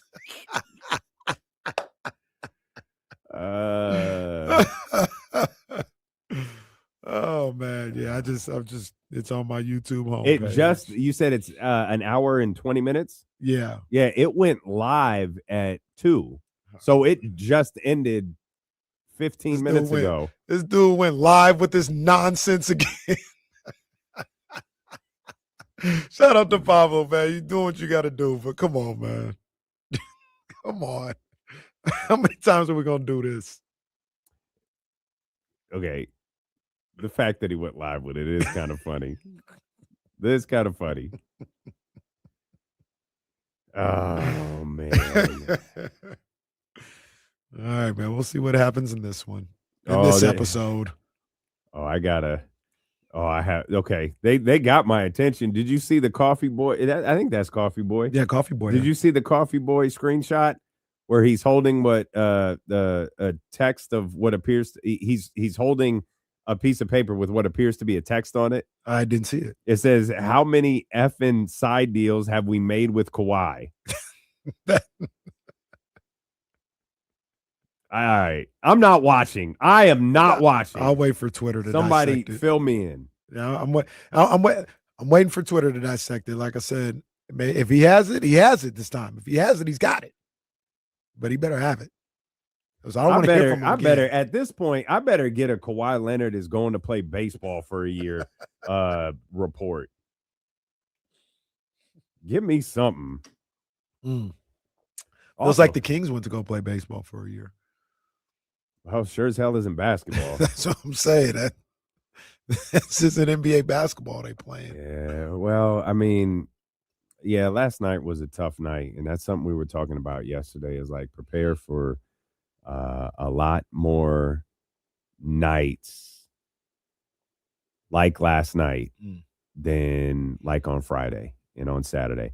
Friday and Saturday was a very feel good type of. It was a very feel good launch for the young Kings and for watching Daquan and seeing sustained minutes for Devin Carter, seeing Neek have his moment, Dylan Cardwell being a rebounding machine, something that he's been a handful of times, but seeing him continue that's all terrific. It's a hard launch. It's perfect. All right, now you got to settle into the relationship a little bit. And every day isn't going to be perfect. Right. Y'all going to fight. And I think we saw the first fight yesterday. And it was with DeMar DeRozan. Doug sang the praises about this basketball team's professionalism. And, he admitted that guys are frustrated. He spoke about DeMar's visible frustration on the court. And we mentioned this, if you missed it, Jason Anderson talked to DeMar DeRozan, and DeMar was just adamant. He just wants the team to play the right way. And even, threw in the caveat, like win, lose, or draw, I just want us to play the right way. And anyone who watched that game for more than a single stretch of 5 minutes at any point knew that the Sacramento Kings were playing a very sloppy form of basketball. Yeah, and kind of what you just laid out as well.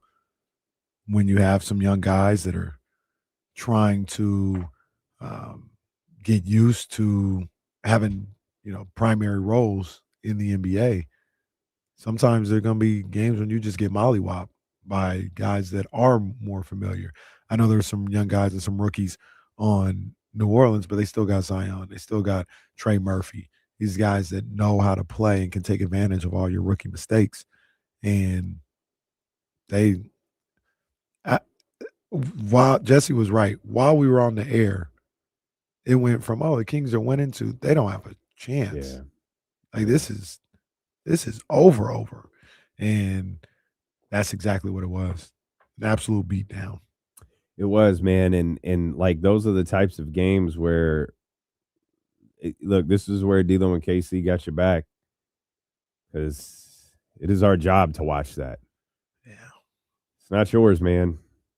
And if you have better things that you got to do on a Wednesday night, when the Sacramento Kings take on Utah tomorrow, I understand. We've got you covered. We'll sit through every god-awful moment of it and tell you all about it. But here's the tough part. You're just going to be hearing the same thing over and over and over again. That's why we started with the Isaiah Stewart fight. That's why we started with other things that you could just kind of everybody saw. You could kind of laugh at a little bit, see how the NBA reacts to it, because we all watched it last night. We're going to watch it again tomorrow. We're going to watch it, again on the 19th when they take on Orlando. We'll send you to see that game coming up here after we talk to Jason Jones. We'll send you to see the Sacramento Kings take on Orlando in the 4:00 hour. So stick around for that. But like it's going to be. This is what it looks like. Mm-hmm. This is what tanking looks like. It's just really, man. You just like I don't know if y'all believe in prayer or basketball gods or whatever y'all believe in. I think the number one overall pick, and there's a conversation to be had there about what went on with him yesterday too. Mm. But you pray for the number one overall pick, and man, we could have a blast next year. Win, lose, or draw, to quote DeMar DeRozan. We're going to have a blast next year. Whether it results in wins, I don't really know, but you could kind of accelerate this whole process if you land the guy. That's been such a focal point of our conversations over the last couple of years is the guy, the Cade, the Wemby, pick another contender, name a Shea, their top guy, like the one.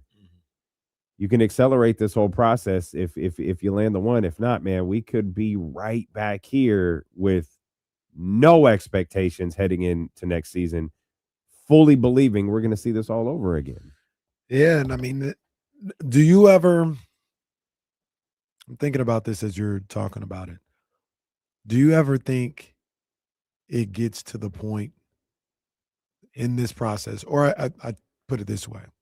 When do you think it gets to the point when people are asking for a quick fix?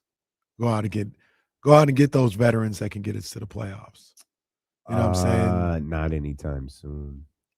What about 3 or 4 bad drafts? Not bad drafts. Bad drafts. But just like 3 or 4 years of like we're no closer than we were 4 years ago. Yeah, because you know what I think will be said? Try something else. I'm serious. Like what's being said about this, pardon the word, process is, well, at least it's different. At least they're not doing at least they're not doing everything they've done before that has failed so miserably. If you want to draw a comp to Detroit, which Doug did this year, this is it. Detroit with that, and we look back at this with that 17-win season. They got the guy. Mm-hmm. They got Cade. They got their number one. And so, I am not of the belief that this is the only way to do it, but we're here, do it. Mm-hmm. And there are a lot of Kings fans who are right. All right, you've been doing the same thing over and over and over again. Try something different. Okay, this is bad. And you could talk about, a commitment to winning, or I don't think that was his phrasing, but whatever Scott Perry said about stepping on the floor, trying to win basketball games. No, we're not stupid. We're going to see, we were joking with TK about Rick Carlisle a second ago. There's a very real likelihood that Zubac has suffered a season-ending ankle injury. Was it broken? No. It was a 4 to 6 week injury that he came back from. And they're like, no. I came back too soon. We're going to rest him. We'll evaluate it after the All-Star break. See what we're going to see over the course of the next, where are we at? February 10th. About 2 months. Might be unprecedented. We're going to see Zach LaVine, thumb, Domantas Sabonis, lower back tightness. I think DeMar DeRozan might play every game. Russell Westbrook might play every game.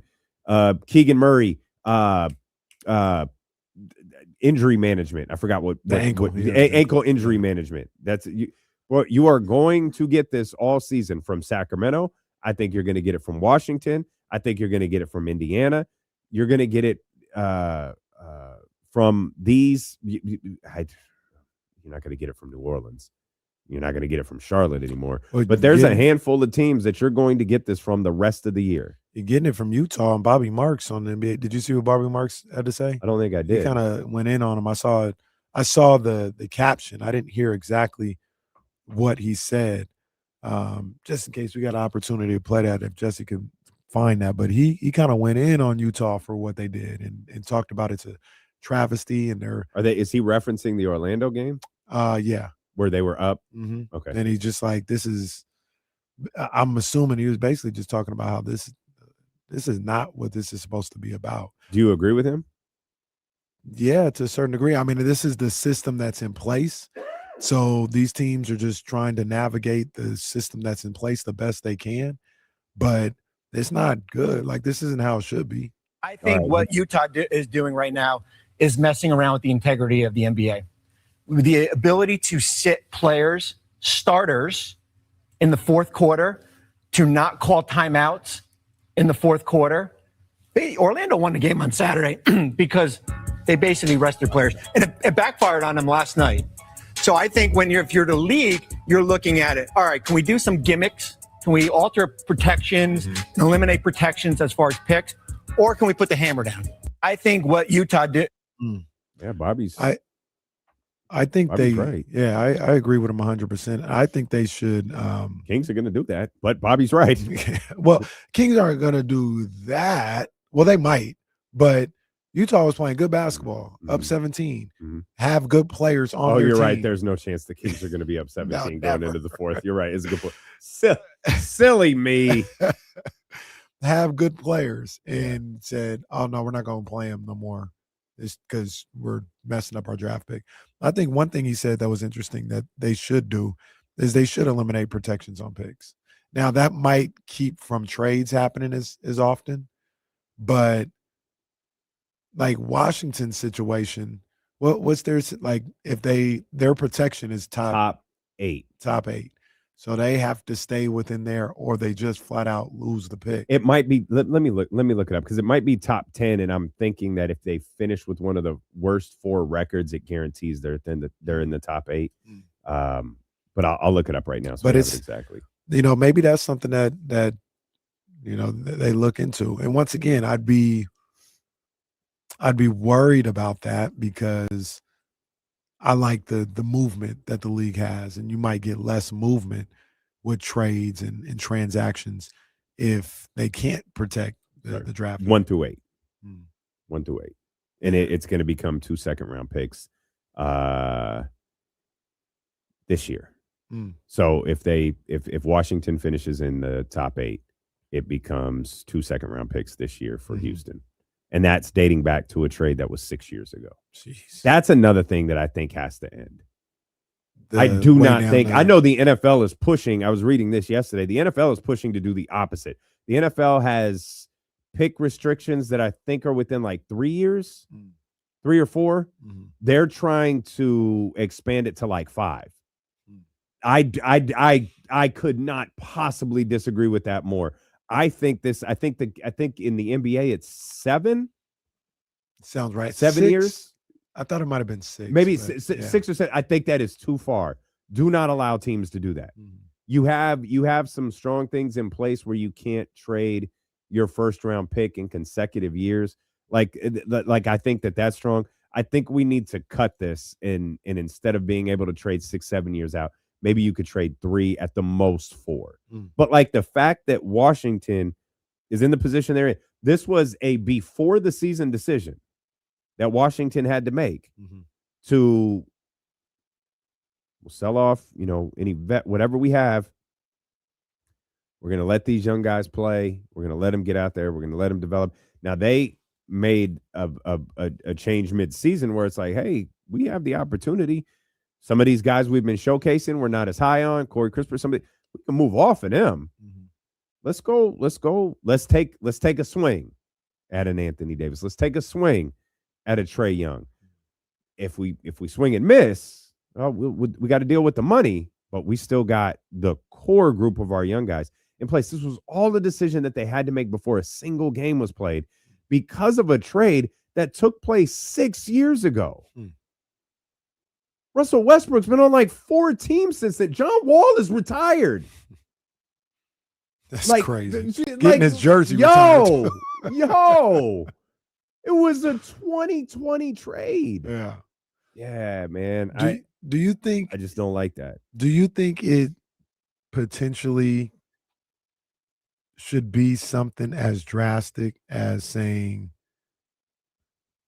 the teams closest to the playoffs that were eliminated get, like, you flip the lottery odds? That's drastic. That's doing a lot, but like that would eliminate tanking. The closer you are to the playoffs, the better your odds.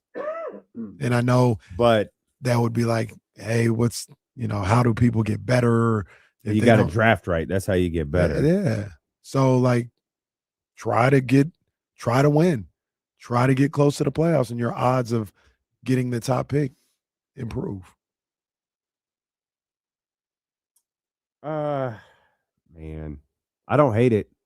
You're right. That would eliminate this whole process. You're absolutely right. I think they thought, like, their new lottery system works. It definitively works. It just doesn't curb tanking. No, what it is it's like we talk about with what happens with the free agency where the players just sped up the process. What was it? The Kawhi, Anthony Davis, as opposed to waiting for the contract year, they just started asking out 2 years earlier. Like that's all this is. Like, you think that the percentages would stop the tanking. Oh, yeah. They're just like, well, we'll just tank all year now. Yeah, it's like they've NBA players organization, they figured out a way around all of the rules. The tanking, the lottery system hasn't curbed tanking, and I think part of it is, even in the Sacramento Kings, perspective, like you feel like you'll get a better shot at in mathematically you will. You want a better shot at the number 1 overall pick, but at least you won't be drafting 10th. At least you won't be drafting 9th. Like, you'll be drafting at worst 5th. You don't want that, right? But you won't be drafting worse than that. So you have that in play. The NBA has, like, the aprons are essentially created. Jason Jones, who's going to join us here in a minute, he always talks about it's a way for owners to police themselves because they can't stop themselves from spending money. But the aprons have to be put in place because the financial influences that they created for players to stay in market aren't working because players are taking advantage of those influences and then asking for a trade. Right. Yeah. And you don't have to honor that trade, but ultimately, like, you're getting it. That's why, like, I was thinking about something this morning. I haven't fully vetted this because it there's a number of reasons. I don't know. I'll work through this. If I'm Milwaukee, I'm reverse Dame Lillard in this joint if I can. Get to the offseason, beg Giannis to sign that contract. Giannis, give us a shot. Let's see if it works. And I'll go Blake Griffin on him. 6 months in, I'm sending him to whoever I have talked to behind the scenes because ultimately he wants out. We've talked about this. Oh man, the everything opens up this summer. No, it really doesn't. Like you might be able to bring in one team, two teams, but ultimately there aren't going to be a ton of teams who are like, no. I'll risk it all to get Giannis for a season. Mm-hmm. But I will risk it all to get Giannis for 4. And if I can get Giannis to sign that contract and I'm Milwaukee, I'd trade him without a demand. I'd trade him without a conversation. You might not even have to snake him into that. You could just explain to him, like, look, Giannis, this is you trying to go to New York? This is how you do it. Yeah, you sign the contract. I can't do that, though. Why not? Because you could get him to New York now. You sign that contract. Like, again, the teams, I think it's like 3, 4. You sign that contract, it's 20. Kawhi, you bring you bring Giannis in on that. Mm-hmm. He has no leverage the second he's Dame Lillard. He has no leverage the second he signs that contract. None. Yeah, I mean, you're right. That's a snake thing to do. Yeah. I think you can grass emoji, snake emoji, grass emoji. I think you can do it without doing that. I don't think you can. Because hey man, I could get you to the Knicks. You can get all this money, and the Knicks and the Lakers go whoa. That's what it cost. Oh, we got that, and then this. You ain't got to take that deal though, if you don't want to. But if it's better for your franchise, why wouldn't you? You would, but you're right. If you're getting a good deal from New York, yeah, but I'm getting offered a great deal from someone else. Well, he might he might not want to go to New Orleans. Doesn't matter. It doesn't matter. You don't have control. Don't show up. You ain't gonna do that. I don't know if they can always do that kind of stuff though, because now you're dealing with agents and you're dealing with your reputation around the league. Wrong. You're dealing with a agent, and if I didn't promise to send you anywhere, I'm just making a business decision for my team. As long as you don't promise, I'm gonna send you to New York. Right. You got to make a decision for your team. We got to go to break. Hold that thought. Yeah. We'll come back. Jason Jones joins us next here on ESPN 1320. I just out of nowhere thought I'd Montreal screw job Giannis Antetokounmpo this morning.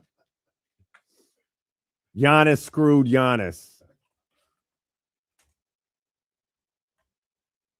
Yeah, no, but but that's the thing. It's leverage to go. Like the idea is, I want to go play where I want to play. I want to go play where I can win.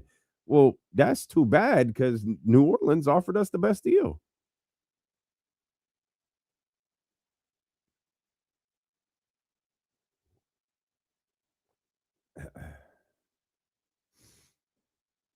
You know what a real bitch is, man? The only thing that triggers this cough is talking.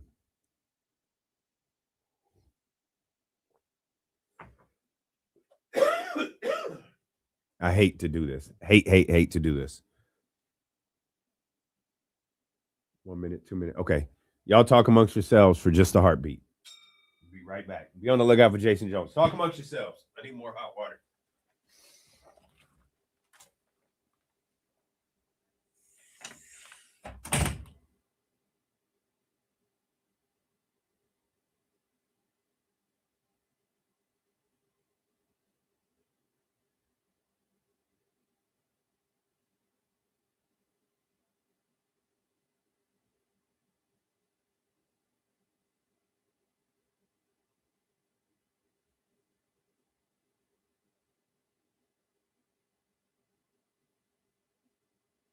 So, Scooter, make sure you guys are all setting your alarms for the jump every morning, 7 to 9.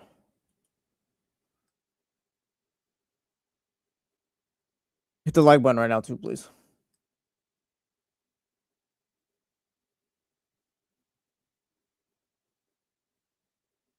Yeah, Kyle in a great mood because the other Kyle's not here anymore.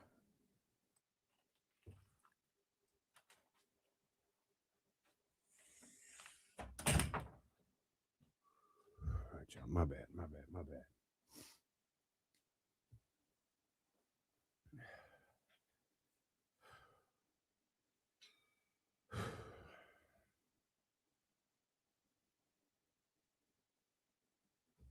Nah, Jerms, I get a little break in between, so that helps.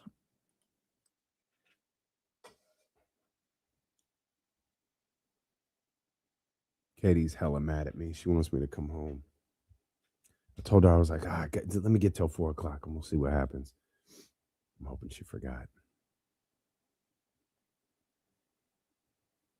I'm not gonna lie, Jalen. Once we were getting into the witches and stuff, I got a little nervous. I saw Dr. David's meme about that. Yeah, we're trying to buy a witch to fix the 49ers' health. See, but I brought up the question, like, what if, like, it's like there's a catch? Like, what if the curse comes to the show or something like that? Yeah, I'd leave them witches alone, man. Some of them, like, there was intensity levels for the witch. I was like, yeah, I'm cool. Yeah, you leave them witches alone. Because a witch is a witch.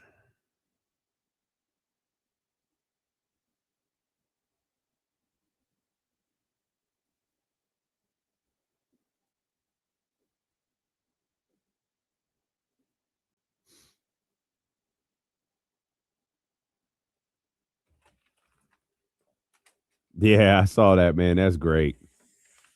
That's great. I love that. I guess what did he say? His grandpa passed away. Was it when they lost to the Chiefs? Shout out, Bad Bunny.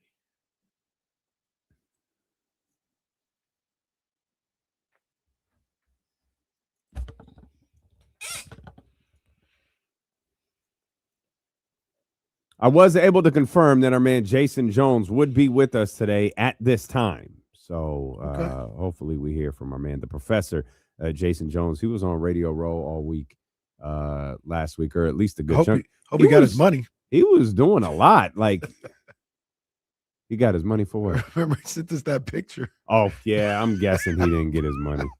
Pulled up on him one time. Yeah, that's what I told him. We told him who to ask for. He also was hanging out with wrestlers. Oh, yeah. Was they in San Francisco and I missed it? I have no idea. I couldn't tell you. I still haven't gone back to watch the Roman promo yet. I saw, but he took a picture. Jason Jones took a picture with Darby Allin, who is like insane.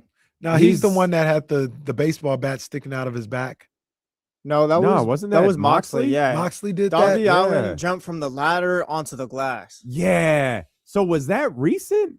No, not like super. Like that was months ago. It popped up on my feed today, and he's like, imagine for old school wrestling fans, like, you know, Attitude Era wrestling fans, imagine like Jeff Hardy, but way like imagine the ECW Jeff version. Hardy and Cactus Jack mixed together. Jeez, goodness like gracious. that's what Darby Allin is. And he was ECW. Who? Darby Allin. No, I'm Darby saying Allin's he's like AEW. yeah, he's Jeff Hardy version. He's just where he wasn't anywhere before that. No, he's a young guy.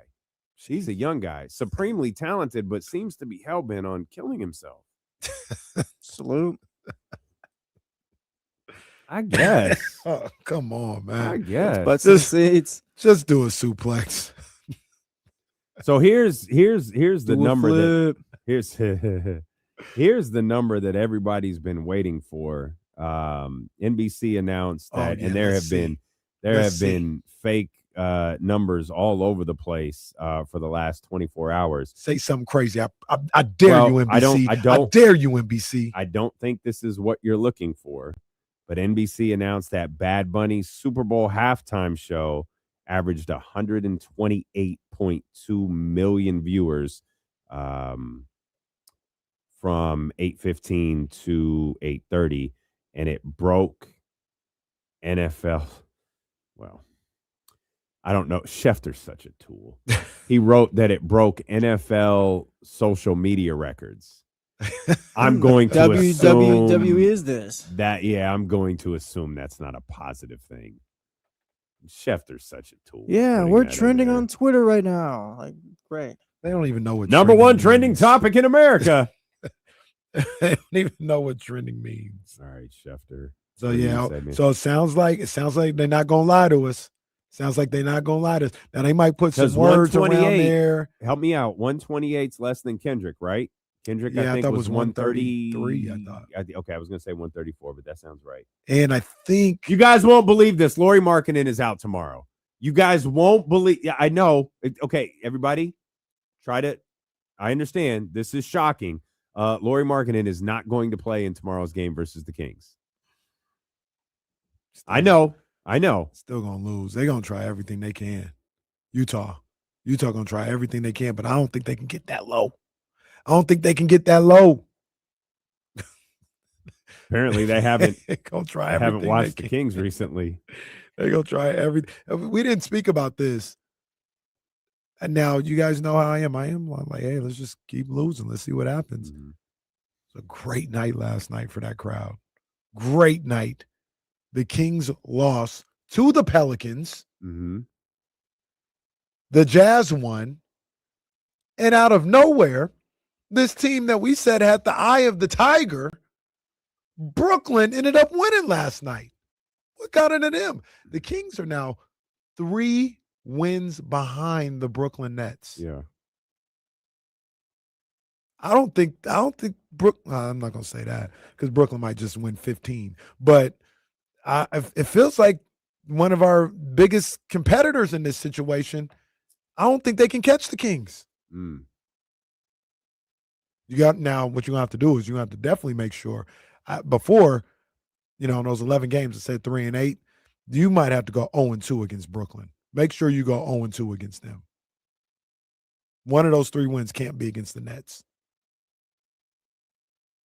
Can't be. Yeah. It can't be. Mm-mm. Can't be. You ready for the deadline headline? The ratings. Deadlines of the website that reports on this stuff. Yeah, let's see it. Ready? Get it. Yeah, let's get it. I have to take a sip of hot water so I don't die while I'm reading this. That's a good idea. Here we go. All good things must come to an end. Even the Super Bowl's 3-year ratings hot streak. They're on the downturn. Super Bowl 60 averaged 124.9 viewers across NBC, Telemundo, NBC Sports Digital, and NFL Plus on Sunday for the Seahawks' decisive victory over the New England Patriots, marking an ever so slight 2.2% decline from last year's record-breaking total. They couldn't lie to me this time. I dared them. I said, lie to me this time, and I'm investigating. I promise you. And they said, no, Casey, we can't lie to you this time. They've lied to me before, but they couldn't lie to me this time. They tried to get every stream they could. Every stream that can we get to 128? Can we get to 125? They said we can't do it. We didn't maxed out all the streams. If I got this right, Bad Bunny averaged more. He averaged more viewers than the Super Bowl did. Yep. That's what happened last year. It is slightly, ever so slightly. It happened last year. Let's bring in our man Jason Jones of The Athletic. Jay, the ratings are out. You surprised the Super Bowl viewership was down a little bit? No, that was a terrible game. Nobody wanted to watch that. I mean, unless you like field goals and Drake getting whooped on again, I mean, it was just God. All right. I caught that. That was well. I appreciate it. Yeah, I'm just saying, man, that was trying to get the light right, different time of day, the light come through a little different like that. So Look like a completely different person today. I don't know what I ain't got my Dodger hat on. Well, please leave that out of here. Please leave that. We don't need that around. All right, man. I was just gonna say All he's just man. got his cow hoodie on, like everything is nice. It's today. college season, man. Well, we ain't even got to worry about that. Pitchers and catchers report today? They actually do, which is crazy. Yeah. It's time for Dodger baseball. Okay, relax. Okay. I thought the build-up also didn't help. Like, it was not that the teams weren't deserving or weren't good or nothing like that, but it just there was no buzz to these two teams leading up to it, which you could kind of predict. Like, this isn't going to be a highly rated Super Bowl or one of the higher ones. The biggest buzz was about, remember the game with Marshawn didn't get the ball, and that was over a decade ago. So, I mean, there's not a superstar on either team. I mean, there's very good players, but, like, I don't think Jackson Smith and Jigba's a household name. If you ask the common person on the street to name 5 NFL receivers, they're not naming him, and that's no shade to him. but they're just come on, Sam Darnold's like on team number 5. Drake May wasn't even a big name in college, really. I mean, probably the biggest name of both between both teams was Diggs, and it not because of football. Yeah. Because even like dumped him before the game. Yeah, I mean, talk about a guy who had a rough day. Jeez. But even like the media day, that was my first one ever attending, and I'm like, this is pretty boring. Because I mean, you grow up, you see all the media days, and there's always something crazy going on. So I asked one of my colleagues, I said, "Is it always this blah?" He's like, "No, this one's probably the worst one I've ever been to." Jeez. It was. I mean, I look around, like, I mean, Diggs had the biggest crowd that I recall. He probably had the most personality of anyone who was there. But it was just kind of even being in the city, it didn't feel like, oh my God, the Super Bowl is here. It's like, okay, there's something going on this weekend. Yeah. It lacked, it wasn't a sexy matchup. This wasn't Tom Brady's Patriots. A lot of those guys are, if you're like a hardcore football fan, you knew these teams and you knew them well. But I don't think, most people probably knew Kenneth Walker from not helping them in fantasy enough. So, I mean, it's a great defense, on both sides, but not one of, that's not a Legion of Boom defense. That's not, in terms of personality and name. I'm not saying in terms, you go to the other side, there's no Gronk, there's no Rodney Harrison, this is a bunch of nice guys, good solid football. Even the coaches are kind of like, okay, Mike McDonald's cool, Mike Vrabel's Mike Vrabel. The Raider fan in me kind of was snickering at the fact that Josh McDaniels was shut out for like the 3 quarters in a Super Bowl, but I saw him on media day. My homeboy said, "Good job of not like going Raider fan and confronting him." What I gonna do? Step to him? Like what? Do you think that would have been amazing, though? Reporter from the Athletic steps to. He stepped to Jeff. He caught he asked, "Did he want to catch a fair one outside?" All of a sudden, like Raider Nation forms behind Jason Jones as he's walking towards him. Get him! Get him! It was a trap. Do you think the NFL goes back to San Francisco at some point? I didn't think they were going to go back a second time, and they did. But do you think some of the subpar reviews for this one might hurt their chances of going back? I think because they've got a new stadium, a wonderful stadium. And I say that, one wonderful stadium, new stadiums. Respect. Whatever. But nicest thing I've said about that team in years. So, I think it's always going to be viable. What makes San Francisco tough is that all this stuff is in San Francisco and the game is nowhere near San Francisco. Mm-hmm. And so I don't know, do you put everything in San Jose? Like, can San Jose handle that? How do you sell, visitors, hey, come to San Jose? People from San Jose will be mad at me, but you think about the Bay Area, you think about San Francisco and Oakland. Mm-hmm. You don't think, well, I can't wait to get down to Menlo Park. I can't wait to get, down to Redwood City. You think about San Francisco. So it's a tough thing. And I think it's going to be like that with LA next year. It's going to be at SoFi, but LA is a spread out place too. Yeah, LA is super difficult to navigate. Yeah, and I know I'm headed down there this week for All-Star, and like everything's everywhere. It's like, okay, the game's in Inglewood. This event's in downtown LA. This event's in Compton. This one, I'm like, oh, and for those that don't know, like those places are not close. No. And then even if they're like, oh, that's not too far away, go ahead and get on the freeway. Good luck. Yeah, exactly. And I think I'm staying near LAX, so I'm not far from the Dome, but that can still be 20, 30 minutes. Mm-hmm. That's just on the game. Yeah.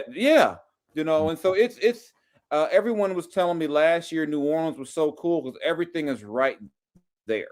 Mm-hmm. But you can't have it in New Orleans every year. And I think, I also think too, I mean, with all the reviews and whatever, if that, put it this way, if the Niners had been playing, I think it's a whole different vibe in the city. I think a big part of the vibe let down, even if it would have been the Rams, I think it would have been different. I just think you got two teams that don't have well, the Patriots maybe have one from the Brady years, but two teams that don't have historically long, nationwide fan bases like that. This wasn't a Pittsburgh, a Dallas, a San Francisco, or Ray. It wasn't one of those type of teams in the Super Bowl. It was New England, but this wasn't the New England that everybody knows. So I just think it just made it all combines for a weekend. Then the game didn't help. Yeah. The game was like, I was like, can we fast forward to halftime? I was like, the Patriots, I said it in the first quarter, the Patriots may not score. And I never thought the game was going to be close. I thought this was going to be a blowout. It was closer longer than I thought. And that's mainly because they kept kicking field goals because they couldn't, because the Patriots have a good defense.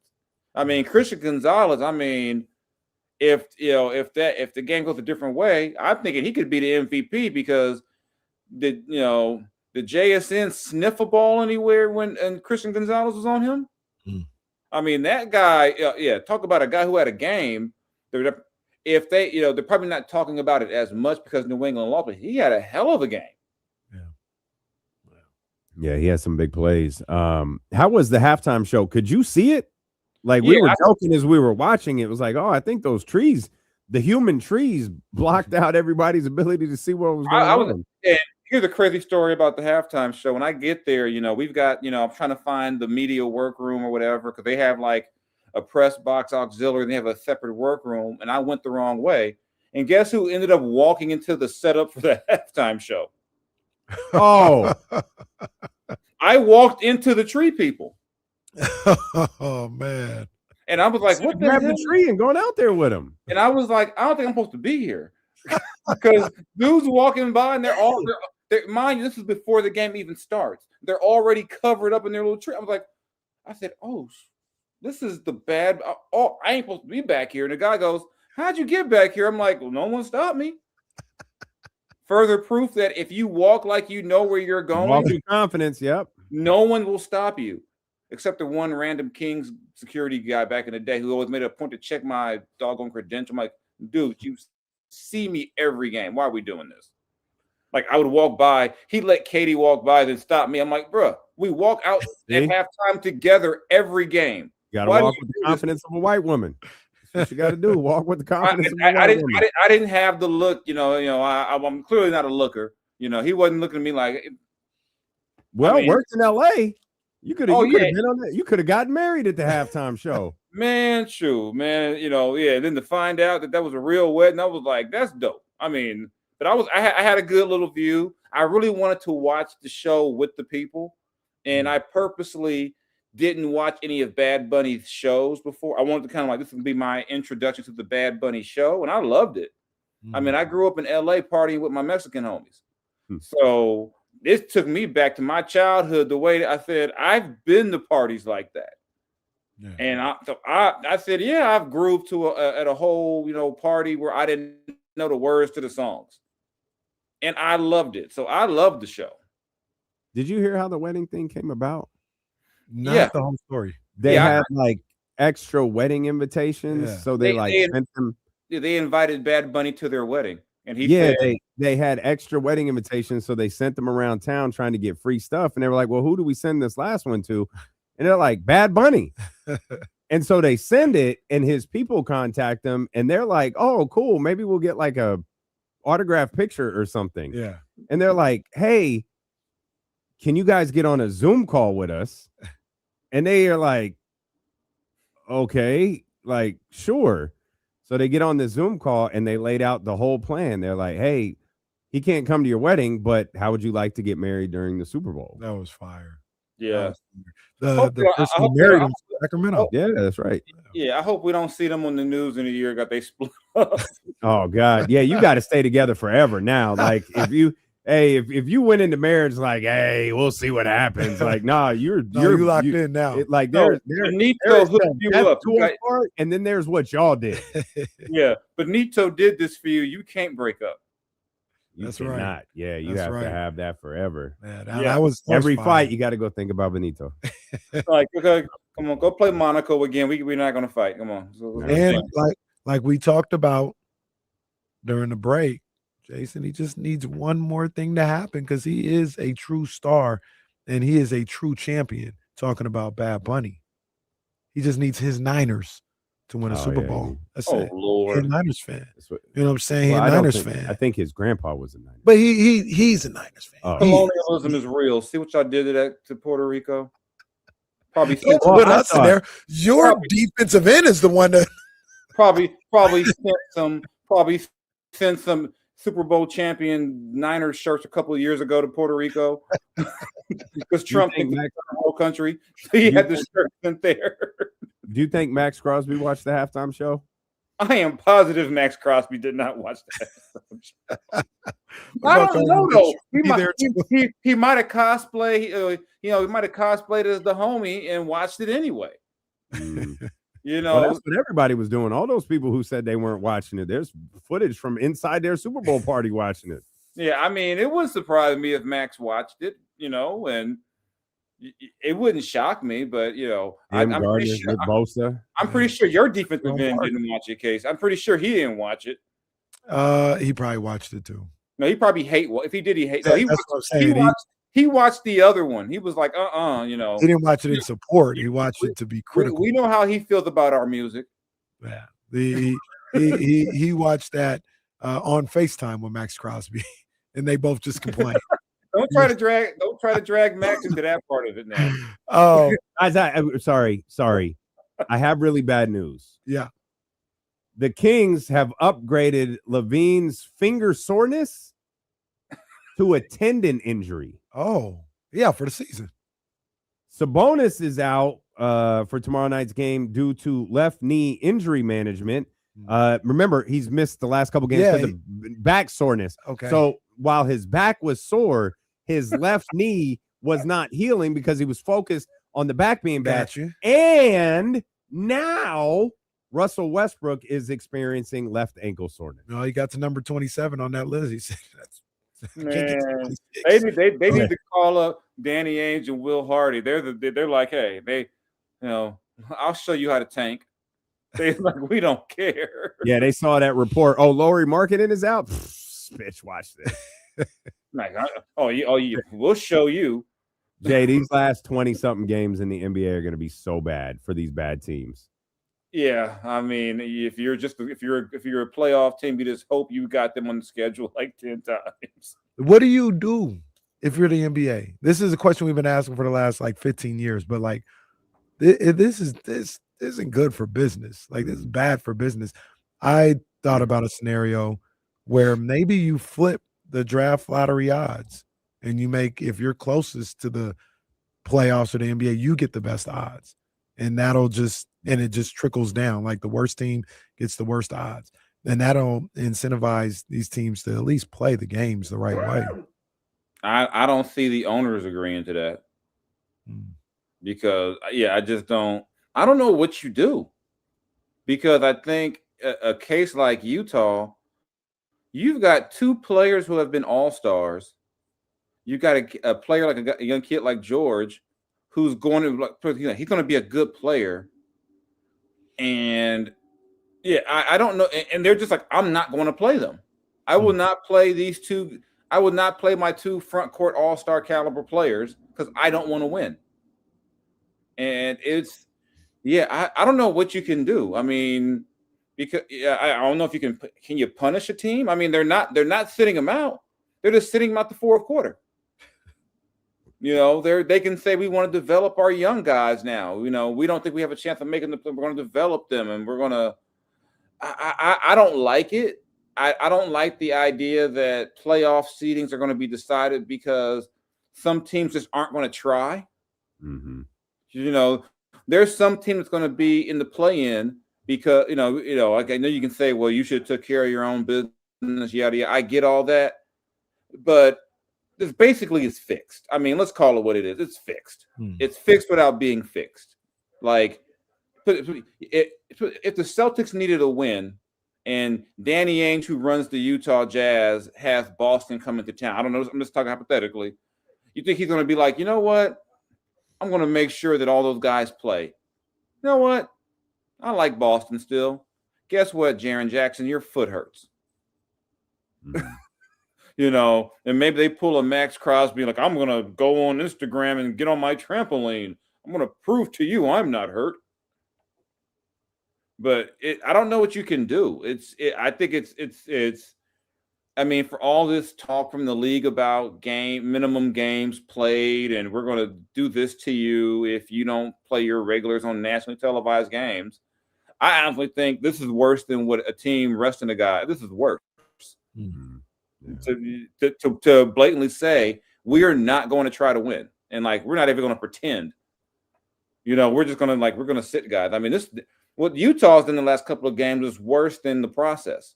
Because the process, what they would do is they'd give about a 6-minute window where they'd put like some G League guys in to lose the game. They put their other guys, you know, they'd give you a window. They're just saying, forget this. No, we're not even going to try. And then they'll probably do all this to get the 5th pick again. Well, as long as it's not the Kings getting the 5th pick, that's just fine. Jason, we appreciate you.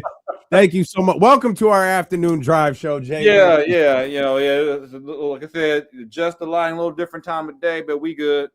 All right, man. How about one last thing, Mr. Carroll? That was a very rude message you sent to me via text. I agree. Very appropriate. I thought it was very nice of you to share the celebration. Yeah, that was my first. Why do I want to see that? Why do I even care? My first ever in-person Super Bowl. I was just sharing because Jason is our friend. Share something else. There ain't no need to share that. I mean, I was hurt. I thought you'd be happy for me, but I was hurt. We talked. I told him that was inappropriate. I cried in the car. I cried in the car. Should have said more. I cried in the car. On behalf of the show, Jay, I'm really sorry. Thank you. I appreciate that. You can just send me some alcohol and I'll get over it. I got you. All right, Joe. Dodger gear for everybody. Oh, please. Thanks, Jay. All right. That's the professor right there, Jason Jones. We'll come back. He talked about the 5th overall pick for the Utah Jazz. As long as it's not the Kings. At number 1 pick, allegedly, he was in the news yesterday for all the wrong reasons. We'll talk about that when D'Lo and Casey return here on Sacramento Sports Leader, ESPN 1320. Hey, stay on top of TikTok with your shorts that you're creating. You're cooking over there. Like there's been a lot of growth over there. Okay, I got you. I got Leezy on it too, so.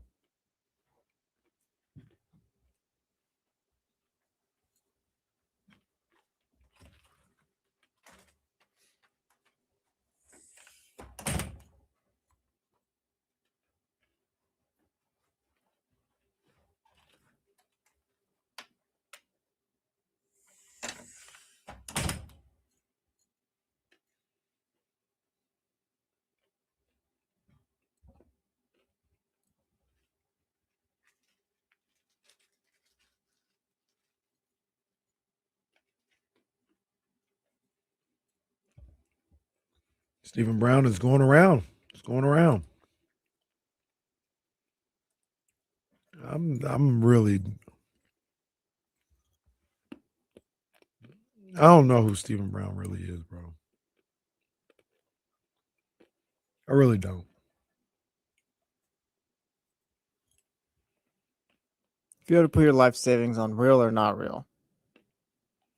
Not real. Be one of the greatest bits of all time. Bot Brown.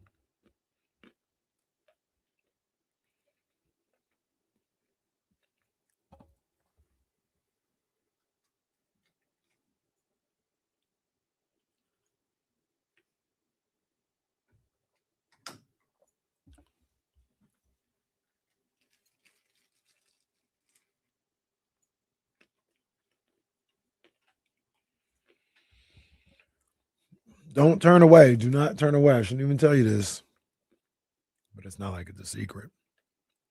AJ DeMonsa playing right now. BYU versus Baylor. Just lost 100 viewers. Better be careful. You play some licensed music. We're about to get a $10,000 fine.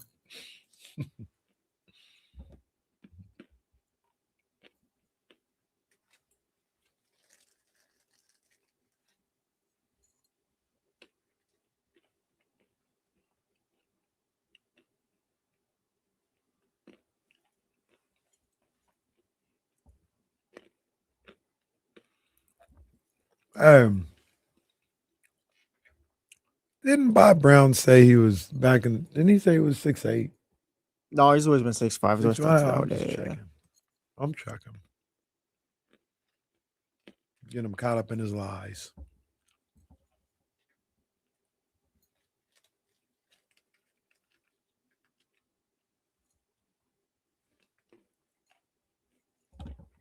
That's crazy, though.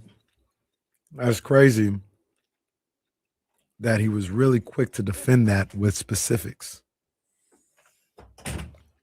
Like if somebody said, KC, you're not a real person, I'd be like, I am. I don't know what to tell you. I wouldn't be like, my social security number is, and I'm 6'7", and I'm good point. I don't know 47 years height old. at the chatty house. I'd just be like, bro, I'm Kenny Carroll. I'm a real person. Like, what you want me to say? And leave it at that. It's almost like you're trying to convince us that you're a real person. Oh no, is this Bob Brown again? Yeah. Well, I mean, we're just asking questions right now. That's it. No, but that's all. Bob Brown is one of the craziest developments in the 6-year history, near 6-year history of this show.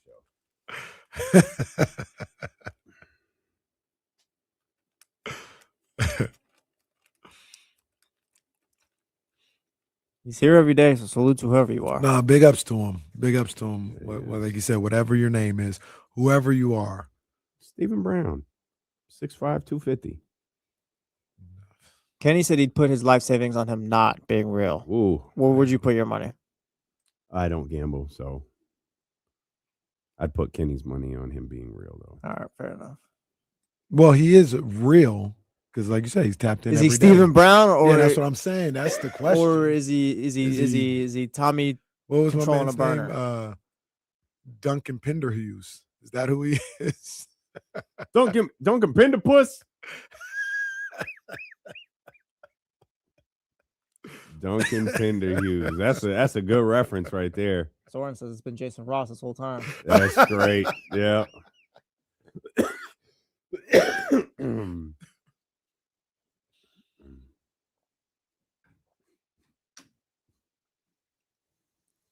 All right, man. We rolling along here, having some fun during the commercial break.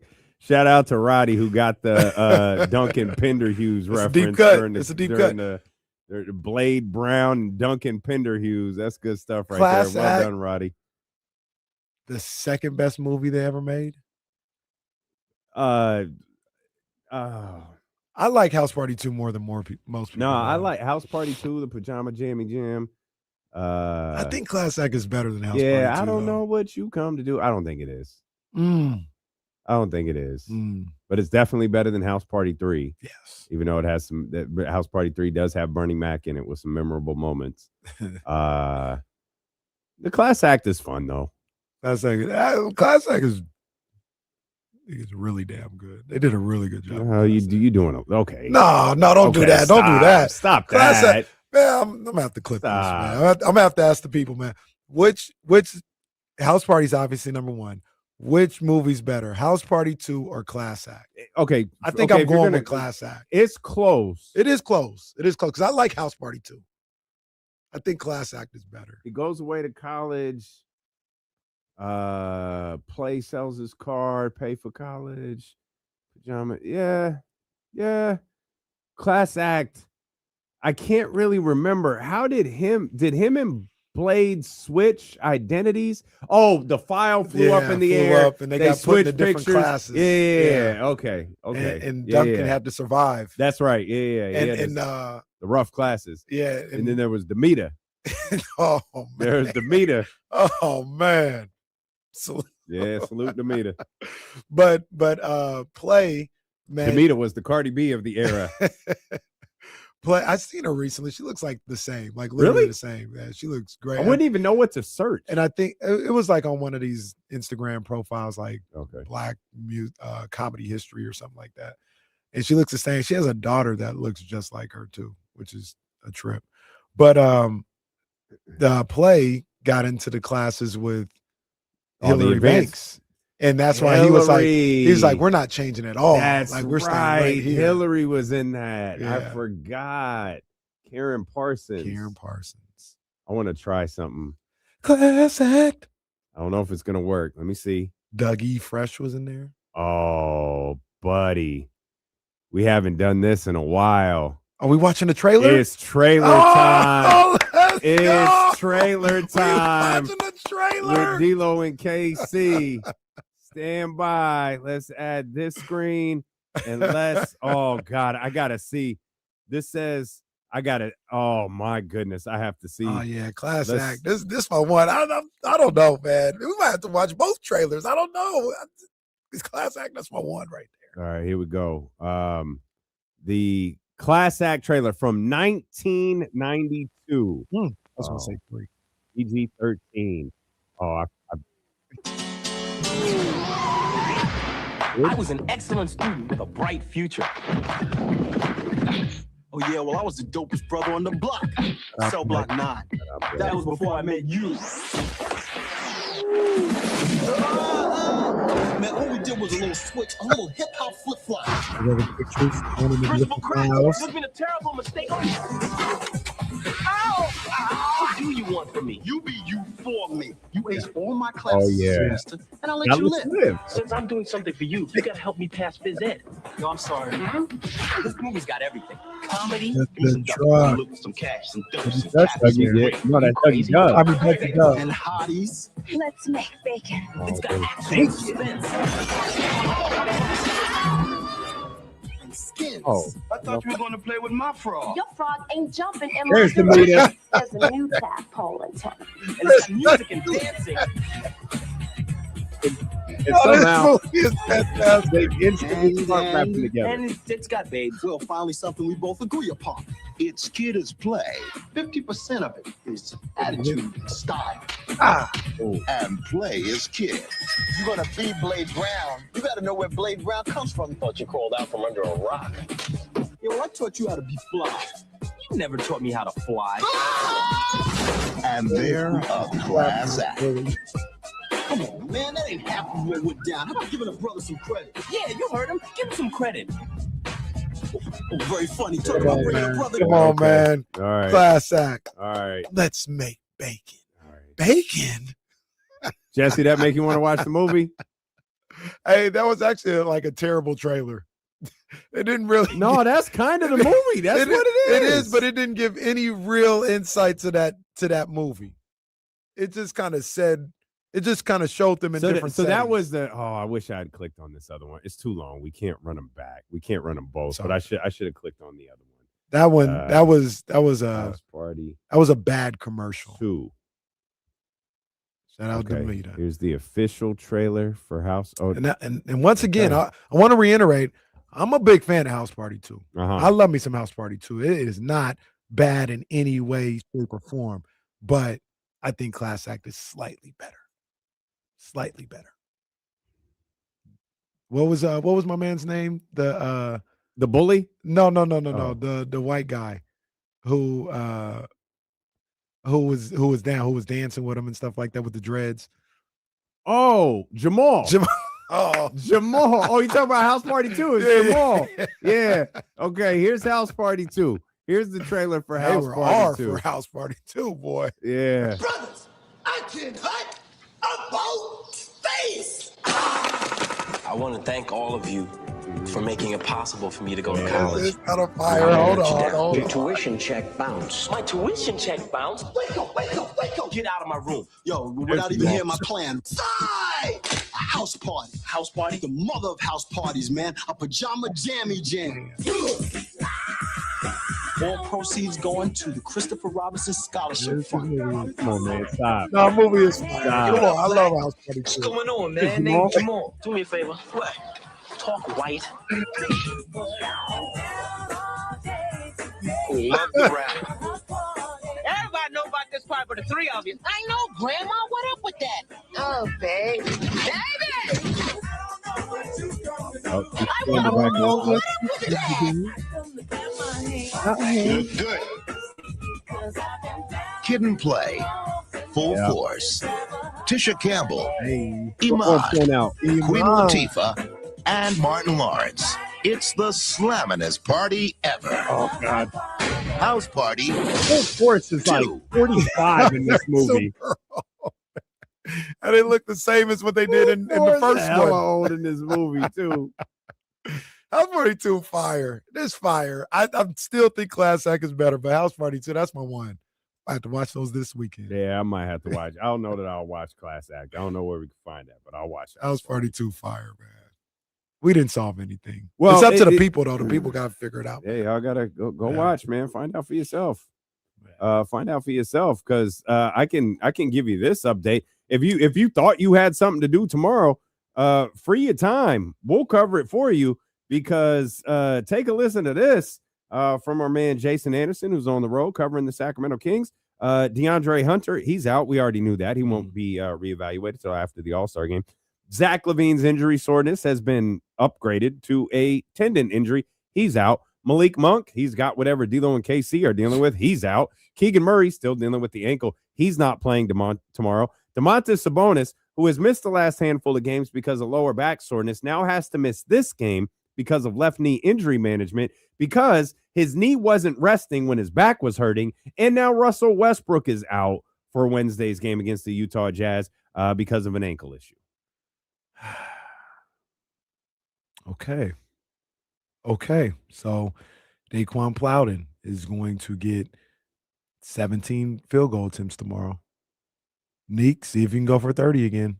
This league, I was gonna stop. My instinct was to say this league is embarrassing. Adam Silver needs to fix this. They do. This is bad. They do. This is really, really bad. And here's the killer about it. I mean, I don't know exactly what they're doing for, individual tickets or whatever, but you're including this type of product in people's season tickets. Yeah. And charging them that full season ticket price for, at the best case scenario, the last 30 games for teams like the Kings and the Jazz haven't mattered. And they're not going to. And we're not going to play these top guys. Now, right. I'm a proponent of, like, if you purchase the ticket or the season tickets or whatever, it doesn't guarantee you anything other than you can get into the games, who's playing and all this other stuff. You buy those tickets at your own risk. But if you want to have a good partnership between consumer and the people who get the league going, you got to do something. I feel like purchase at your own risk has some limits. Mm-hmm.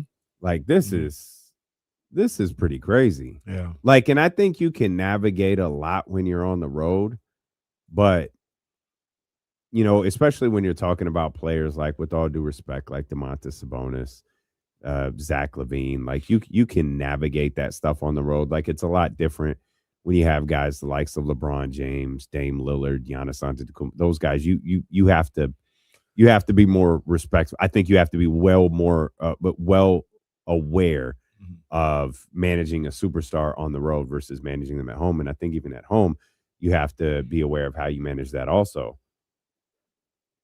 But, like, what if little Timmy comes to see Russell Westbrook for the first time against Orlando? We've got tickets for you to see Orlando right now, by the way. The Sacramento Kings take on Orlando February 19th at the Golden One Center. Caller number 13 right now, 916-909-1320 will get you in the building. It'll be a real intimate experience because we're giving away tickets on both stations. And the last time we did that was the Memphis game. And we all saw what that Memphis game looks like. So we're going to get people into that arena one way or another. February 19th, the Kings take on Orlando. Those tickets can be yours right now at 916-909-1320. Again, looking for caller number 13. I know that this isn't new. I'm not stupid. Like, we know. But, man, it seems between what Utah has been doing, what Washington has done all year,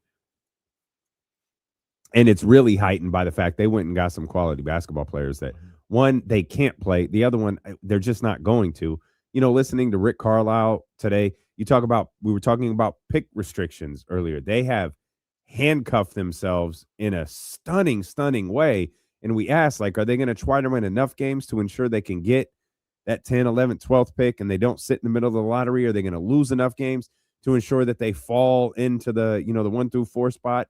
And that has been made crystal clear over the last couple of days. One, Zubac was the last guy to get traded to report to his team. And, oh, yeah, he might not play. Worst ankle injury in history, apparently, that he's come back from already. That's a trip, man. But this is bad. I mean, let's run back those players that aren't playing tomorrow.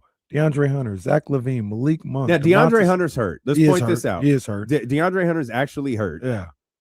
I'll start with Zach LaVine. Zach LaVine, Malik Monk, who's probably really sick, but Malik Monk, Keegan Murray, Keegan's Russell really hurt.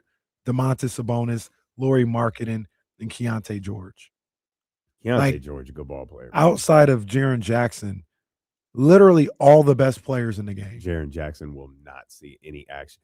Jaren Jackson will play 15 minutes before the start of the fourth quarter and won't play again. We are going to watch basketball players tomorrow in Utah Jazz uniforms we've never heard of before. And I watch Big West basketball. And I'll be like, I ain't never heard of this on guy. tape delay, on DVR. I ain't never heard of this guy before. So, I mean, Jason said the owners would never go for any type of changing of the odds, and they don't. I mean, obviously they don't care. They're still cashing in on the ticket sales and the revenue from that game. They already got your season tickets at that point. So yeah, they don't really have any incentive to make those type of these type of matchups like we're seeing tomorrow any more enticing. So it's just a really bad look, man. It's a bad look for the league. It's a bad look for the Kings. It's a bad look for the league. Yeah. It's a bad look for Adam Silver, who I think has had a terrible year as the commissioner of the NBA, and he has to figure this out. He needs to stop worrying about his damn Europe league and figure out how to fix this, because this is a problem. I don't know if you're excuse me. No, that was my fault. I didn't even reach to turn the mic off at this point.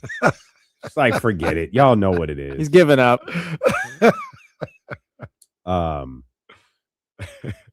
Maybe your reverse lottery idea is the move. Like, there'll be, pushback against that because the bad teams won't have the best odds. How do they get better? All of those different things. And we just go back to the same thing over and over and over and over and over again. You've got to draft. You got to draft better. You gotta, you can miss on your draft picks. It happens every year. Like, it's okay.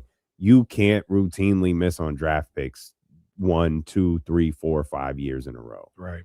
I'm trying to see right now. Obviously, this is kind of a inexact science because the season's still going on. It'd be overall record and all this other stuff. But right now, a team like the Bulls or the Grizzlies. So let's do it this way. The Bulls, Bucks, Grizzlies, and Mavericks would have the best odds for the first pick. Okay. And to be honest with you, I know it doesn't, I'll take it this year because the Kings are terrible, but that doesn't bother me. That doesn't bother me that these bottom feeding teams aren't going to get, and that aren't even trying to be good, aren't getting a gift of being. That's the thing, though. Think about the domino effect to that. Name those teams one more time. Chicago, Milwaukee, Memphis, and Dallas. So I'll focus on Memphis just for a second. Memphis, made the decision to move on from Desmond Bane, acquire all those draft picks. The season was kind of going the way that it was, and they made the decision to trade Jaren Jackson Jr. and we'll take the Desmond Bane thing out of the equation. We'll just say that was a regular NBA trade. They saw the draft picks. They figured they could move on from Bane. Like, it was perfectly fine. Let's look at the Jaren Jackson Jr. trade.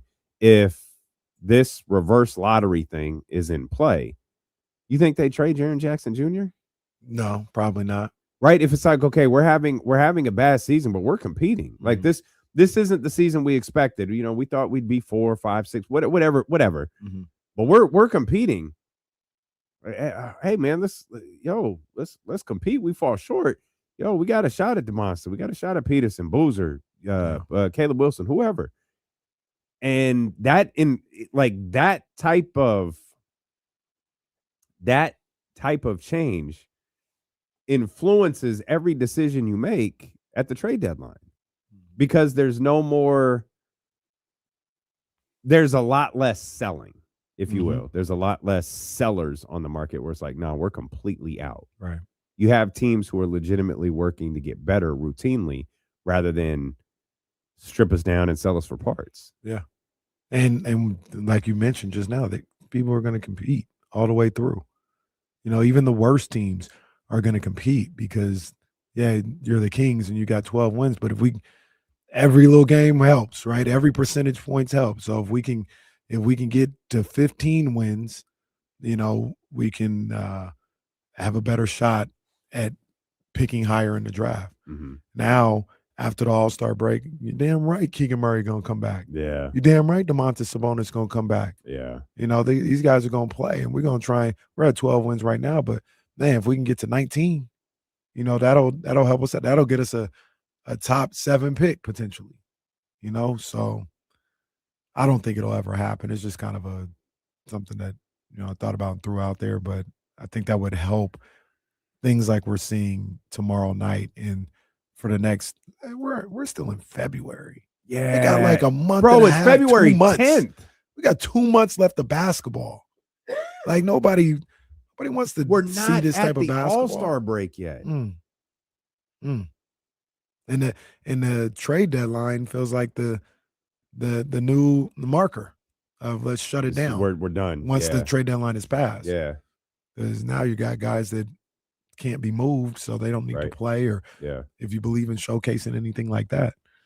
So yeah, this is bad, and maybe it's been like this for some time. I know it has, and it's just we're seeing it up close and personal for one of the first times in a long time. But this is awful. Yeah, I mean, in years past, the Kings have just been bad basketball teams. Mm-hmm. Now you could argue they're a bad basketball team, but it is way, way worse that they're not taking the chance of Zach LaVine going for 40 one night or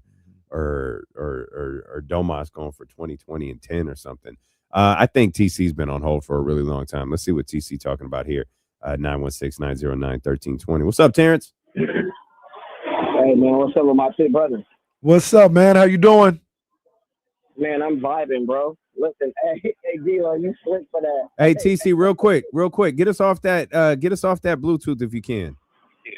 Y'all got me better? It's a little better. It'll work. Go ahead. Okay, listen, hey.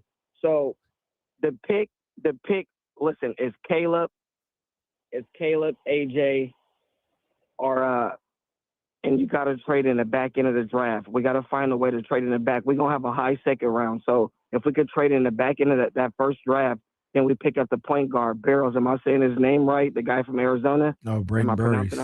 Braden Burries. Yes. If we can still get our lottery pick and steal him at the end of the draft, if we can't get him, it's another guy I'm watching, Malik Thomas from Arkansas. I know the other guy is a nice shooting guard. Listen, bro. What'd you say? I said he's a dog. I love Malik Thomas. Malik Thomas is a dog. If we can steal one of them point guards in our lottery pick, we cooking, bro. With this young generation with Max, Neek, Devin, Hardwell, and the guys Precious moving forward, we cooking with grease, bro. So I'm excited on that standpoint. So let this season get over with, and listen, let's get to business. That's all I got. Yeah, your optimism is getting on my goddamn nerves, Terrence. You talking about, no, we're going to get this guy, and we're good to go. Man, knock it off. I don't believe you.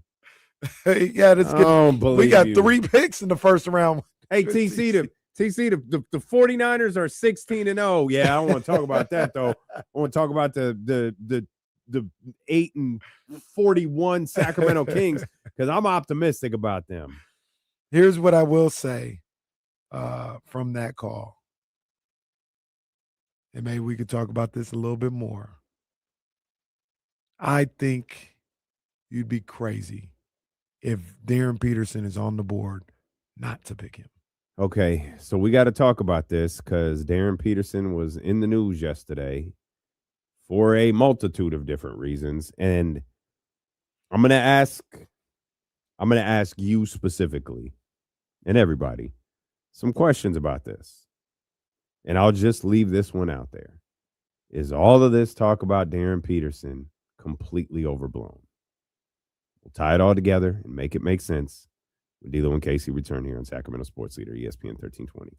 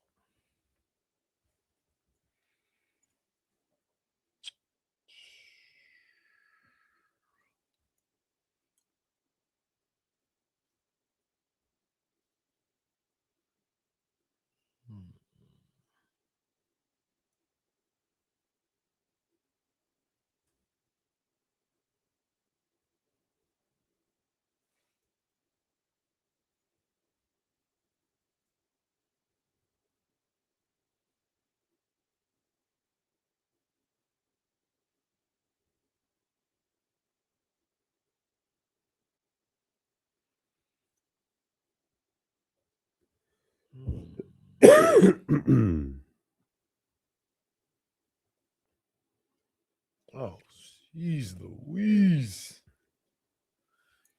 That's crazy. I'm just talking to myself, I guess, because I don't know if anybody really cares. But the Division I playoff prediction, it just came across my feed. Monterey Trails at CKM? No, they can't have that one happen. I need both of my people to advance, man. I can't have one of them get knocked out. But Monterey Trail, have them go up against Lincoln.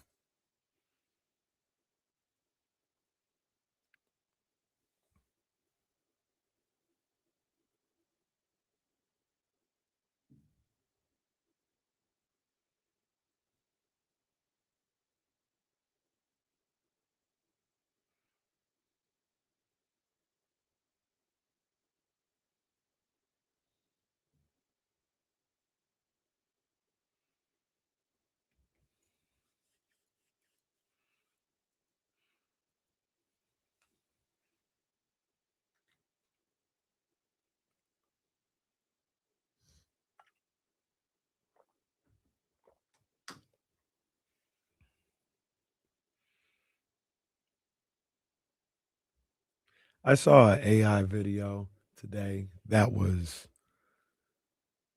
man, it was so good. And when I mean good, I just mean the quality, not that it actually existed. But it was so good, it was scary. It was a UFC fight between Nicki Minaj and Cardi B. And it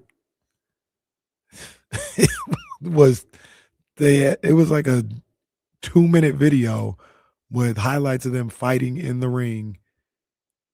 It was crazy. I said, this is terrifying that they can do this. That's how good it was. That's how high quality it was.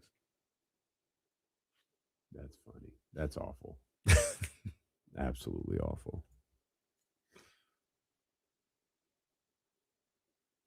Are we airing the All-Star game? Is that what that commercial is saying?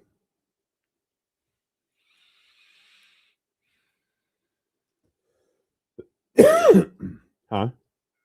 Oh. That was fine. Doesn't matter. Okay.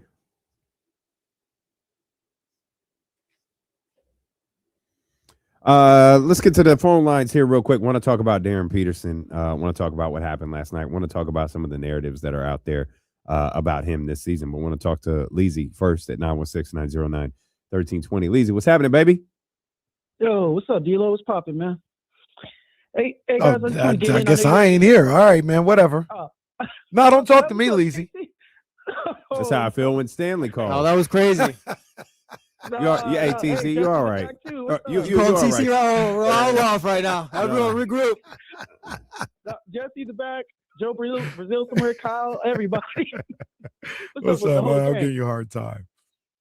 That's all good, brother. Hey, man, I was just calling, man. I know you guys got to get into it and start talking about Peterson, man, but there's a lot of these stories coming out about his motor and is he like really engaged with the team and him sitting out and this and that. I was kind of out on Peterson already, but like going forward, like with the Kings, they can't take a guy like that, man. I understand his talent is there, but we already been through this. We got enough divas here. We need someone that wants to be here, that wants to play. I'm a big AJ guy. I've been that. I'm still hoping the Kings draft him. Just my take. Okay. All right, then. No doubt. No doubt. Let's talk about Darryn Peterson since we're talking about drafting. Real quick, by the way, this is what we're able to do on this show now again. Tank watch. Pacers in New York. They're up by 1 right now at the end of the first quarter, 32-31. Come on. Come on, Pacers. Come on. Okay. Get that dub. That's all. Yeah. Get that dub. Need that. So Darryn Peterson didn't play basketball last night. It was kind of a late scratch. He apparently had flu-like symptoms. That's not really a story.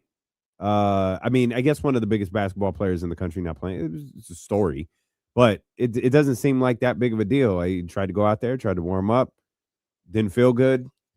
Brother, we can relate. It was fine.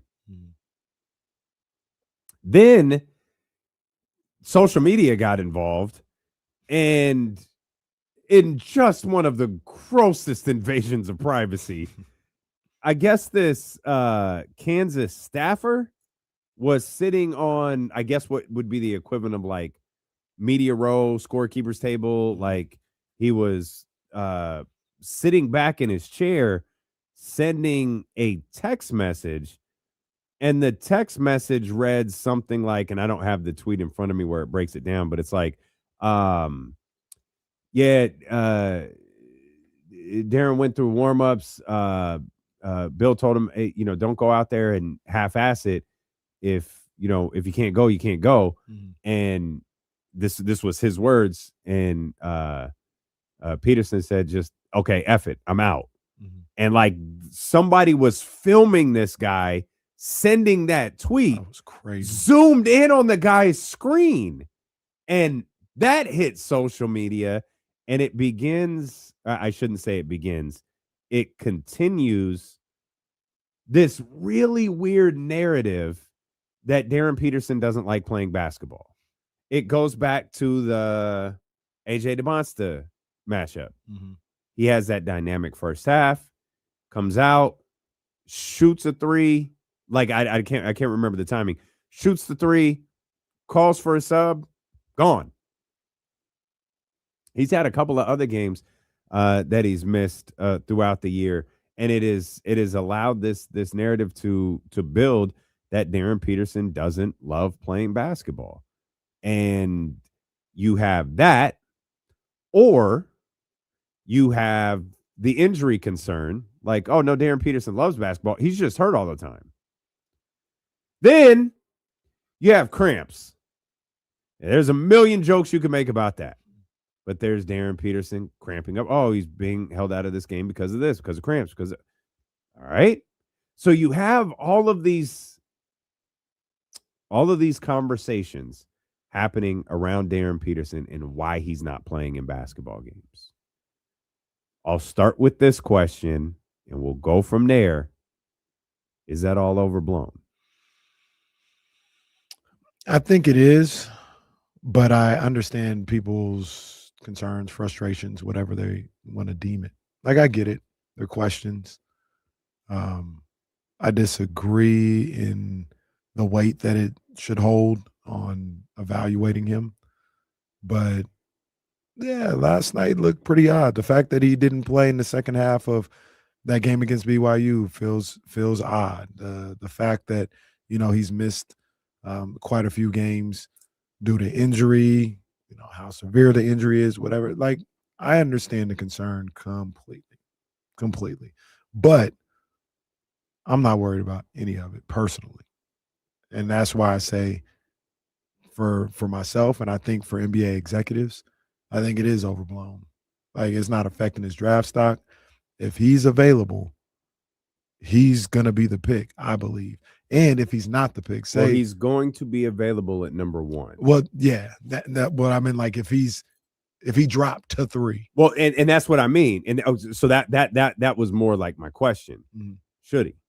No. Like, is he clearly, definitively, no conversation to be had, the number 1 overall pick in the draft? Yes.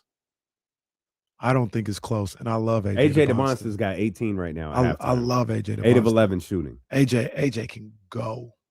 AJ can go. He is the truth. 6'9", 6'8", 6'9", can shoot it, can handle. He can go.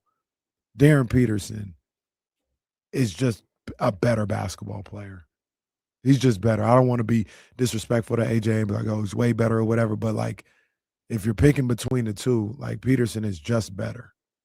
He's better than anybody in this draft, and I don't think it's close. Really? Yeah. So it is, for you, definitively not a conversation. Okay. Once again, like, if you're talking just talent and his ability to play the game, like, it's not even close. Now you want to bring all the other stuff about whether you I just talk about we just focus on the game for a second. Like, you writing off AJ real quick. You wrote him off weeks ago too, as a number 1 pick. Like, my evaluation or what I think might happen, because I think they're both kind of the same. I don't think AJ going number 1. Yeah, I didn't think there was a difference. Nah, AJ is great. Like, say the Kings got the 2nd pick and Darryn Peterson goes 1 and you get AJ, man, I'm hyped. You got a all-star, a potential all-star. Let me ask AJ you. DeBonston. Okay. I didn't think of this until this exact moment. What if the Pacers get the number 1 overall pick? They're taking Darryn Peterson. Part of the reason that I don't think it's the reason, but like, thinking about things, let's get Benedict Mathurin here, because if we get AJ, if we get Darryn, yeah, we moving on from Benedict. We ain't getting that money. We'll just restart that rookie clock with Darryn Peterson, and we got a better version of Benedict Mathurin. I can't right now unless. But Benedict Mathurin came off the bench for them most of the time, didn't he? Yeah, and they'll move Neesmith to that role and put, maybe not first. I don't know, but eventually Neesmith will be that backup guy, and then Darryn Peterson will be the one. If this is all it is, like, and nothing crazy comes out, like medicals and stuff like that, right. I'd be shocked if he wasn't the number 1 pick. Think about it right now, like, people that, maybe not Fran Fraschilla, but these college basketball experts who talk to NBA guys and lean on them to get a good idea of what they think is going to happen in the draft. All that's going on right now, I ain't seen not one mock draft change. They update it every week. Every time it's Darryn Peterson number 1. And once again, this is why people are so excited about this draft, because it sounds like I'm dismissing guys like AJ or Boozer or Kingston Fleming. I love him. Caleb Wilson. Not at all. These guys are. Those you five guys. back in with Boozer? I wouldn't take him. I would take Kingston Fleming over Boozer. Mm-hmm. I might even take Caleb Wilson over Boozer. I'd have to really. So the Kings would have to be drafting 5th for you to take for me to take him. I think they take him at 3 if they were drafting 3. Like, I think the Kings would draft him. I'm just not as crazy as everybody. But even saying that, man, those 5, me personally, I feel like I'm looking at 5 all-stars. I feel like that's the talent level of these 5 guys coming into the league. These guys are fantastic. I just think Darryn is a step above. I think you're looking at by himself a franchise-changing player. You remember ever talking about a player that doesn't seem to love basketball? Yeah, you got guys like Ben Simmons for sure. Yeah, it was a former number 1 overall pick too. Yeah,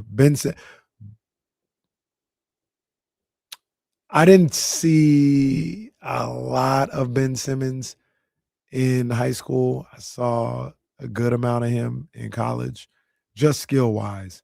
He wasn't as skilled as Darryn Peterson. He didn't love it. He was 6'9". He was able to get away with it, but it was like, dang, he still can't shoot. He's a great passer, really good defender, can handle the ball well for a guy his size. He can do all those other little things, but I don't know talent wise, scoring. Is he gonna get the jumper? Like that was all, man. Darren's a better prospect to me. Oh, I agree. Yeah. I was just using the example. And I don't think that's the case with Darryn Peterson. I don't think it is either. Yeah. I think that's the thing that's completely overblown. I think maybe the most evidence that he's going to be the number 1 overall pick in the draft is this over-analyzation of every move, every time he sits, everything he says, every explanation that's given. Like it is just this hyper-analyzed subject because he is such a dynamic young player that the league clearly has their eyes on, and the people who cover the league clearly have their eyes on, which adds another microscope to the college basketball world. And I'm not going to front, like I said earlier, I get it. It looks a little weird. Like it looks strange. I 100% get it. But I haven't seen, like, all the people are like, oh man, I wouldn't touch him with a 10-foot pole. I'm not drafting him if number 1. I ain't doing it. I'll be like, all right, you're getting fired in 3 years. I don't want to be the guy that passed up on Darryn Peterson. I'll be the guy that took Darryn Peterson and it didn't work. I'll be that guy. I cannot be the guy that passed up on Darryn Peterson. If that makes any sense. Like I can live with myself if I took him and he was Ben Simmons 2.0. I'll be like, hey, that was the move to make. It didn't work out. For context, for those who haven't, put all of the math together, I'll use A.J. DeMonsta as an example. A.J. DeMonsta has played 23 games this season. Darryn Peterson has played 13. That's 2 more than Kyrie Irving played the year before he was drafted number 1 overall. That's crazy. I'm sorry I reacted because AJ just did something crazy. Like literally just did. I have AJ on my screen. You're going right to now. see it hit all night. This boy's bad. He's bad. He's the truth. Yeah. AJ is the truth. I got no bad things to say about AJ DeMonsta. I just can't pass on Darryn Peterson. I'm that big of a believer in his talent. Okay. And yeah, I mean the games played with the Kyrie Irving thing, the comparison, it's weird. I ain't gonna front. I'm not gonna front. It is weird, but I'll take my chances. He's that good. Okay. Well, hopefully there's no risk at this point with Darryn Peterson. Those games played are going to be a discussion all the way until his name is called coming up at the draft in June. Those games played will absolutely be a conversation. Great. Aside from all that, fantastic atmosphere and game last night with Kansas and Arizona. Arizona winning that game undefeated. I think they were 23-0 going in. They beat the brakes off of everybody. Like they just dominated everybody. And Kansas getting that news that Darryn Peterson was going to be out, maybe a half hour before the game started. They still put together a game that got them a win over the number 1 team in the nation. It was one of those games that we talked about, a couple of weeks ago where it was like, oh yeah, college basketball's here. It's like one of those type of moments because Allen Fieldhouse was crazy. It was electric in that place. That's a special place. That is. I wish at one point I could get there, man, because it looks special. And the rich history of Kansas, that ended up being the first time they ever beat a number 1 at Kansas. I thought that was kind of crazy. Oh, wow. Yeah, first time they ever knocked off a number one team at Allen Fieldhouse. Okay. They were 0-5 going into that game. Okay. In those situations. So great game last night. Great game. Great atmosphere. See your boy Alvarado debuting at the Garden tonight. Oh, come on. I know what's up. They playing that Daddy Yankee every time he scores. Yeah, they love this dude already. They love it. He gonna be New York's favorite player the rest of the season. Oh yeah, he gonna have some moments too. Yeah, he gonna have some moments. So that was a sneaky pickup by them. I mean, I don't want to say that's exactly what they needed, but it kind of feels like it was a guy, defensive-minded guy off the bench that can run the offense, give Brunson maybe a couple more minutes of rest throughout, different games. And that was a really nice pickup by the Knicks. Yeah, that was I love that. I'm gonna need you to explain something to me here real quick. You might not be able to, but you brought it to my attention. And I'm going to give you a second to think about it. All right. Probably going to be longer than a second because Mitch is here. Oh. So we'll have to talk to Mitch. You'll have to transcribe it for me, and then we'll go from there. Mitch, what's going on, man? Damn, taking shots already, huh? Mitch. Get him, Mitch. Get him, Mitch. I didn't even say hello. How you doing, Casey? Jesse. What's up, Mitch? D'Lo being a wise guy. Yeah, well, how's this? That was a good move, Alvarado. Fellow, my wife's Puerto Rican, so they're kind of, in-laws are kind of happy about that. He's just a half-inch taller than Brunson. Yeah. I mean, that's the only bad part about Brunson's game, that he can't play D. Most point guards are taller than Brunson. They take advantage of that. But he's fun to watch, Brunson. Yeah. I like this draft that's coming up. They could. I don't think none of them are going. These are all one and dones. I see mock drafts of the first 10 guys that are freshman players. But when you say that Zion, he missed. You understanding me, D'Lo, or I lost you? No, I got you. I got you. I'm anxious to see where you're going. Yeah. With What Zion, do you want Elijah Arenas to go number one? Is that what you want here? USC in the house?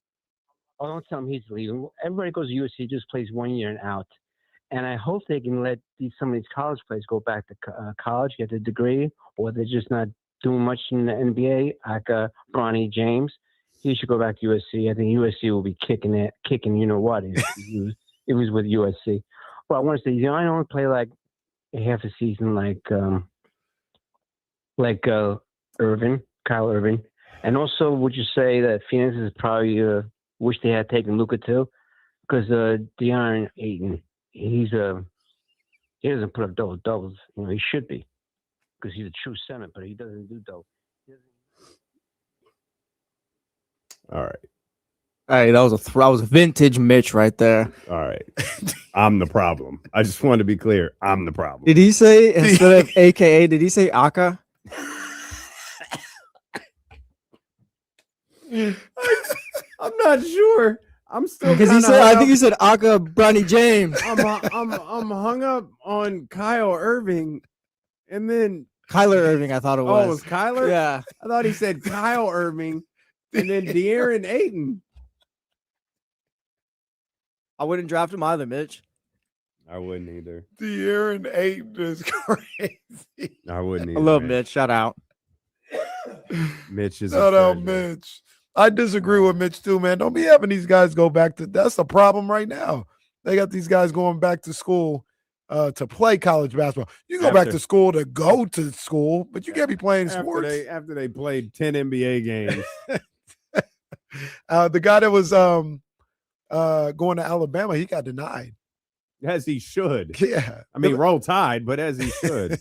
They got the dude, I don't know if he was the first guy, but the dude on BYU, he played the other day, and I could see why it didn't work out in the G League.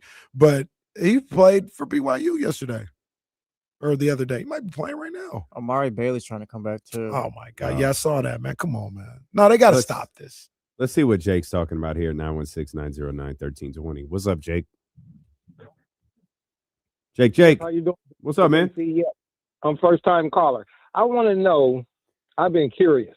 I want to know, why did y'all think that that Levine and DeRozan, when they came to the Sacramento Kings, they've been in the league 7-8 years. So they already know they just there to make money. They're not really there to really win. They already really not winning basketball players. They scorers. They NBA players.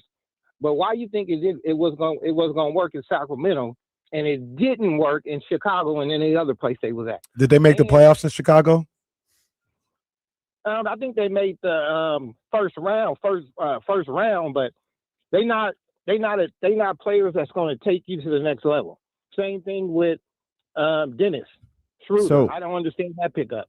So, I think I can attempt to explain that. I could tell you why we thought it was going to work. One, I mean, you can go back and listen to those shows. We never thought this team was going to the next level. Mm-hmm.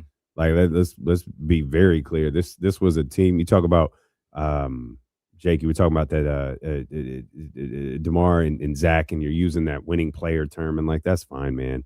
But we never thought they came in here to take the Sacramento Kings to another level. It was simply DeMar was already here. You were moving off the Aaron Fox. It's like, well, you could probably tread water. Mm-hmm. And to me, I think to us, treading water at the time of that Zach LaVine trade is getting to the first round of the playoffs. Mm-hmm. Like, that's all it was. Like, it was never, oh, this is going to make the Kings better. It was like, no, you've got yourself in a crappy situation, and you will be able to, or at least I thought, you would be able to tread water with that move. And I think we even said that season, like, yeah, they'll be fine. I think it was 39 wins. I thought they'd be better than that, but no, they'll be fine. But it's going to get a little rough after this. Mm. And I now, by no means did I expect what we're witnessing right now. I absolutely did not. We absolutely did not. But Zach LaVine, DeMar DeRozan, those are two high-quality scorers on a team that we thought was put together. The Dennis Schroeder acquisition was to acquire the point guard. I think the bloom was kind of off the rose this offseason. It was kind of lost.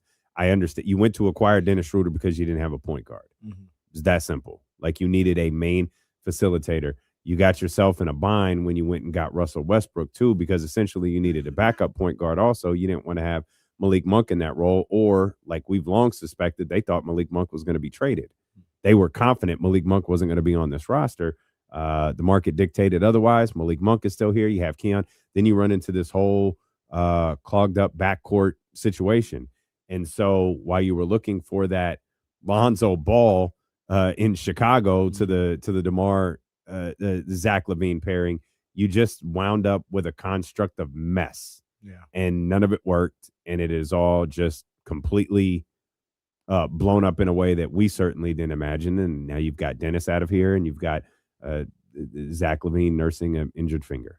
Yeah, I mean, and DeMar out here busting his ass, I guess, on a night. Yeah, busting water bottles too. Well, but and understandably so. Yeah. But no, I mean, that's what it came down to. I thought, you laid it out perfectly. Thought they would be a play-in team, be a team that was around 500. They've done that before in their career and existing with each other, and it didn't happen. It was dead wrong. Yeah, so that's what it come down to. I thought they could, and they absolutely didn't. So that's all it was. I know this is very difficult for some to believe. So everybody brace yourselves for a second. I know in almost 6 years, we can be wrong a time or two. It doesn't happen often. No, we can be wrong once in a while. It's only happened 4 times, 3 times on that whiteboard, and then with this Kings situation. Yeah, that's it. I'm pretty sure I've been wrong a lot, and I think they've all had to do with the Kings. Every damn time I think something positive about this franchise. They're like, no, sit down, man, and shut up. So, Jake and the enigma that is Mitch bailed us out here for a second. I'm going to ask you a question, and I'm going to need you to answer when we get back. Okay.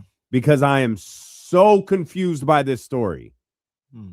I don't do math, but there are things that I understand. And there is a headline out there that says Sam Darnold lost money playing in the Super Bowl. Explain this to me like I'm 5. We'll do that next. The victory lap on the way here on Sacramento Sports Leader, ESPN 1320. Jesse, I'm gonna text you something. If you don't have it already.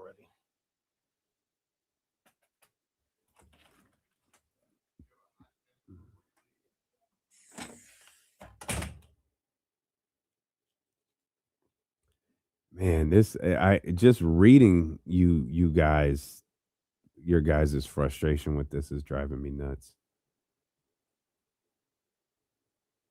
Oh God, remember that? God bless it. That was bad.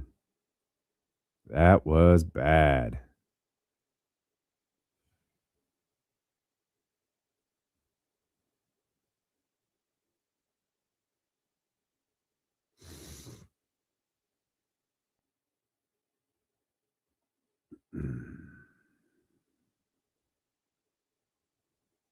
Yeah.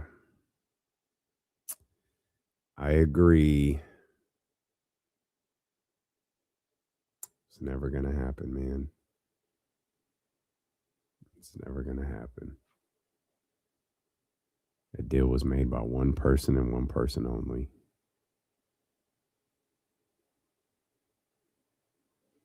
What's up, AK? Yeah, man, we're on till 6 o'clock every day now, dog. 2 to 6, 2 to 6, 2 to 6, 2 to 6. Appreciate you tapping in. Shout out to everybody who hangs out till 6 o'clock here in the chat. If I'm being honest, the move to 6 was really about the radio audience more than the streaming audience, because the streaming audience can always go back and watch it whenever they want. It was done because of the amount of people who listen on the radio. So for those that are still hanging out, man, salute. We appreciate you. It's not us, Barrett, man. I promise. It's not us, bro. It's not us. It's not us. It's not us. Thought it was average at best. I won't say this in front of Kenny because I don't want him to get upset and start another fight. The more I listen to the fall off, the more I agree with Eddie. Like, it was just fine. Like, I kept listening to it, wanting to love it, and I couldn't. There are songs that I liked for sure. I love the Common joint, the tribute to Common, but it's like, he did that great, but that's Common's concept. Like, that's always going to kind of be his. I don't know, man. I really wanted to love it, B, and I just didn't.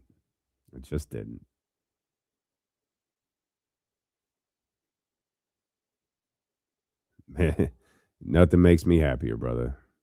Nothing makes me happier. Oh, man, it was incredible. It was really good. I hope as the tour goes along, they can tighten it up a little bit, because there's some unnecessary, because they try to interwove them a lot. So it's never like a set. But when you get to and it's a long show, it was about 3.5 hours, like about 3.5 hours. And it was really good. When you got to the last hour, it was frantic. Like, they had New Edition come out and do like the young New Edition, Mr. Telephone Man, Candy Girl, Cool It Now. They did those joints. That immediately went to Boys to Men doing It's So Hard to Say Goodbye, One Sweet Day, End of the Road. And then Johnny Gill came out for Rub You the Right Way. Bobby did My Prerogative and Every Little Step.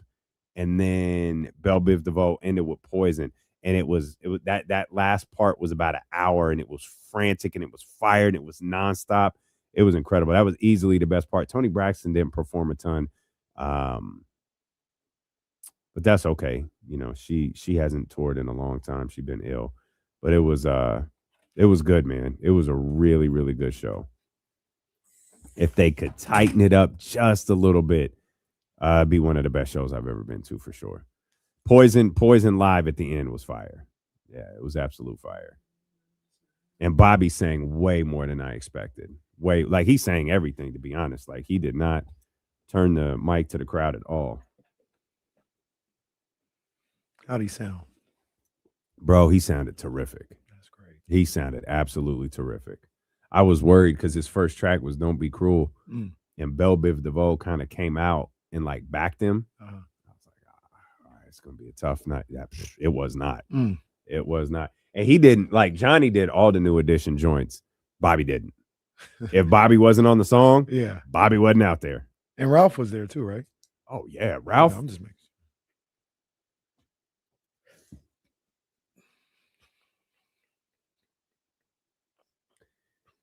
We was talking about the New Edition Boys to Men Tony Braxton concert that hit Oakland a couple of weeks ago. I saw it in Las Vegas. You were asking about Ralph Tresvant. Ralph Tresvant and Wanya Morris still sound absolute. I mean, they all sound good. Bobby, when he's really doing it, he sounds incredible, like absolutely incredible. Johnny Gill, like still him, like him. Yeah. But that show was Ralph Tresvant and Wanya Morris. Like Ralph can still do those songs as the New Edition guy. I love he Ralph, can still do it. Like his voice is timeless. Yeah. Absolutely timeless. I love Ralph. I'm actually surprised Ralph hasn't done more. I wish he would have. He's gotten older because he can still do it. He could be he's not this old, but I'm saying he's still got that. He could be Charlie Wilson out here. Oh yeah, but yeah. Ralph is bad. I don't know how many more tours these guys are gonna do. Bobby isn't healthy. Like this is obvious. Tony didn't perform a lot. Tony Braxton didn't perform a lot, like because she literally isn't healthy. The rest of the guys look great. I mean, Michael Bivens a little puffy, but you know, if someone could just tell Bobby, hey, Bobby, get in shape. You know, let's get out there. Like Bobby could do this forever. Yeah, because his voice, despite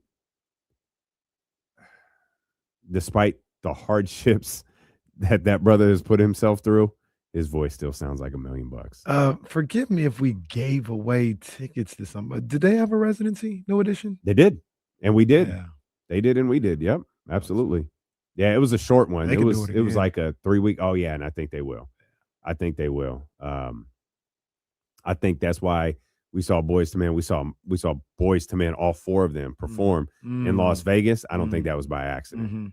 I don't think that was by accident. I think you can see residencies. We got a bag for you if you just come back into the fold. That's right. That's right. All right, we're here on the victory lap. It's the final stretch of the day. There's a couple of things I want to get to, Kings related, but I would like someone to answer the question that I asked before the break. Okay. Did Sam Darnold lose money playing in the Super Bowl? It certainly sounds like it. Jesse, I saw this from Boomer Esiason's show. Oh, Jesus Christ. And Boomer. I mean, he broke it down. You tell me what you think. So about it. So I have not seen this. KC put this in the notes. I found an article. Still don't get it. Still don't get it. For winning the Super Bowl, the winning team, each player gets $178,000. In other words, the Super Bowl isn't a part of their salary. And because the game was played in California, and California has a jock tax, and Yes, they do. look at duty days. So each team spends 7 days in the state of California. So those are 7 duty days, and they pierce your regular salary at 3.5%.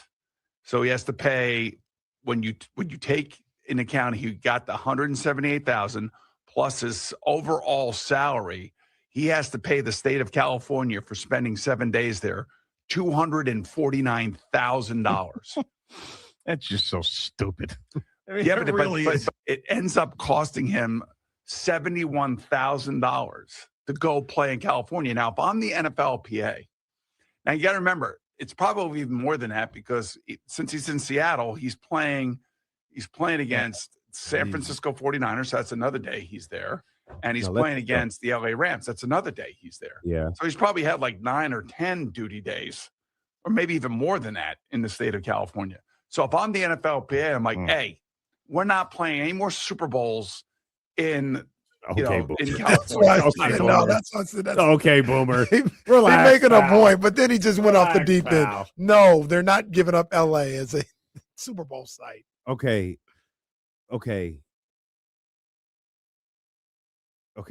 So Sam Darnold and the Seahawks Mhm. got a bonus of $178,000 for playing in the Super Bowl. Mhm.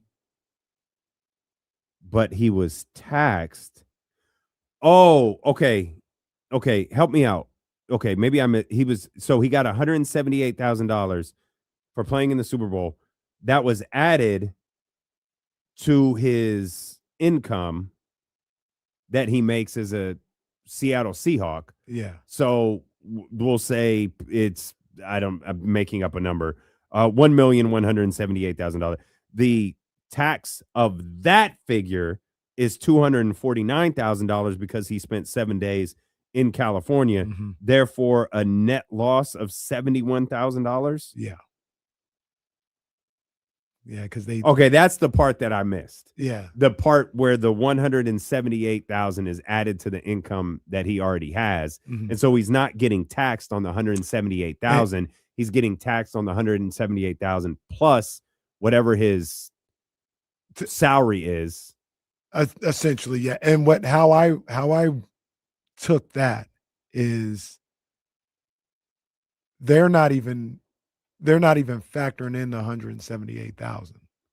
They're factoring in that you're going to work in California for 7 days. And this so is what whatever their you salary make is. before the game, because that's a winning bonus. You won, so you gotta. So before the game is even over, you worked here for 7 days, so we got to take 3.5% out of your salary, and that ended up being $240,000. For those who don't understand what the jock tax and duty days thing is if you play in if you're a New York Knick, you get taxed by the state of California to play the Lakers, the Clippers, and the Sacramento Kings. You get tax returns from the state of California for those games. You get tax returns for every state that you play in. But California has always had that little extra tax on it that says for the privilege of playing in the state of California, it's going to cost you this. That's now, they did it to take it. They were like, oh, if rich athletes are going to come through here and play, the Los Angeles Lakers and so on and so such. Oh, no, they're going to be subjects to our taxes. What they didn't factor in is when WNBA players come through in the early 2000s and are making nothing, and you still taking money from them. It's crazy. When you have tax time for an athlete is insane. When you're hey, H&R Block is not handling this one.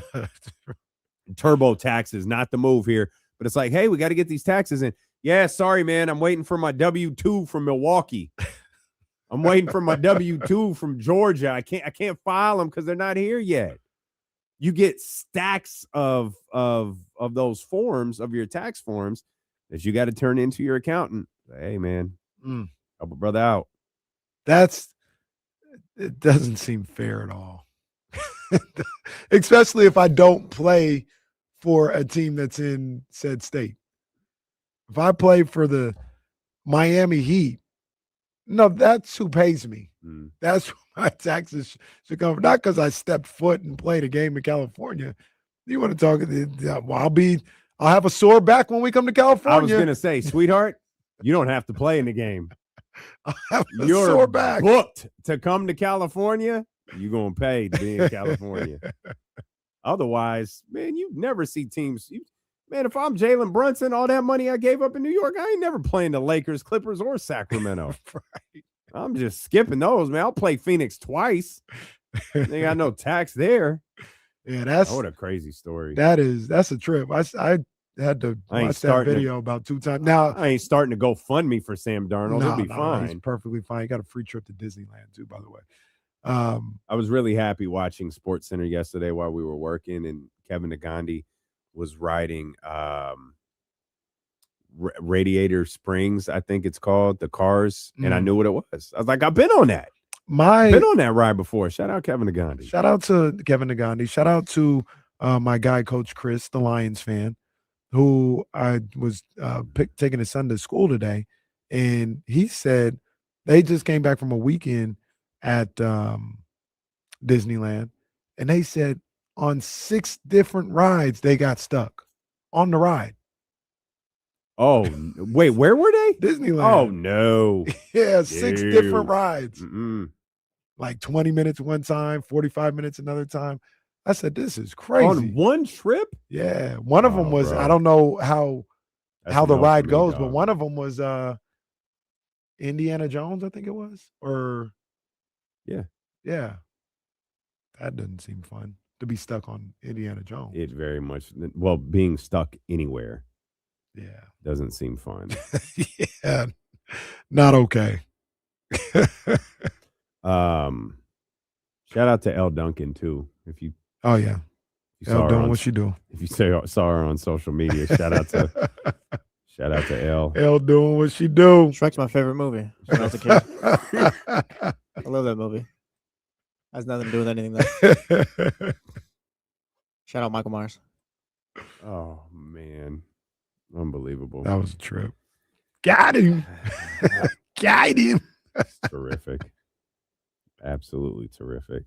You said shout out. What was it, Alan the Bears fan? Is that who it was? No, that was sorry, this was Coach the- Chris. That was a Lions fan. Yeah. Shout out to my man Tyler. He's I met Tyler and his wife Rachel walking around the neighborhood. When you have dogs, you always run into people, and Tyler always had New England Patriots gear on. Like Okay. always. Yeah. Beanie, zip up, or if it was summertime, t-shirt. He always has Patriots gear on when he's walking. Mhm. Yeah, I stopped and talked to them, when I first moved, and like, hey, and you always forget, like I know both of their names now, but you always forget the person's name and you remember the dog's name. Yeah.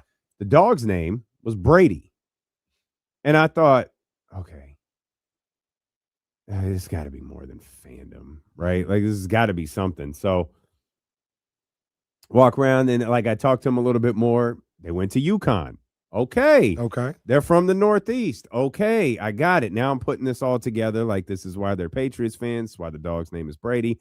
So I'm taking Sprout out for a walk on Saturday, and they have they outside their house. It's really sweet. They have this they call it a puppy rest stop. It's a little part on the corner because they have the corner house that has like dog treats and water and all of that stuff. Sprout knows that it's there. She goes and gets a treat. Brady comes running out of the house to see Sprout. Tyler comes over and I'm talking to Tyler. He's like, yeah, I think I'm going to go. Oh, he was like, yeah, me and my dad, we saw they were there for the 28-3 game. Wow. And he said him and his dad won tickets to the 50. Carolina and Denver. Yeah. And so we're like talking, and I was like, I had never told him what I did before that moment. Mhm. I was like, yeah, me and my co-host, we were talking about, how much would you pay to go to the Super Bowl and risk seeing your team lose? Oh no.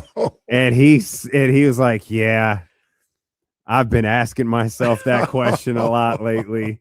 So, he lets me in on the little dialogue him and his wife had, and he was like, man, part of me's feeling like I got to put money on Seattle to see if I can even this thing out. That's pretty smart.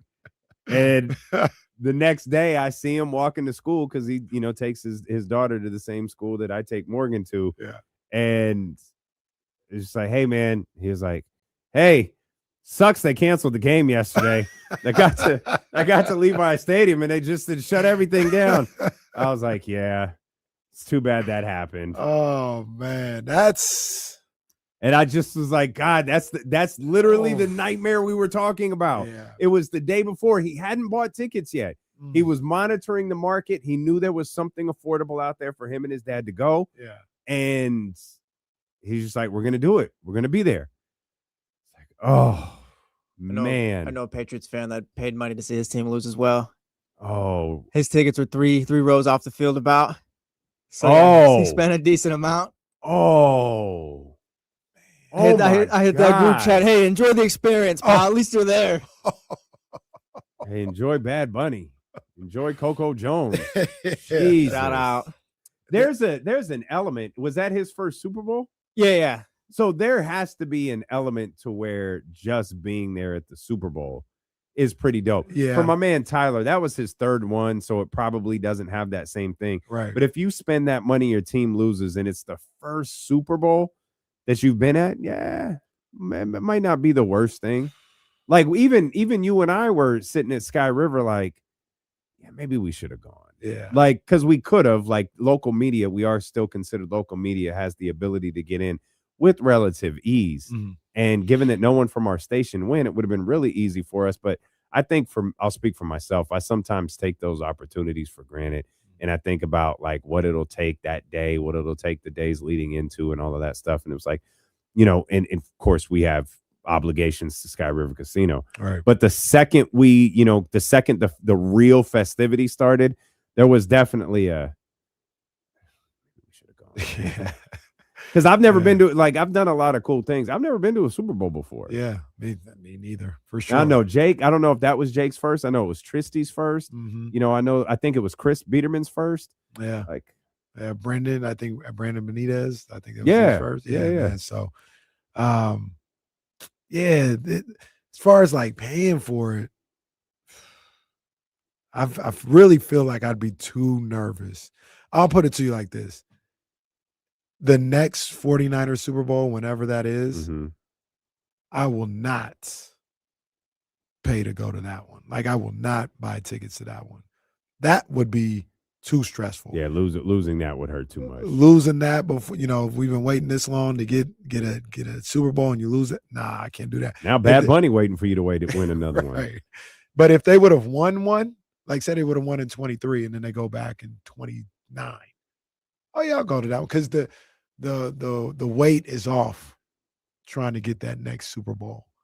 They lost that one in 29 after they got 6. All right, I'll be cool. I saw one. And maybe that's how Patriots neighbor feels. Sure. He's like, I saw one. So yeah. It doesn't. Well, he said not only did he see one, he saw the 28-3. Yeah. Not that the Patriots have really had like bad Super Bowls. Like the ones that they've won have all been. Well, the one that I was reminded of when I was like, is this the worst Super Bowl I've ever seen? Which one? That Rams one. Patriots Rams. Yeah, 10-3, Jared Goff, right? Oh God. That was awful. Yeah, I was like, nah, this is the worst Super Bowl I've ever seen. And I meant the ones that they won. Patriots won. I thought they lost 10-3. No, they won. They beat them. They beat the Rams. Wait, who did the Rams beat? The Bengals. Yes, the most forgotten Super Bowl of all time. Well, It's a good game too, by the way. Great. Went Yeah, it down was to a the great last game. play. Yeah, it was a great game, but just Bengals, Rams, who cares? Oh yeah, it did. It did go down to the last play. The biggest play in that I have Patriots zero game, recollection of that Rams Super Bowl. The biggest play in that Patriots game was like a 30-yard completion to Gronk in the fourth quarter. Wasn't that like the biggest play? He didn't even score. I think it was just like a pass that sealed it. Positive yardage. So yeah, if you already seen it, maybe that takes the sting off of it. I don't know. I don't know if I could. I don't know if I could spend that much money on a sporting event, on any event, like a concert either. The concerts that I would spend it for, those people aren't even alive. Yeah, they're dead. Yeah. I feel like let's just play along here. If my team ever got to a Super Bowl, like I don't think I'm gonna do something crazy for it. Like I feel like you'd want to watch it the same. Because can you imagine having fans of other teams coming to your Super Bowl party and they're like talking trash or whatever, not necessarily rooting for your team? Like that's gonna piss you off. If I told you, if I told you right now, the 49ers are going to the Super Bowl next year and they're going to win, you have an opportunity to buy tickets. How much would you spend? Off the top, the first number I thought of, I'd go as high as 10 racks. Really? That's what I thought. That's absolutely what I thought you were going to say. Because Because I was trying to find an equivalent for me, and you just said the art. Like, if someone said you could see Michael Jackson, how much would you pay to see it? And the first number that pops in my head was 10. I don't think I could pay $10,000 to see Michael Jackson. Would I pay 5? Yes. Yeah. Would I pay 7? Oh God, that's one ticket. Now it's 5. I'm going by myself. This is not a date. Yeah. I think I might be out. Yeah, it'd be tough. It'd be tough. I'm gonna have. Sorry, honey. I'm gonna have to enjoy this one myself. $10,000 for KC to go watch the 49ers win the Super Bowl all alone. Yeah, that feels like where I would go. But see, here's the funny thing about it. 10,000. That's crazy, right? It is crazy. Okay, it is all crazy. right. Here's the interesting thing about it, because I've always thought about this too. Say you give me the same exact scenario, and you say you can go to the game, Mm-hmm. or you are at the 32 Brews of San Francisco. And I've always thought I want to be in the city when they win. Sure. Like that is going to be insane. I'm a partier. But like that's insane. Yeah. You know what I'm saying? Like the Lakers parade you were at. Right. Just like that. No, that's not the You've equivalent told of what there's I'm talking pictures on the internet, and you've told the story. Yeah, on I'm the not show. a Lakers fan, though. You were honking, meet me. You said you're out there doing the thing. I'm not a Lakers fan. Booker T's bus. Meet. I'm not a Lakers fan, so that doesn't work. Like I'll ask, let's do this. Now this is just Dreamville. No J. Cole. Kings Knicks in the NBA Finals. Mm-hmm. Kings up 3-2. Game 6 is at the Garden. Mm-hmm. Would you rather be at the Garden or would you rather be at 32 Brew Street? I kind of feel like I'd rather be here. I kind of feel like I'd rather be here. Once again, I'm a partier. Like the party in this city would go crazy. I'd rather be here because I'd have to get back. Like I'd rather be here. I don't need to be at the Garden. Yeah. I don't need to be at the Garden. So to that point, I mean, I answered it because it was a good question. But if you told me, hey, and it'll cost you $2,000 to like have a table, get out there, be in a hotel in San Francisco, but the Niners are going to win. Hell yeah, give me that I'll pay that $2 to be there that night. All you night. saved $8,000 doing that. I did. That's I wasn't there. That's though. the opposite of what happened to Sam Darnold. But you still experience it. Like I was in LA when the Lakers beat the Celtics in Game 7. Oh, he was in the parade. You guys talking about me? I was in East LA. I wasn't in East LA. I was at LA Live. I was not in East LA. Yeah, you feel it. Yeah, you absolutely feel it. I was there when the Kings won the Stanley Cup. I was right there at the JW Marriott in LA Live. That's where I watched that game. I went because I was working downtown. Game got over. I said, I think the kids and Jazz. Well, there was no kids. There was one kid, and Jazz. They were gone. So I was like, I'm gonna just stay out here and watch this, potentially game clinching or championship clinching game for the Kings with no rooting interest. Like I wasn't rooting for them to win or nothing. I was just, I'm here. Why not? And they won in overtime, I think. And yeah, that area went crazy. Yeah. And they were at home. They were playing at Staples. So people just filed out of Staples. Like that was a crazy night. One day. Yeah, I'd want to be in Sacramento though. Now my job might require me to I have to cover it. Like, so I'll do what I have to do. But if I was just a fan and like I had the choice, I'd want to be in Sacramento. Job can't even send us out to summer league. Yeah, we're gonna send us to the Garden. Yeah, right. Hey man, we need to revisit those talks too. We do need to be in summer. Bro, they got the #1 pick in the draft. Oh, yeah. I think there are several things that are going to change if we got the #1 overall pick in the draft. Hell, if they got #2 and they got AJ, like, we ain't fine. Yeah. Like, we got to be there damn near no matter what. I don't think, I don't think there's a situation this year where we're not at Summer League. Yeah, even if we have to fly ourselves. Yeah, no, like I've already said, I'm going. I don't know I don't know what anybody else around here is doing. We'll have I'm to there. fly ourselves, but we'll be, especially with the way this season is going, we'll be at Summer League. Well, we'll get you ready for the tankathon that's jumping off already tomorrow. Talking Summer League. Damn, bro. They're not even at the All-Star break. Have a great night, everyone. We'll see you tomorrow at 7 a.m. on The Jump with Jesse Tapia and Kyle Madson here on Sacramento Sports Leader ESPN 1320. Vamos Pacers.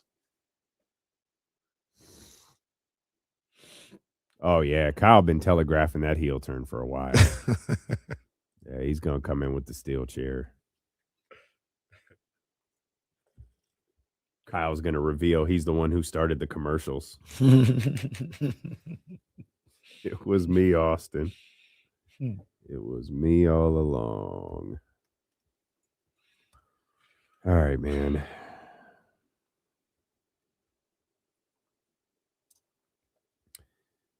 All right, y'all have a great night, man. Go do something productive or just chill. Let me see. Do we have a hold on before we go? Do we have a score here? This thing's trying to update as fast as possible. It's third quarter.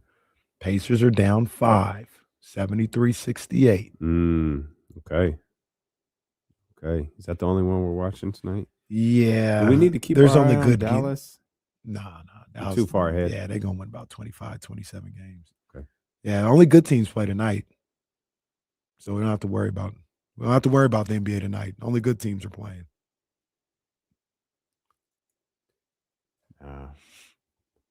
We're aware, bro. We're aware. Thank you, Captain Fucking Obvious. January. He said that in November. Said it in November. Yeah, he said it before Thanksgiving. We're all going to get ready to have turkey and ham talking about 2027. What? See y'all tomorrow.